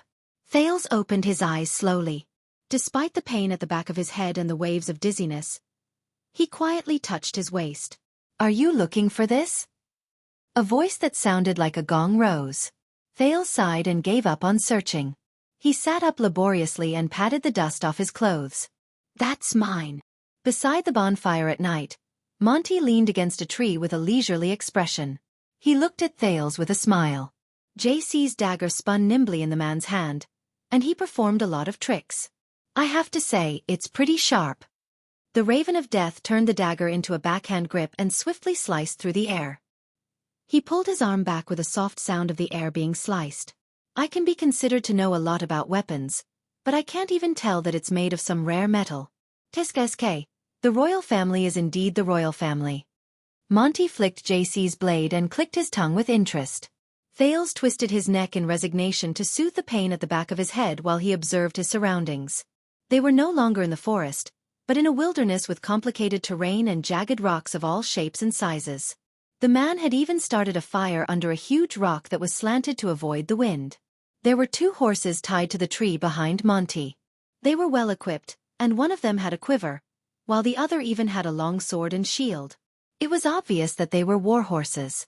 With Hell's senses, Monty's silhouette was no different from that of a normal person. He had a transparent human form, but Thales could see that, just like the Fortress Flower, the Kingdom's Wrath, and the Star Killer, there was a strange power hidden in this supreme class elite's body. It lurked in his muscles and blood vessels, and occasionally flashed across his body. The horses are on the opposite side, and there are no weapons. This is a wilderness I'm not familiar with, and the enemy is very powerful. Thales secretly shook his head. The chances of escaping are very low. While he was observing carefully, Monty had already put down his dagger and tossed a piece of jerky and a water skin to him from afar. Thales caught them in a flurry, then frowned slightly. That's it. The prince patted the dust off the jerky and said with a disgusted expression, Since you started a fire, can't you hunt and roast some meat? Monty shook his head and did not seem to care at all. My apologies, Your Highness. In the wild, the smell of meat will attract unnecessary trouble. It's already too much to start a fire. The Raven of Death grabbed another piece of jerky, stuffed it into his mouth, and chewed it with relish. Of course, you can choose not to eat it. Thales sighed in a seemingly sorrowful manner. He took a small bite of the jerky and put on a disgusted expression as he stared at Monty in displeasure. The man opposite him seemed to be very interested in the prince's appearance of not being able to swallow his food, and let out a low mocking laugh. What is this place? The prince seemed to have given up on protesting. He stared at Monty dejectedly and glanced at JC's dagger by Monty's hand. Where are we? Monty tore another mouthful of jerky and deliberately chuckled.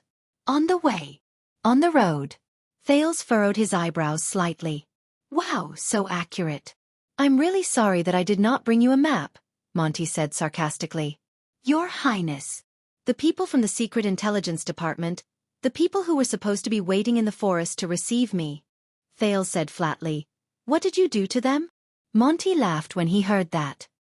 He laughed very happily and his shoulders shook, as if he was very happy when he thought about it. This made Thales' heart sink. Didn't I tell you? Monty blinked and had a smug look on his face. They were very busy. Thales, whose expression darkened, did not respond. Instead, he quietly opened the water skin. He covered his mouth with a spout and quietly activated Hell's senses. Once again, he carefully observed his surroundings, including the position of the moon. It's midnight now. It's been at least a few hours since he knocked me out. But, strange. The prince drank a mouthful of water and asked faintly, "Are you alone?" Monty furrowed his eyebrows. "What's wrong?" The Raven of Death narrowed his eyes slightly. A hint of wariness flashed in his gaze. "Do you think that if I'm alone, you might have a chance?"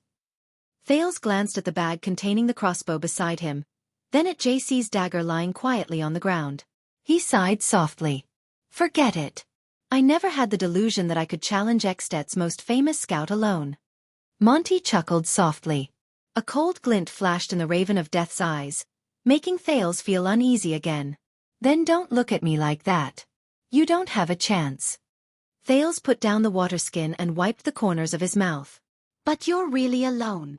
Monty furrowed his brows and his tone became cold. "Do you like to talk nonsense?"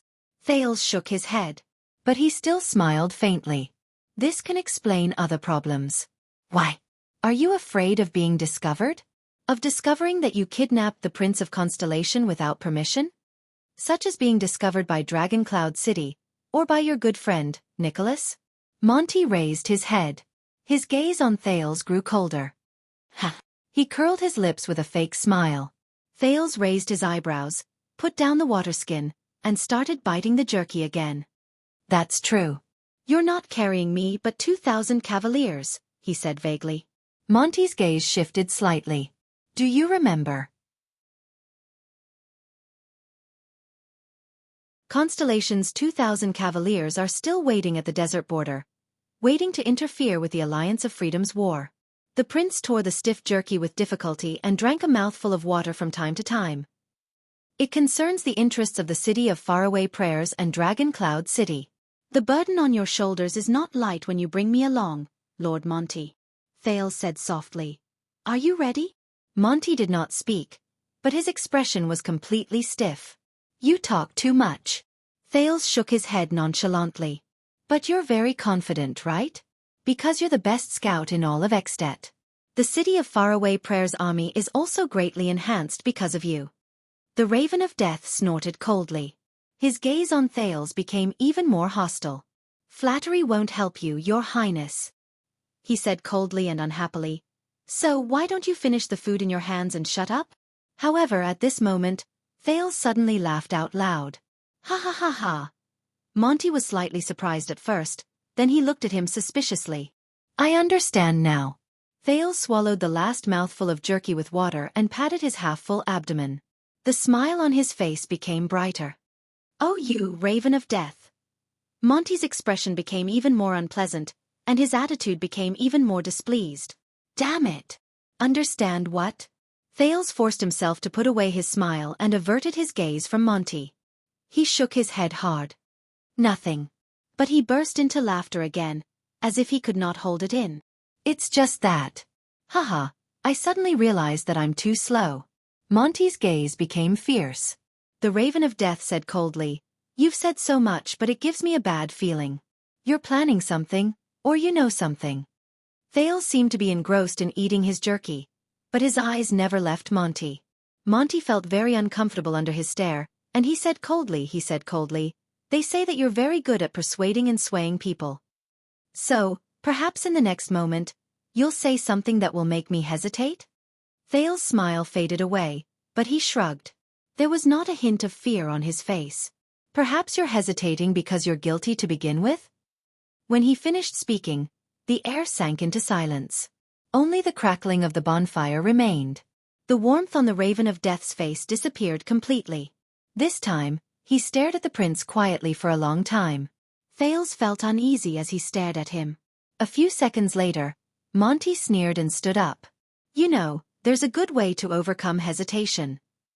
Thales was slightly stunned. He watched the Raven of Death walk towards him, and he subconsciously shrank back. "What?" But Monty was already in front of him. He put on that savage smile of a hunter again and clenched his fists. "That is, don't give yourself the chance to hesitate." "Are you done eating?" Thales felt his heart palpitate. He subconsciously got up and moved backwards. "Wait, you!" But before Thales could finish speaking, Monty's expression changed. As if he did not need to accumulate any strength, he moved forward at lightning speed. Asterisk bang. A dull thud rose. Thales could not even see Monty's movements clearly before he fainted again. "You're awake again?" This was the first sentence Thales heard in his muddled state after he woke up from his hunger and jolts. It still belonged to that man. The first thing he saw was the ground. The grass, stones, soil on the ground. Wait. Why are they all moving backwards? The moving ground? Thales was shocked.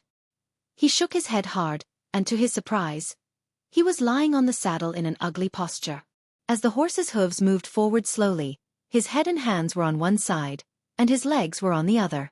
The prince instinctively struggled to get up, but he realized that he was tied tightly to the saddle. He could not even straighten his body. Damn it! Thales felt the soreness all over his body and looked around in pain. The weather was clear and the sun was shining brightly, but they were walking on a small path covered in weeds. There were cedar trees on both sides of the path. It was obviously not the same place as yesterday's campsite. Damn it! What kind of operation is this? Thales stared at the horse's hooves that moved up and down on the ground with a solemn expression. His heart sank.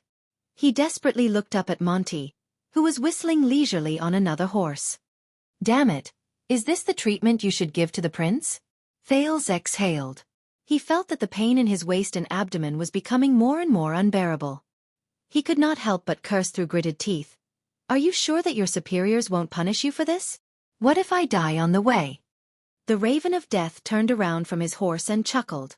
But you're not dead yet, are you? And I'm sure that they won't. Ha ha ha. Thales heaved a long and heavy sigh. He looked at his tied body and could not help but lower his head. He felt that he was extremely unlucky. You old actor, you use too much force. The Raven of Death did not seem to understand the underlying meaning in Thales' words. He slowed down his horse and rode alongside Thales. Listen, talkative boy. Monty's smile was very terrifying. For the sake of peace and smoothness on our journey, you have two choices now. Monty raised two fingers in a relaxed manner.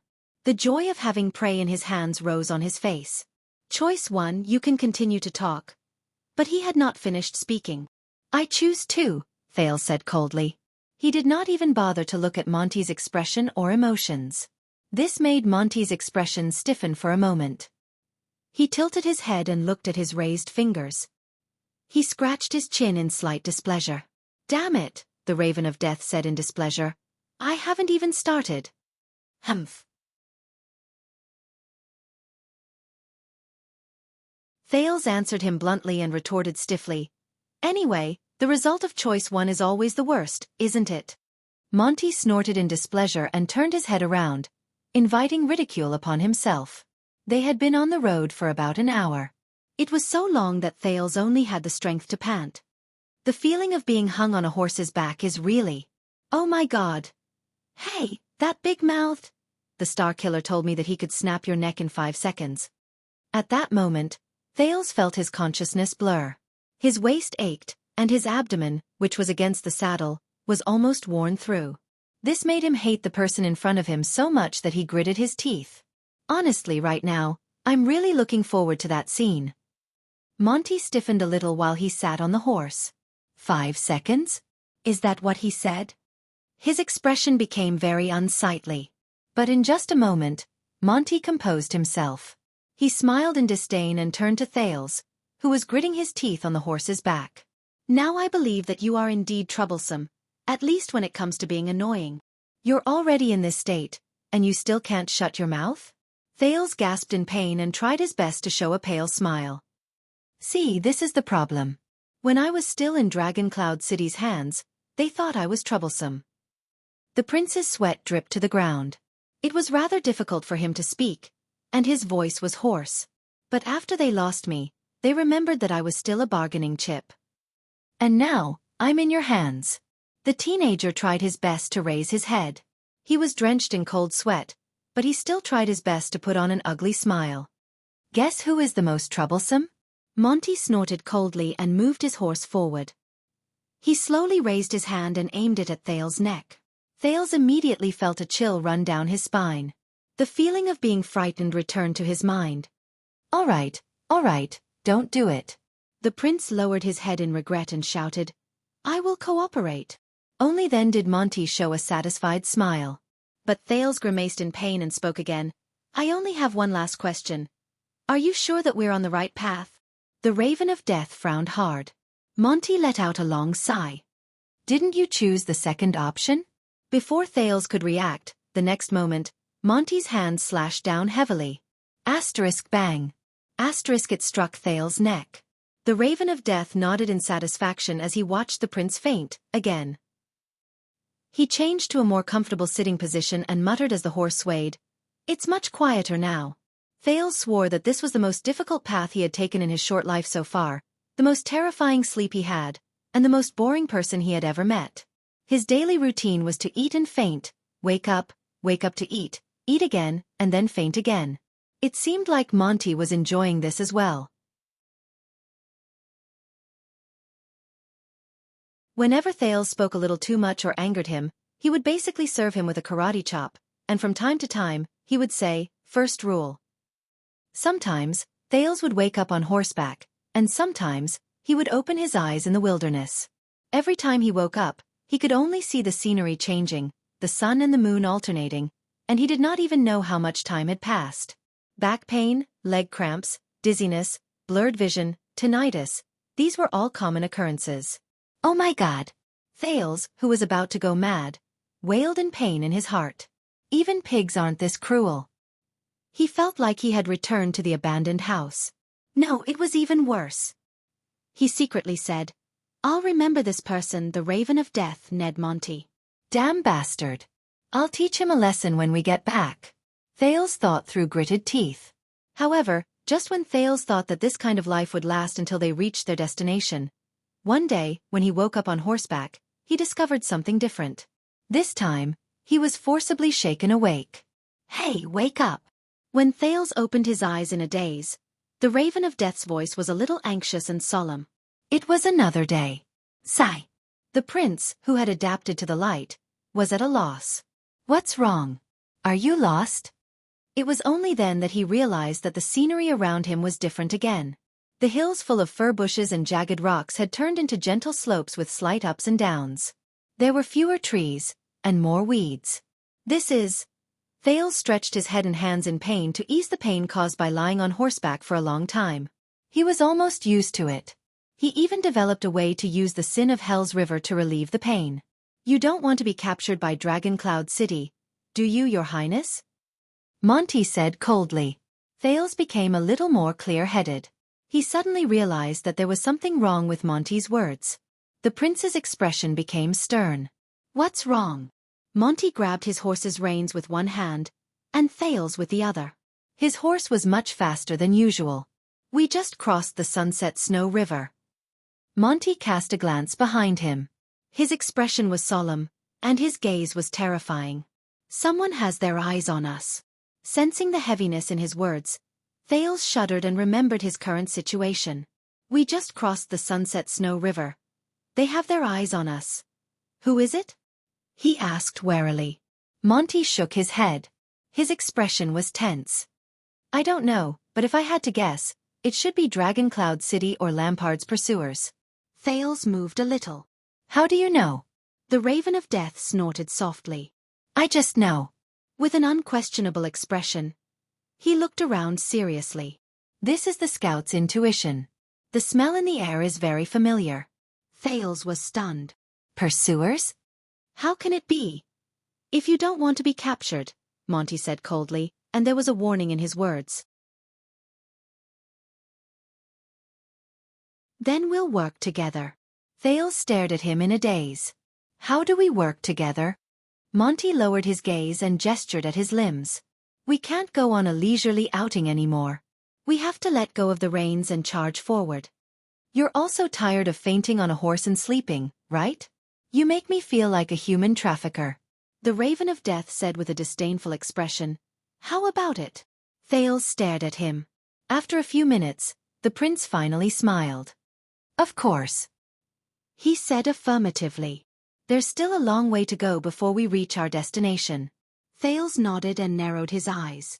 When we're faced with the pursuit of all of Dragon Cloud City, we both need partners. Not troublemakers. We're not enemies, Lord Monty. Thales put away his smile and said solemnly, especially when we're facing Dragon Cloud City. Monty exhaled and gradually smiled.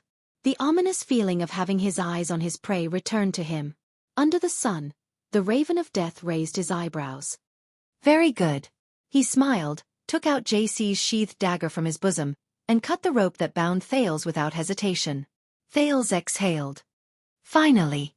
His limbs were numb. He straightened his back and sat up straight on the horse. He felt like he had not ridden a horse normally for a few lifetimes. Thales let out a satisfied sigh of admiration. His feet in the stirrup gave him a sense of security. How is it? Can you do it? Monty glanced at him. His gaze was subtle. Thales exercised his wrists and rubbed his numb waist.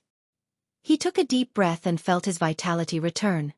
I've been reborn, he said faintly. Very good. Monty smiled sinisterly and tossed JC's dagger back to Thales. Thales caught the familiar dagger, and his heart became calmer. As expected. Now, sit on your horse, pull the reins, control the direction and follow me. Run with your life on the line. Monty patted his bag, which contained his crossbow, and lifted the quiver from the saddle. His expression was stern. Of course. Don't even think about running away. I don't want to shoot you down with an arrow. For example, shoot through your balls. Trust me, I can do it. Thales felt a chill in his heart. He raised his eyebrows, held the reins, and nodded obediently. Monty licked the corner of his lips. Get ready to start. Remember, run with your life on the line. In the next second, Monty pulled out the rope in his hand and whipped it hard on Thales and his own horse. As the horse galloped faster, the air brushed past Thales' arms, and he felt the pleasure he had not felt for a long time. He exerted a little force on the stirrup and leaned forward so that the horse could speed up and catch up with Monty's hooves. Asterisk thump, thump, thump.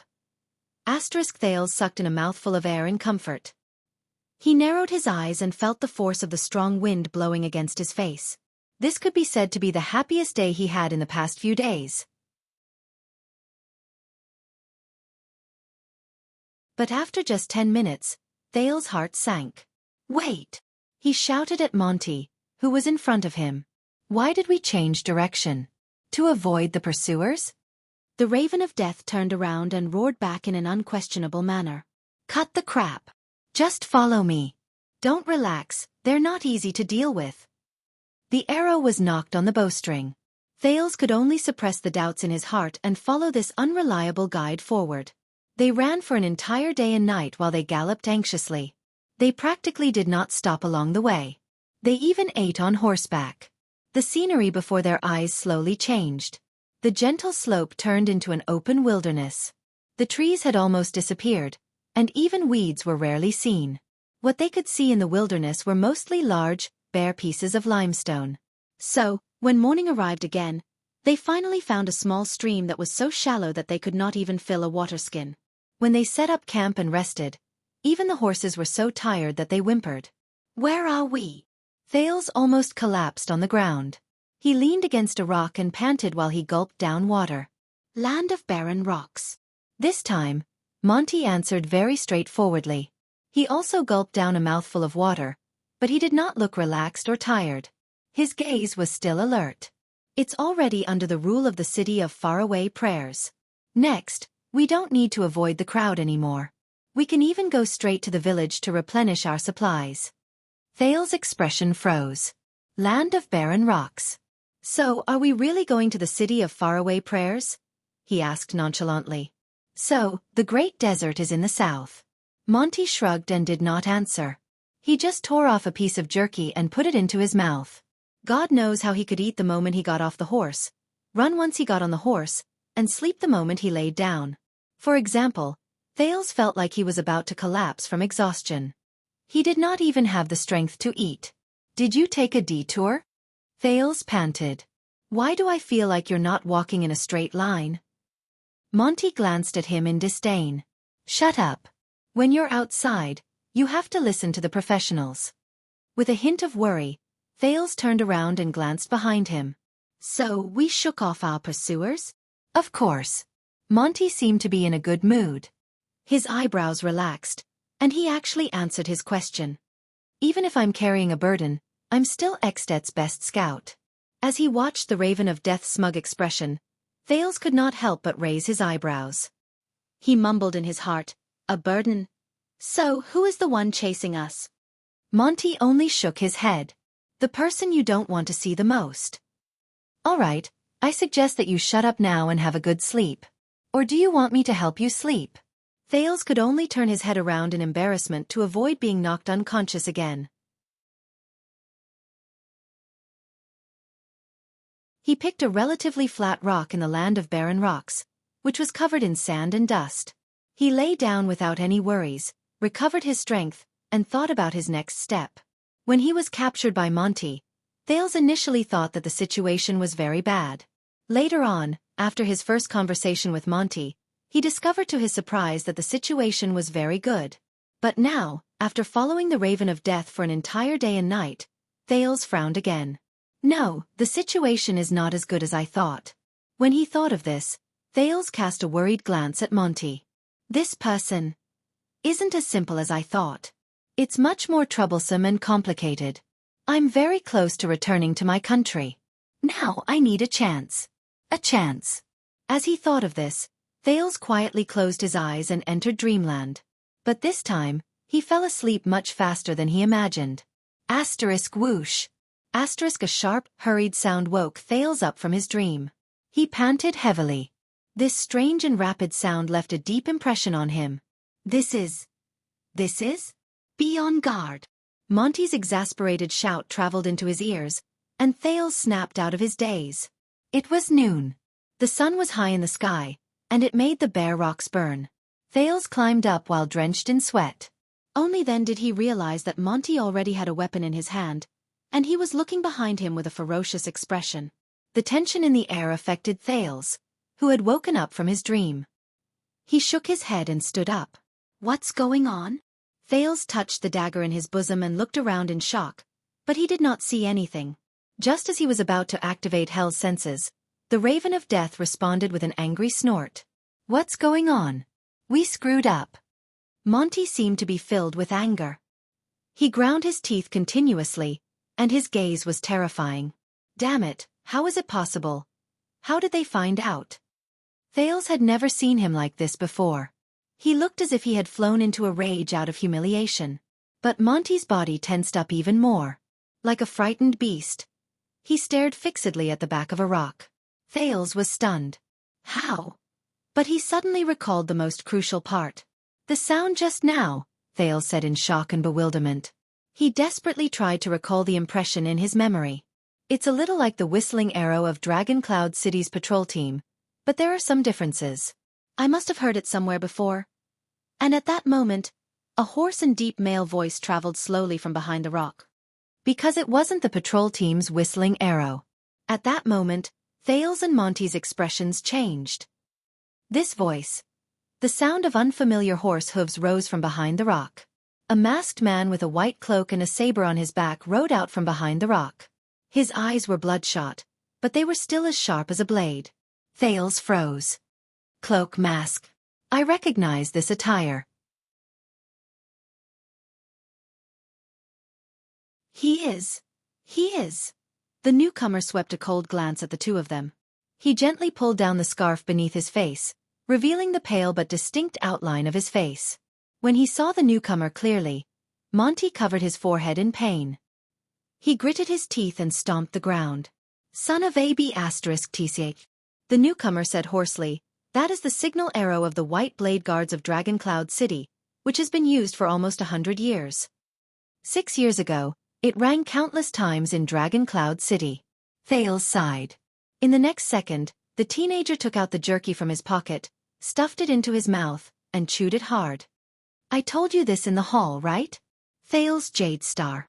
Under the sun, the former commander of the White Blade Guards of Dragon Cloud City rode on a warhorse, fully armed.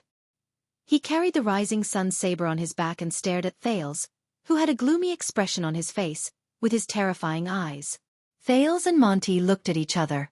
Their expressions were unpleasant. Be careful. You'd better not fall into my hands. The voice of the Star Killer, Lord Sorry Nicholas, rose in the wilderness. There was a murderous chill in his voice.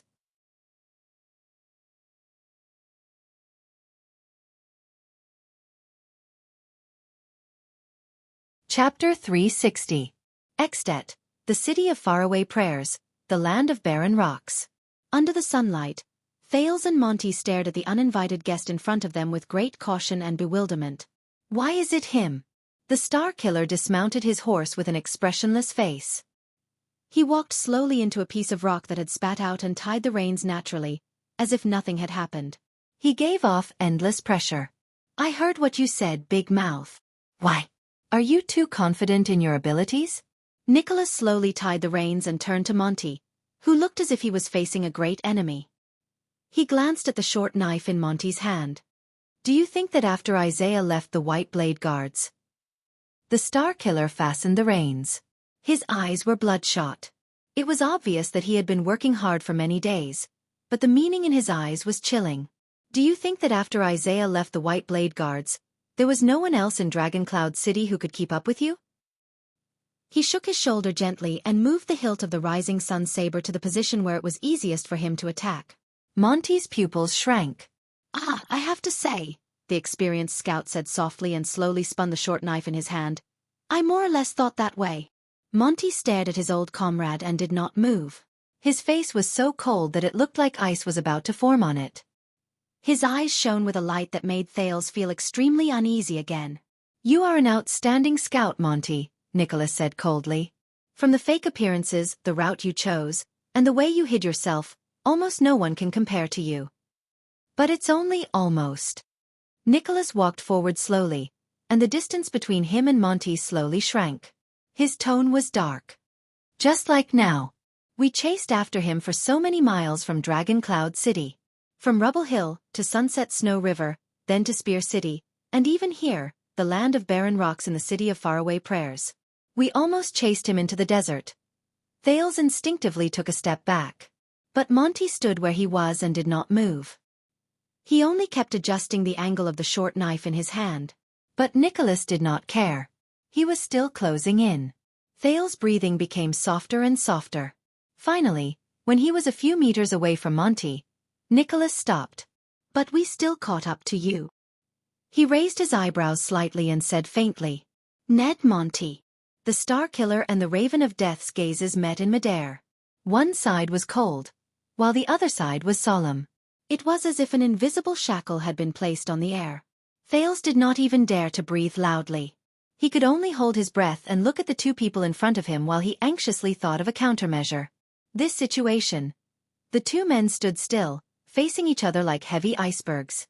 The Star Killer's pale face brought out the blood in his eyes. The Raven of Death's eyes did not move at all.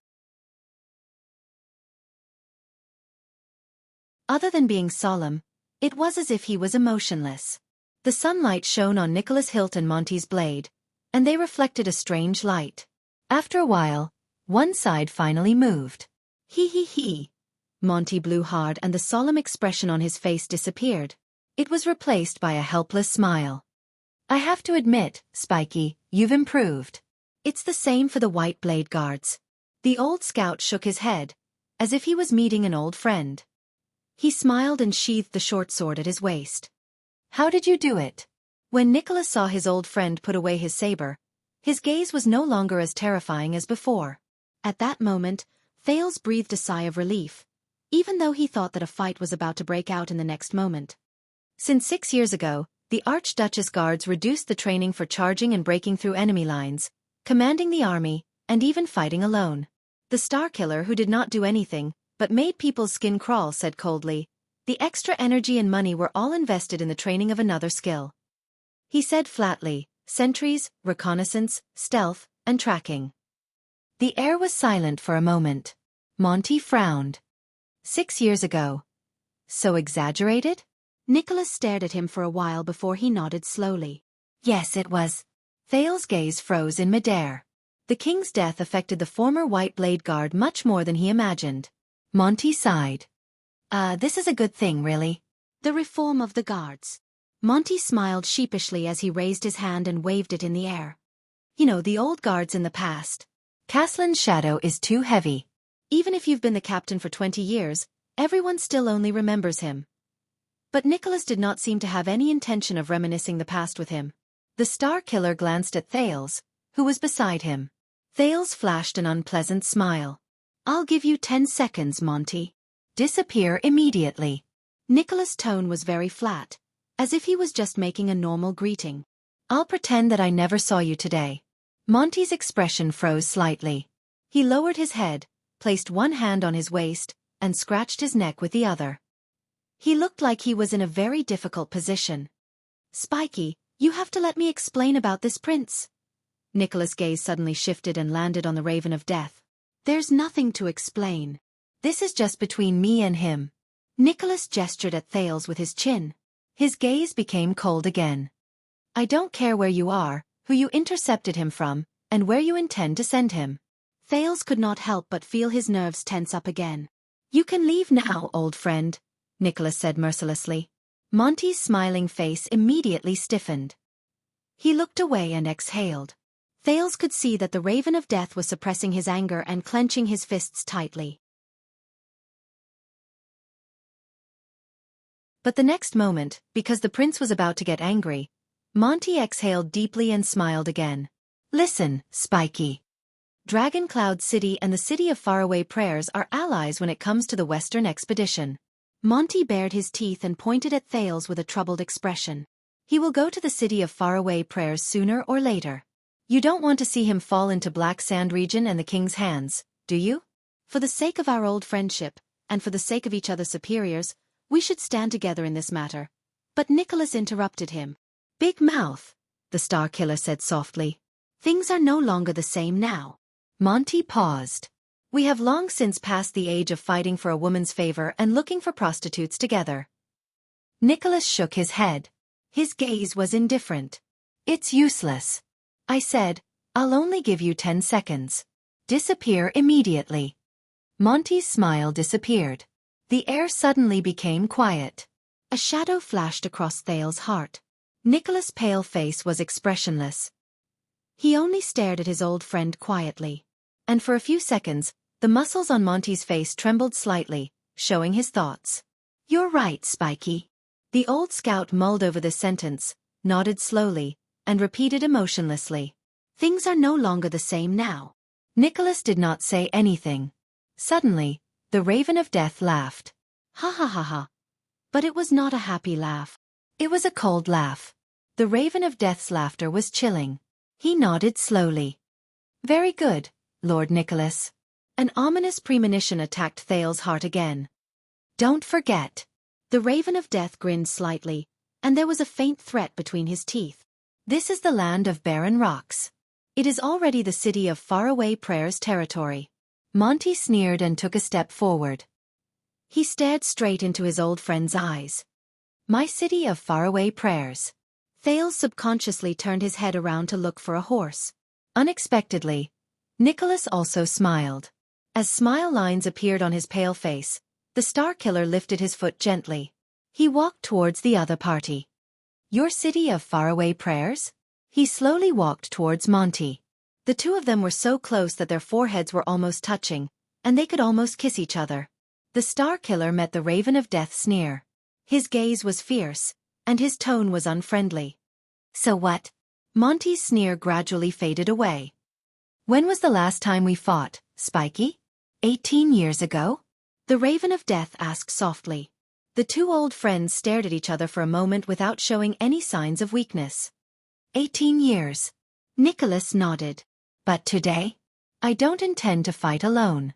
"You heard the signal arrow, old friend," Nicholas said coldly. "The Archduchess guards will arrive soon." Monty's pupils froze.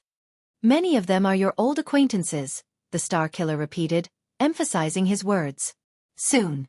Do you know what this means?" Monty's expression slowly turned cold. The two of them were silent for 5 seconds. A second later, Monty closed his eyes abruptly and exhaled heavily. He gritted his teeth and said, "Damn it." Nicholas snorted softly and revealed the smile of a victor. "Yes, damn it." He stared at Monty, who could hardly control his emotions, and said softly, "I will only count to 10. Monty seemed to be enraged. He opened his eyes abruptly, and his tone was agitated. "You." But Nicholas was not moved at all. He only stared at Monty coldly and uttered his next words. 10. Monty suddenly extended his hand and grabbed the Star Killer's collar. Nicholas only smiled. Monty seemed to be so angry that his entire body trembled. He took a step forward and roared furiously, almost touching Nicholas' forehead. You, spiky. F***ck. But Nicholas only smiled. His pale face was as pale as ever. Thales sighed secretly. Looks like I can't count on Monty's old friendship anymore. Monty angrily and savagely grabbed Nicholas. He lost his composure and roared, I'll remember you, Spiky, I'll remember you. The Raven of Death panted harshly. One day, I will get back at you for what you did today. Bang. Nicholas also suddenly extended his hand. His arm overlapped with Monty's, and he similarly grabbed Monty's collar. Then you have to leave first, Nicholas said coldly, giving him tit for tat. Then there's the saying of, getting back at me. The Raven of Death and the Star Killer's gazes met again. Their gazes were burning with an unknown flame. In the next second, as if they had come to a tacit agreement, the two of them snorted coldly at the same time and let go of each other. Monty turned around without hesitation and walked towards his horse. Nicholas stared at him coldly. Thales, who was watching from the side, was shocked. You're leaving just like that? Monty untied the reins and stepped into the stirrup. He turned around angrily. What else should I do? Are you going to wait here to be surrounded? Thales looked at the angry Monty, then at Nicholas, who was exuding a cold aura. He rubbed his forehead in pain. My God. Aren't you good at talking nonsense, brat? Monty turned his horse around and glared at the silent Nicholas with gritted teeth. Help me. Be a competent gray magpie. Don't shut up. It's best if you annoy him to death. Thales flashed an awkward smile.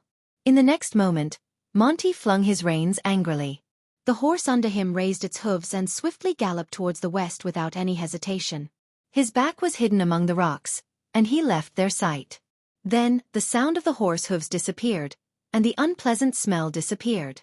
The prince, who had held his breath in the tense atmosphere just now, turned his head around in annoyance. He looked at the only person left. What a deep impression, Lord Nicholas. Thales sighed and said, You caught up to me so quickly. Nicholas crossed his arms and flashed a cold smile that chilled people's hearts. It was just like the first time they met. The Star Killer lowered his head and glanced at the dagger in his hand. He did not say a word. The teenager shook the JC dagger in his hand and smiled helplessly. Thales sheathed JC's dagger and stuffed it into his bosom. So, before you wait for your companions to meet up and capture me, can you tell me how you did it? Thales sheathed JC's dagger and stuffed it into his bosom. I thought you sealed off the city and were busy dealing with the important people to screen the people who might kidnap me. Why did you suddenly appear here? Nicholas smiled. With a certain look on his face, he nodded slightly. Yes, your plan is not bad, young prince. Arrange for people to attack the team and create the illusion that you were kidnapped out of thin air. When the situation is at its most complicated, make everyone in Dragon Cloud City suspect each other. When he said this, the Star Killer's gaze turned cold. Greatly slow down the efficiency of the search and mislead us. In reality, he secretly escaped by himself. If we really fell into your trap, even if we searched for half a year, we wouldn't be able to find you. Thales felt dejected. He still found out the truth. Then how did you find out? Thales raised his eyebrows and crossed his arms. He looked like he had completely given up on resisting. When did you become so smart, dead face? When he heard this nickname, Nicholas' smile became colder. It's true that I'm not that smart, he said coldly, but compared to someone like you who can come up with 10 clever ideas in a second, more than 20 years of being a guard, especially the last 6 years, have taught me at least one thing. Thales furrowed his brows. And that is? Nicholas put his hand into his bosom and said softly. When you face something you don't understand, you can never be too cautious. The Star Killer took something out of his bosom. He spread it out, then let go of it gently. Thales' pupils shrank. That thing floated in the air for a few seconds, until it landed at his feet. This is... The teenager stared blankly at the thing the Star Killer took out. He almost could not believe his eyes.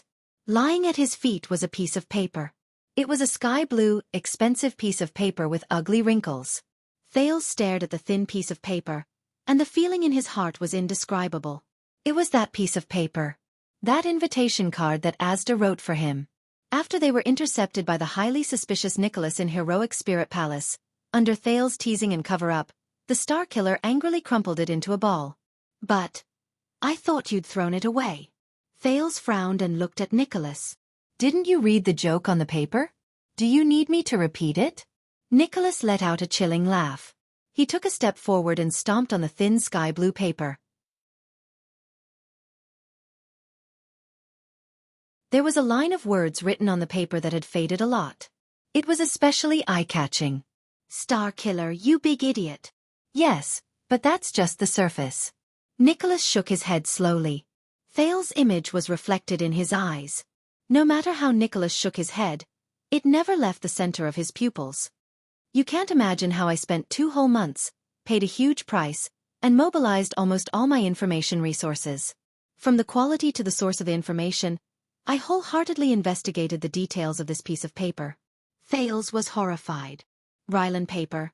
Nicholas repeated word by word in a lifeless and rhythmic manner, as if he was reciting knowledge he did not understand at all. The raw wood comes from Norton Dukedom. The manufacturing and dyeing process comes from dragon-kissed land. The material is excellent, durable, and can even be repeatedly erased. It's a special paper provided by the Palace of Enlenzo Dukedom in the south of the Western Peninsula. It's specially used for writing nobles' invitations. Thales stared at him solemnly. Nicholas flashed a smile, and there was a hint of smugness from having caught his opponent. In Northland, the rich and powerful nobles might spend a lot of money to forge a sharp sword or rear a good horse, but no one would use this kind of luxury. You can't buy this kind of paper anywhere. Even the Camian merchants are too lazy to transport it to Northland. And we've searched Constellation's diplomat group before, including Viscount Putrain Amain. There's no trace of this thing either. Under Thales' complicated gaze, Nicholas pointed at the crumpled paper on the ground. This thing. It shouldn't have appeared in Heroic Spirit Palace and in your hands. The next moment, the Star Killer's voice turned cold. This can only be brought in from the outside through a channel we don't know of.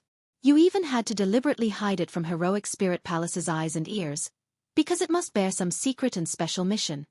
When he heard this, Thales closed his eyes gently. Secret and special mission. Sigh. Young prince, it's obvious that you've been hiding something from us for a very, very long time. Nicholas curled his lips and revealed a hint of a cruel smile. Although I don't know, you've indeed been secretly planning to complete it by leaving the palace every month to play chess. Obviously, there's something wrong with that chess room. The Star Killer's gaze became unprecedentedly sharp. So after you disappeared, when Count Leespan was still thinking about who kidnapped you, and when the major forces of power were still testing each other in bewilderment, I knew it, and I believed it without a doubt. I knew it, and I believed it. You were neither kidnapped nor carried away. Instead, you escaped on your own. Nicholas shut his mouth and looked at Thales in disdain.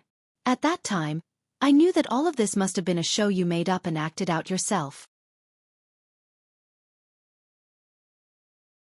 That's all. At this moment, a light breeze blew across the land of barren rocks, stirring up sand and making Thales' heart grow colder and heavier. When I think about it this way, it's very obvious where you went after you disappeared. Nicholas' words had never sounded so forceful before. They were almost as forceful as his blade. At that time, the forces of power that everyone suspected and deeply suspected were Black Sand Region, the City of Faraway Prayers, the Secret Room, and the forces of Dragon Cloud City's vassals. These were the places that you would never go to. His words came one after another. Thales even had a feeling that Nicholas' words had almost forced him into a corner. So, the Archduchess guards sealed off the city on the surface and pretended to be suspicious of these forces. They were too busy taking care of themselves. Nicholas' smile became more and more terrifying. In reality, during the hour you disappeared, we had already poured all our energy and resources into one direction. He spoke slowly and enunciated his words clearly. Constellation's Secret Intelligence Department. Nicholas laughed coldly. This was an expression that he had never shown during his previous outdoor training. It was as if this was the moment he completely defeated Thales. Yes, Thales, We caught up to you outside the city. We found the tracks of you and that pack horse in the thicket where you stopped. It was within half an hour after you left. Thales's heart tensed. If it weren't for Monty's interference, you would have been in heroic Spirit Palace by now. Nicholas shook his head as if he did not care. But you have to know that you can't escape. The Star Killer's cold laughter continued. It made Thales feel even more gloomy. The teenager stared quietly at the piece of paper under Nicholas' foot. He did not say a word. It was as if it was not a piece of paper. It was his pride. After a long while, Thales said with difficulty and hoarse, "I can't believe it was this. Even if you beat me to death, I wouldn't have thought that it was this piece of paper. There's a problem with the source of this piece of paper." He sighed dejectedly. Damn it! Damn it! The Asda puppy Thales added in his heart in a daze. Nicholas responded with a chuckle. Look, once the key point is exposed. The Star Killer's boots moved slowly, and he slowly ground over the thin piece of paper. The famous kingdom's secret intelligence department is nothing more than this. Your escape plan is full of mistakes. It's childish and laughable. Thales sucked in a deep breath. The sun finally rose above his head and began to set in the west. The wilderness was still quiet. Only the whispers of the breeze blowing through the cracks in the stones and a few sporadic bird cries could be heard in the distance. Very impressive, Star Killer. You said that you were cautious. Thales let out a long sigh. You did not underestimate me, and you made me pay the price. He slowly raised his head and enunciated each word clearly. But you underestimated the kingdom's secret intelligence department. Nicholas' gaze froze. Thales did not continue speaking. He turned around with a smile, and his eyes lit up. Wow, he left me a horse before he left. Thales looked happy as he stared at Monty's remaining horse. And a long sword and shield. I guess he did it on purpose. He probably doesn't like you.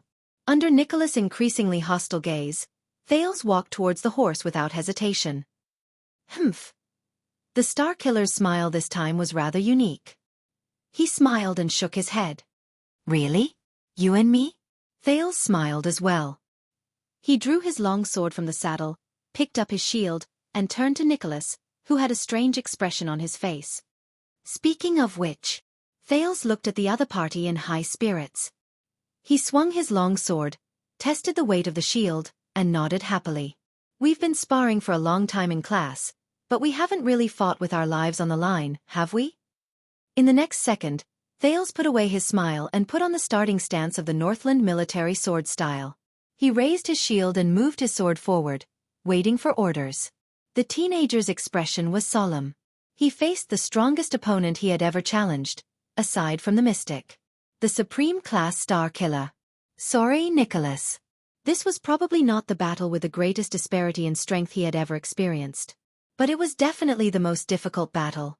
You only have one chance. Thales focused his attention on the person in front of him and said to himself quietly, Thales. Only once. Nicholas' smile slowly faded away as he watched Thales, who had his weapon in hand and was fully prepared. This is a bad idea. He was expressionless, and his words were concise. What right do you have to win against me? Thales snorted coldly and shrugged. Why? At this stage, do you still expect me to surrender obediently? The Star Killer furrowed his eyebrows tightly. The wind howled, and the cold blade reflected the scorching sunlight. Nicholas' eyebrows relaxed, and he suddenly spoke. You use your right hand to eat, right? Thales narrowed his eyes. What? Nicholas' pupils shrank slowly. Don't worry. He cracked his knuckles, twisted his neck, and exercised all the joints in his body. His bones let out terrifying cracking sounds. The Star Killer clenched his fists and slowly walked towards Thales, who was ready for battle. No matter how badly I beat you later, the former commander of the White Blade Guard said coldly.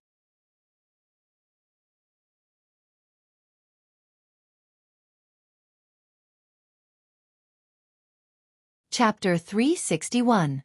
Thales still remembered his first meeting with the Star Killer. 6 years ago, the prince had seen Nicholas's appearance clearly through Hell's senses. He was a silver human figure that emitted a light that was as sharp as needles.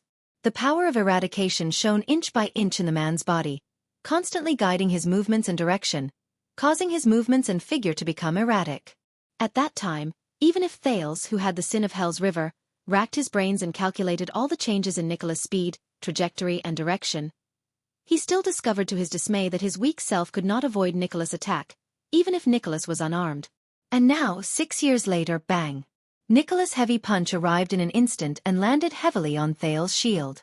With a loud bang, Thales swayed. But he gritted his teeth, stepped on his hind legs, and withstood the attack.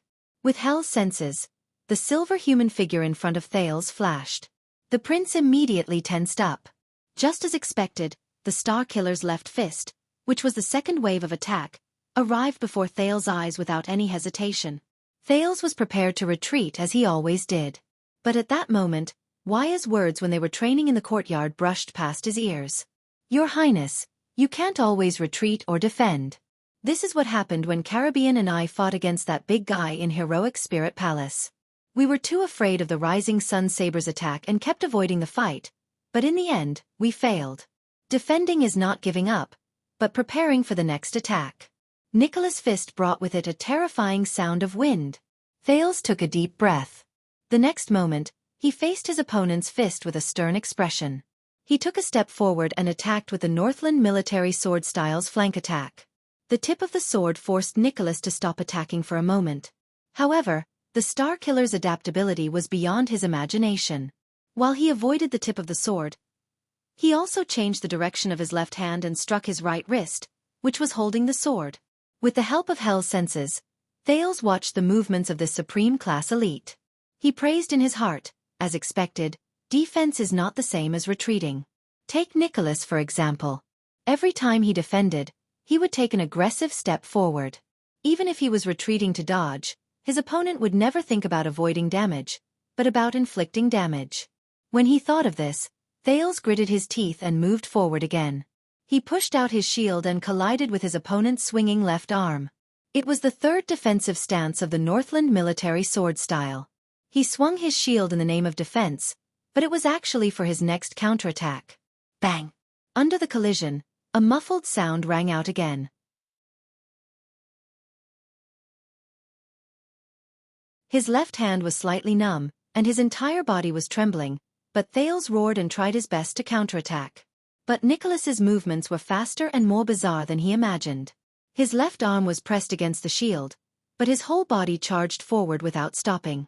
Aiming at the center of the shield, he delivered a powerful knee strike. Boom! Thales felt suffocated.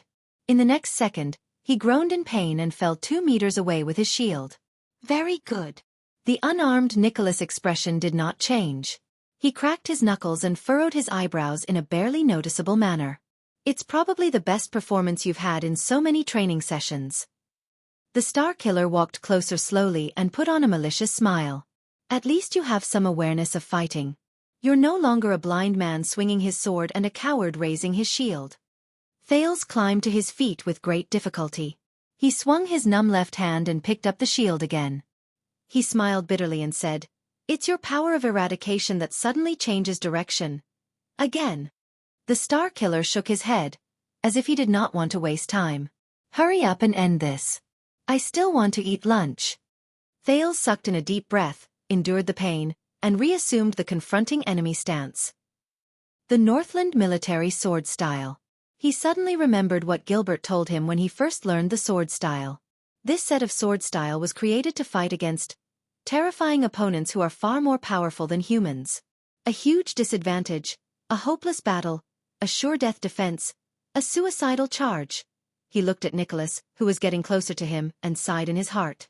Terrifying opponents who are far stronger than humans? No, it's not just that.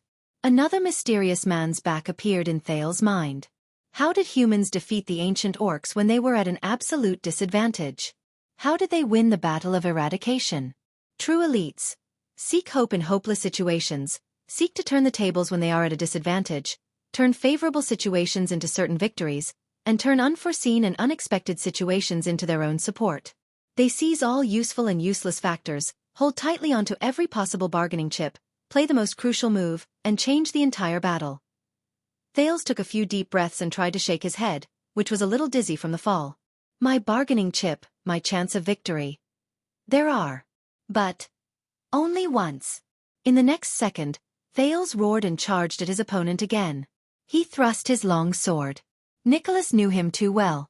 Every time they trained outdoors, the Star Killer would use all sorts of methods to defeat him with a smile that was at ease.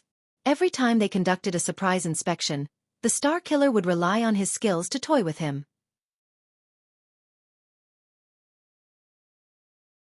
Every time he probed and provoked him, the Star Killer would be fully prepared to test the standard of his followers. So, Thales' pupils shrank. So this is the Star Killer's biggest weakness. He knew himself too well. Come on. Thales' face was contorted. He gritted his teeth, roaring with his mouth and calling out in his heart. Come on, my companion. The sin of Hell's River. The familiar fluctuations surged towards him. After 6 years of experience, it instantly spread through his entire body in a faster, steadier, and smoother manner. Again. Nicholas sneered as he watched Thales charge towards him. Same method, same ending. The Star Killer exerted force in his legs and charged towards Thales. He easily dodged Thales' thrust and threw a punch at the prince's face. The wind from his fist howled. Thales' entire body trembled. He swung his shield once again to counterattack.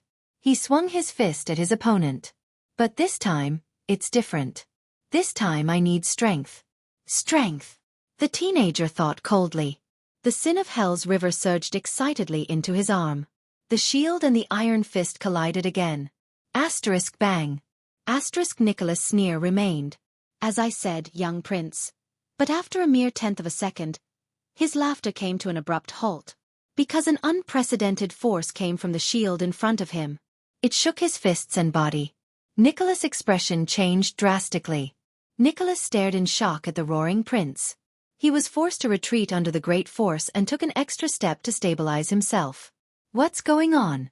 This strength. Nicholas blocked the shield in shock and instantly counterattacked with his left elbow. But before he could figure it out, Thales roared again. Star Killer! I need to react. React. The sin of Hell's River surged happily into his eyes, brain, and sword-wielding hand, forming a synchronized connection. At that moment, the roaring Thales seemed to have predicted his opponent's movements. The moment the Star Killer moved, the tip of his sword suddenly appeared and pointed at Nicholas' forward momentum. Nicholas was shocked again. With this momentum, his opponent would pierce his left lung. This prince who doesn't know how to fight. How can he react so quickly? But the experienced and skillful Star Killer reacted in a short moment. At the price of giving up on attacking, he quickly turned around and dodged the sword. But his opponent did not think so.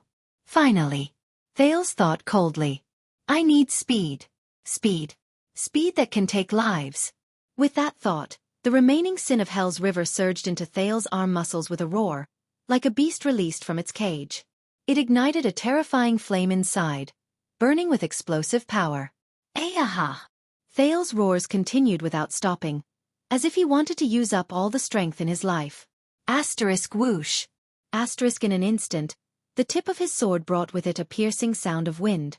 It suddenly flashed in the Star Killer's field of vision.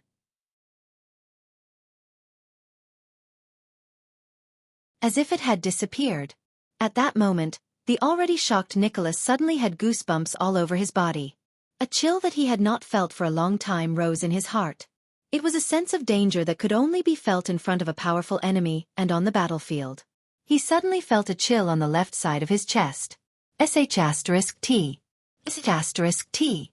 In the next moment, Nicholas gritted his teeth laboriously and activated his power of eradication in a frenzy. He restrained himself from dodging and turned to the other side of the tip of the sword. No! In the next second, *rip. The sound of the sword cutting through flesh could be heard. *thud. It was the muffled sound of a human body rolling on the ground. After 2 sounds, Thales stabbed his sword into the ground and tried his best to maintain his balance. He withdrew from the sin of Hell's River state, which included Hell's senses. Ha ha ha ha! The teenager held onto the shield and placed most of his weight on it. He panted rapidly, trying to get rid of the muscle soreness and dizziness after the sin of Hell's River faded away. At that critical moment, Nicholas' body turned in a strange manner. He tilted his head back and rolled to the side in a disheveled manner to avoid the sword that was aimed at his heart. Thales trembled and gritted his teeth. He looked across him in pain. There, the Star Killer knelt on one knee on the ground. He widened his eyes in disbelief and stretched out his palm in a daze. In the next second, a short line of blood spread from the Star Killer's left cheek to his chin. Red liquid seeped out. Drop by drop, the blood fell into Nicholas' slightly trembling palm. The Star Killer seemed to be completely stunned. How is this possible? He, the prince who never knew how to fight. He touched the wound on his face and felt the pain that he had not felt for a long time. The Star Killer raised his head in shock and anger. He stared at the pale and panting Prince of Constellation, and tried hard to understand what was happening in front of him. That piece of trash who can't even take one punch from me. How did he suddenly? Thales shook his head hard, trying to shake away the brief dizziness. He felt indignant. Damn it. Even if I use everything I have, I still can't make him. A few seconds later, the extremely disheveled Star Killer panted a few times and calmed his emotions. That's not right. This power, this reaction. He furrowed his eyebrows tightly. There was deep suspicion in his eyes. It's not something you can do. There was disbelief and surprise on Nicholas' face. Was that the power of eradication just now? Thales flashed a weak smile at him while he leaned on his sword. The teenager now only hoped that his opponent would talk more nonsense. At least he had to get over the numbness and soreness that came with using the sin of Hell's River too much. The Star Killer's expression was solemn.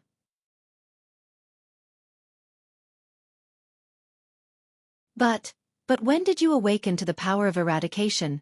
Haha, Thales chuckled and interrupted him. The prince, whose hands and feet were numb, could no longer hold on to the long sword. Hence, he let go of the sword hilt and shook his hand with a slight tremble. He tried his best to look as if he was at ease. It was a long time ago. Are you surprised? Nicholas stood up slowly. His expression became more and more serious. As he watched Nicholas get up, Thales' hand on the shield trembled slightly. So, the speed you displayed when you snatched the book in front of the stable that day, and the strength you displayed during training. Nicholas stared at him, ignoring the bloodstains on his face. None of it was a coincidence? You hid the fact that you possess the power of eradication from us and the eyes and ears of the entire heroic spirit palace for so many years? Thales snickered. His numb limbs were regaining their senses. The training over the past 6 years was more or less effective. Even if he could not improve, at least his body had gradually gotten used to the price of the sin of Hell's River. I'm sorry to say this, but... The prince shook his head and placed his hand on the sword hilt again. There are still many things you don't know. The shock and anger on Nicholas' face slowly turned into pure annoyance. So, during all the outdoor training sessions, you were beaten up so badly, but you never used it even once? Power is not for show. Thales gently clenched his right hand, which had returned to normal, and wiped the cold sweat off his face. If I can't use it at the most crucial moment, then you might as well hide it and confuse your enemy. Nicholas laughed angrily. He extended his hand and wiped it across his face. His pale, blood-stained face began to turn red. I knew it, little prince. You have always treated us as your enemies, from the first day you came to Dragon Cloud City. You were born with cunning and treachery. The Star Killer's eyes were practically ablaze. The pain on his face reminded him of the fact that he was injured by a weakling, and it made the proud man even more furious. God knows how many more things you have hidden from us over the past 6 years. Thales sneered. What about you, Star Killer? He took a deep breath, stood up slowly, and pulled the long sword out of the ground. How many truths have you, Lisban, and even the late King Nuvan hidden from me over the past 6 years? Nicholas' breathing froze.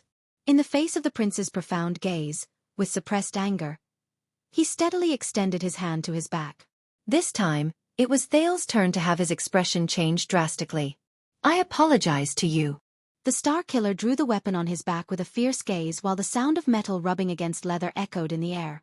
There was a scar on his face, and his words were filled with caution. I was wrong. I never treated this as a battle. I've underestimated you. Thales Jade Star, who awakened to his power of eradication before he was 14. Thales stared worriedly at the long and narrow saber in Nicholas' hand that reflected a golden luster. It was the legendary anti-mystic weapon that had once been pressed against his neck and threatened his life in the hands of its previous owner. The Rising Sun Saber. How terrible. Are you sure? Thales braced himself and raised his shield. I heard Wuxia mention that this incredibly sharp weapon can cut through everything, right? Nicholas started to sneer, but there was a hint of savagery in his voice. Don't worry, I won't activate its ability, in case I can't hold back and accidentally cut your head open. He raised the Rising Sun Saber horizontally and pointed the blade at Thales. There was a rare seriousness and solemnity in his eyes. And didn't I say it before? No matter how badly I beat you, I will leave you with that hand. In the next moment, Nicholas' expression changed. He instantly left the spot. The nervous Thales sucked in a sharp breath and instantly entered Hell's senses. In his field of vision, the silver figure flashed with a rapid light as it charged towards him. The battle began again. But this time, the speed and angle of the Starkiller's attack were far beyond Thales' imagination. The blade instantly arrived before his eyes. Sensing the threat, the sin of Hell's river automatically boiled. The nervous Thales immediately raised his sword and blocked the Starkiller's merciless slash. Asterisk clang. Asterisk as he stared at the golden saber in front of him, Thales felt a chill run down his spine. He could not help but think, if this thing is really like what Wuxia said and can melt everything, then wouldn't I already be? Without any time to think, Nicholas let out a low growl. He held the saber with both hands and pressed his entire body against Thales along with the blade. Thales only felt a weight on his hand. He was about to lose his balance. His heart tensed up, and he instinctively used a side attack to dodge his opponent's slash. But Nicholas did not stop his attacks. He used the momentum of the slide to charge forward, and with his right shoulder, he rammed into Thales. Asterisk thud. Asterisk Thales grunted laboriously. At least he managed to hide behind the shield before his opponent crashed into his bosom and forcefully withstood his opponent's charge. Asterisk thud. Thud. Thud. Asterisk a huge force charged at him. The prince scrunched up his face, pushed against the shield with his elbow, and took 3 consecutive steps back. Thanks to the increase in strength from the sin of Hell's river, he was not knocked down by his opponent's experienced charge. A true warrior is formed through experience and blood on the edge of a blade. Nicholas used half of his body to push against Thales' shield. This uncomfortable angle made it difficult for Thales to draw his sword. He could only grit his teeth and withstand his opponent's attack. The Starkiller's angry voice rose into the air. Condition, mentality, experience, adaptability, body. Not a single one can be omitted. You only know how to train against targets. You're still far from that. As Nicholas roared, Thales, who was using all his strength to wrestle with his opponent, suddenly felt the shield on his elbow become lighter. He could not help but slide forward a step.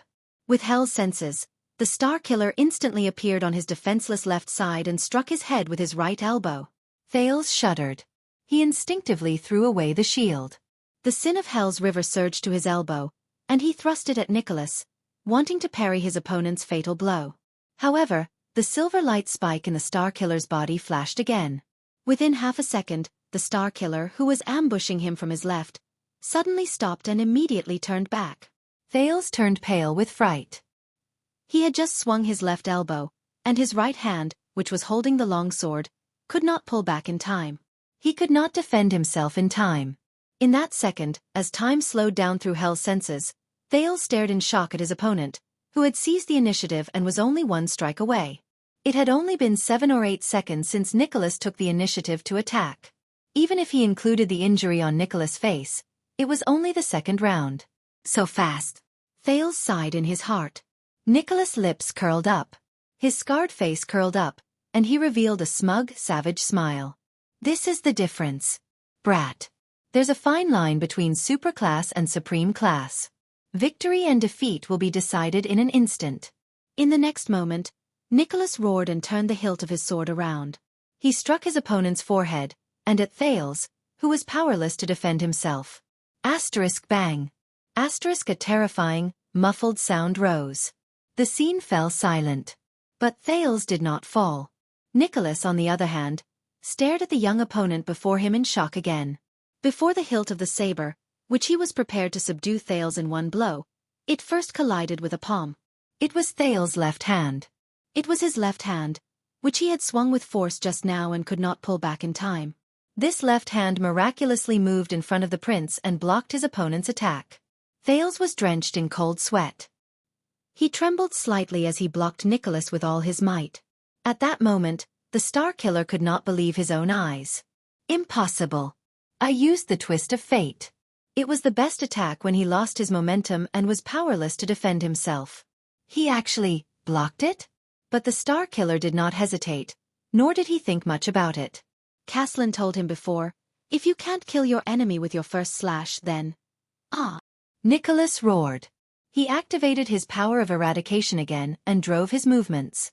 As if he did not care about inertia, he swung his sword and slashed. Thales sucked in a sharp breath and watched helplessly as his opponent's blade moved back and forward, instantly attacking his unguarded leg. Asterisk clang. Asterisk the sound of metal clashing rang. Nicholas' blade was blocked perfectly by Thales' long sword, which suddenly appeared in front of his thigh. Nicholas' pupils shrank. Impossible. Impossible. The Star Killer's power of eradication surged from his joints. His movements flickered again. The blade went for Thales' neck again. Asterisk clang. Asterisk the second sound of metal clashing echoed in their ears. Thales panted harshly. This time, both his hands appeared in front of his neck. He pushed the long sword up and down to block Nicholas' throat slash. Nicholas stared at him in a daze. His eyes were filled with shock. He even forgot his desire to attack again. This. Asterisk swoosh. Asterisk Thales used the last of his strength to force Nicholas back with one slash. Then with a thud, he fell to his knees.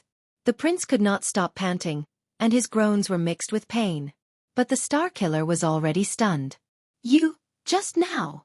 Nicholas blinked and stared blankly at Thales, who had an unpleasant expression on his face and was drenched in sweat, as if he was enduring torture. He opened his mouth gently. He wanted to say something, but stopped himself. His expression was incredibly complicated. Thales only panted continuously, as if the few attacks just now had almost taken his life. In the end, the surprised Nicholas still opened his mouth. You used it to block me just now. He furrowed his eyebrows tightly. No, your power of eradication is. Thales' breathing gradually slowed down.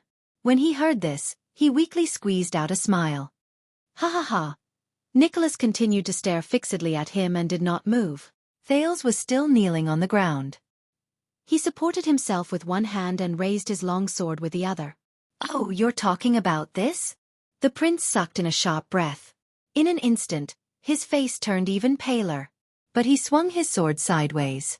His movements were very imposing.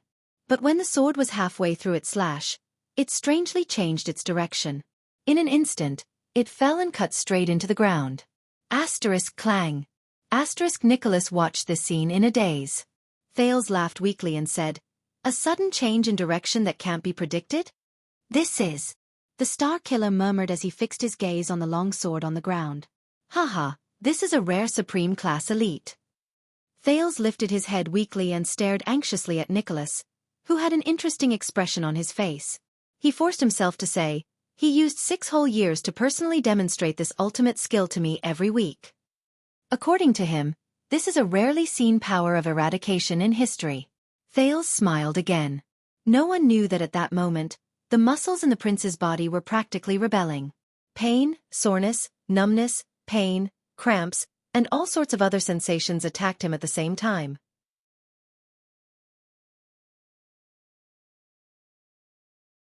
It was simply indescribable. The Star Killer's expression became more unpleasant. The prince smiled even more happily and continued to say, there is only one in Northland. Thales narrowed his eyes slightly while enduring the pain. It's called the twist of fate. At that moment, Nicholas' expression almost turned into the coldest ice. You should feel honored.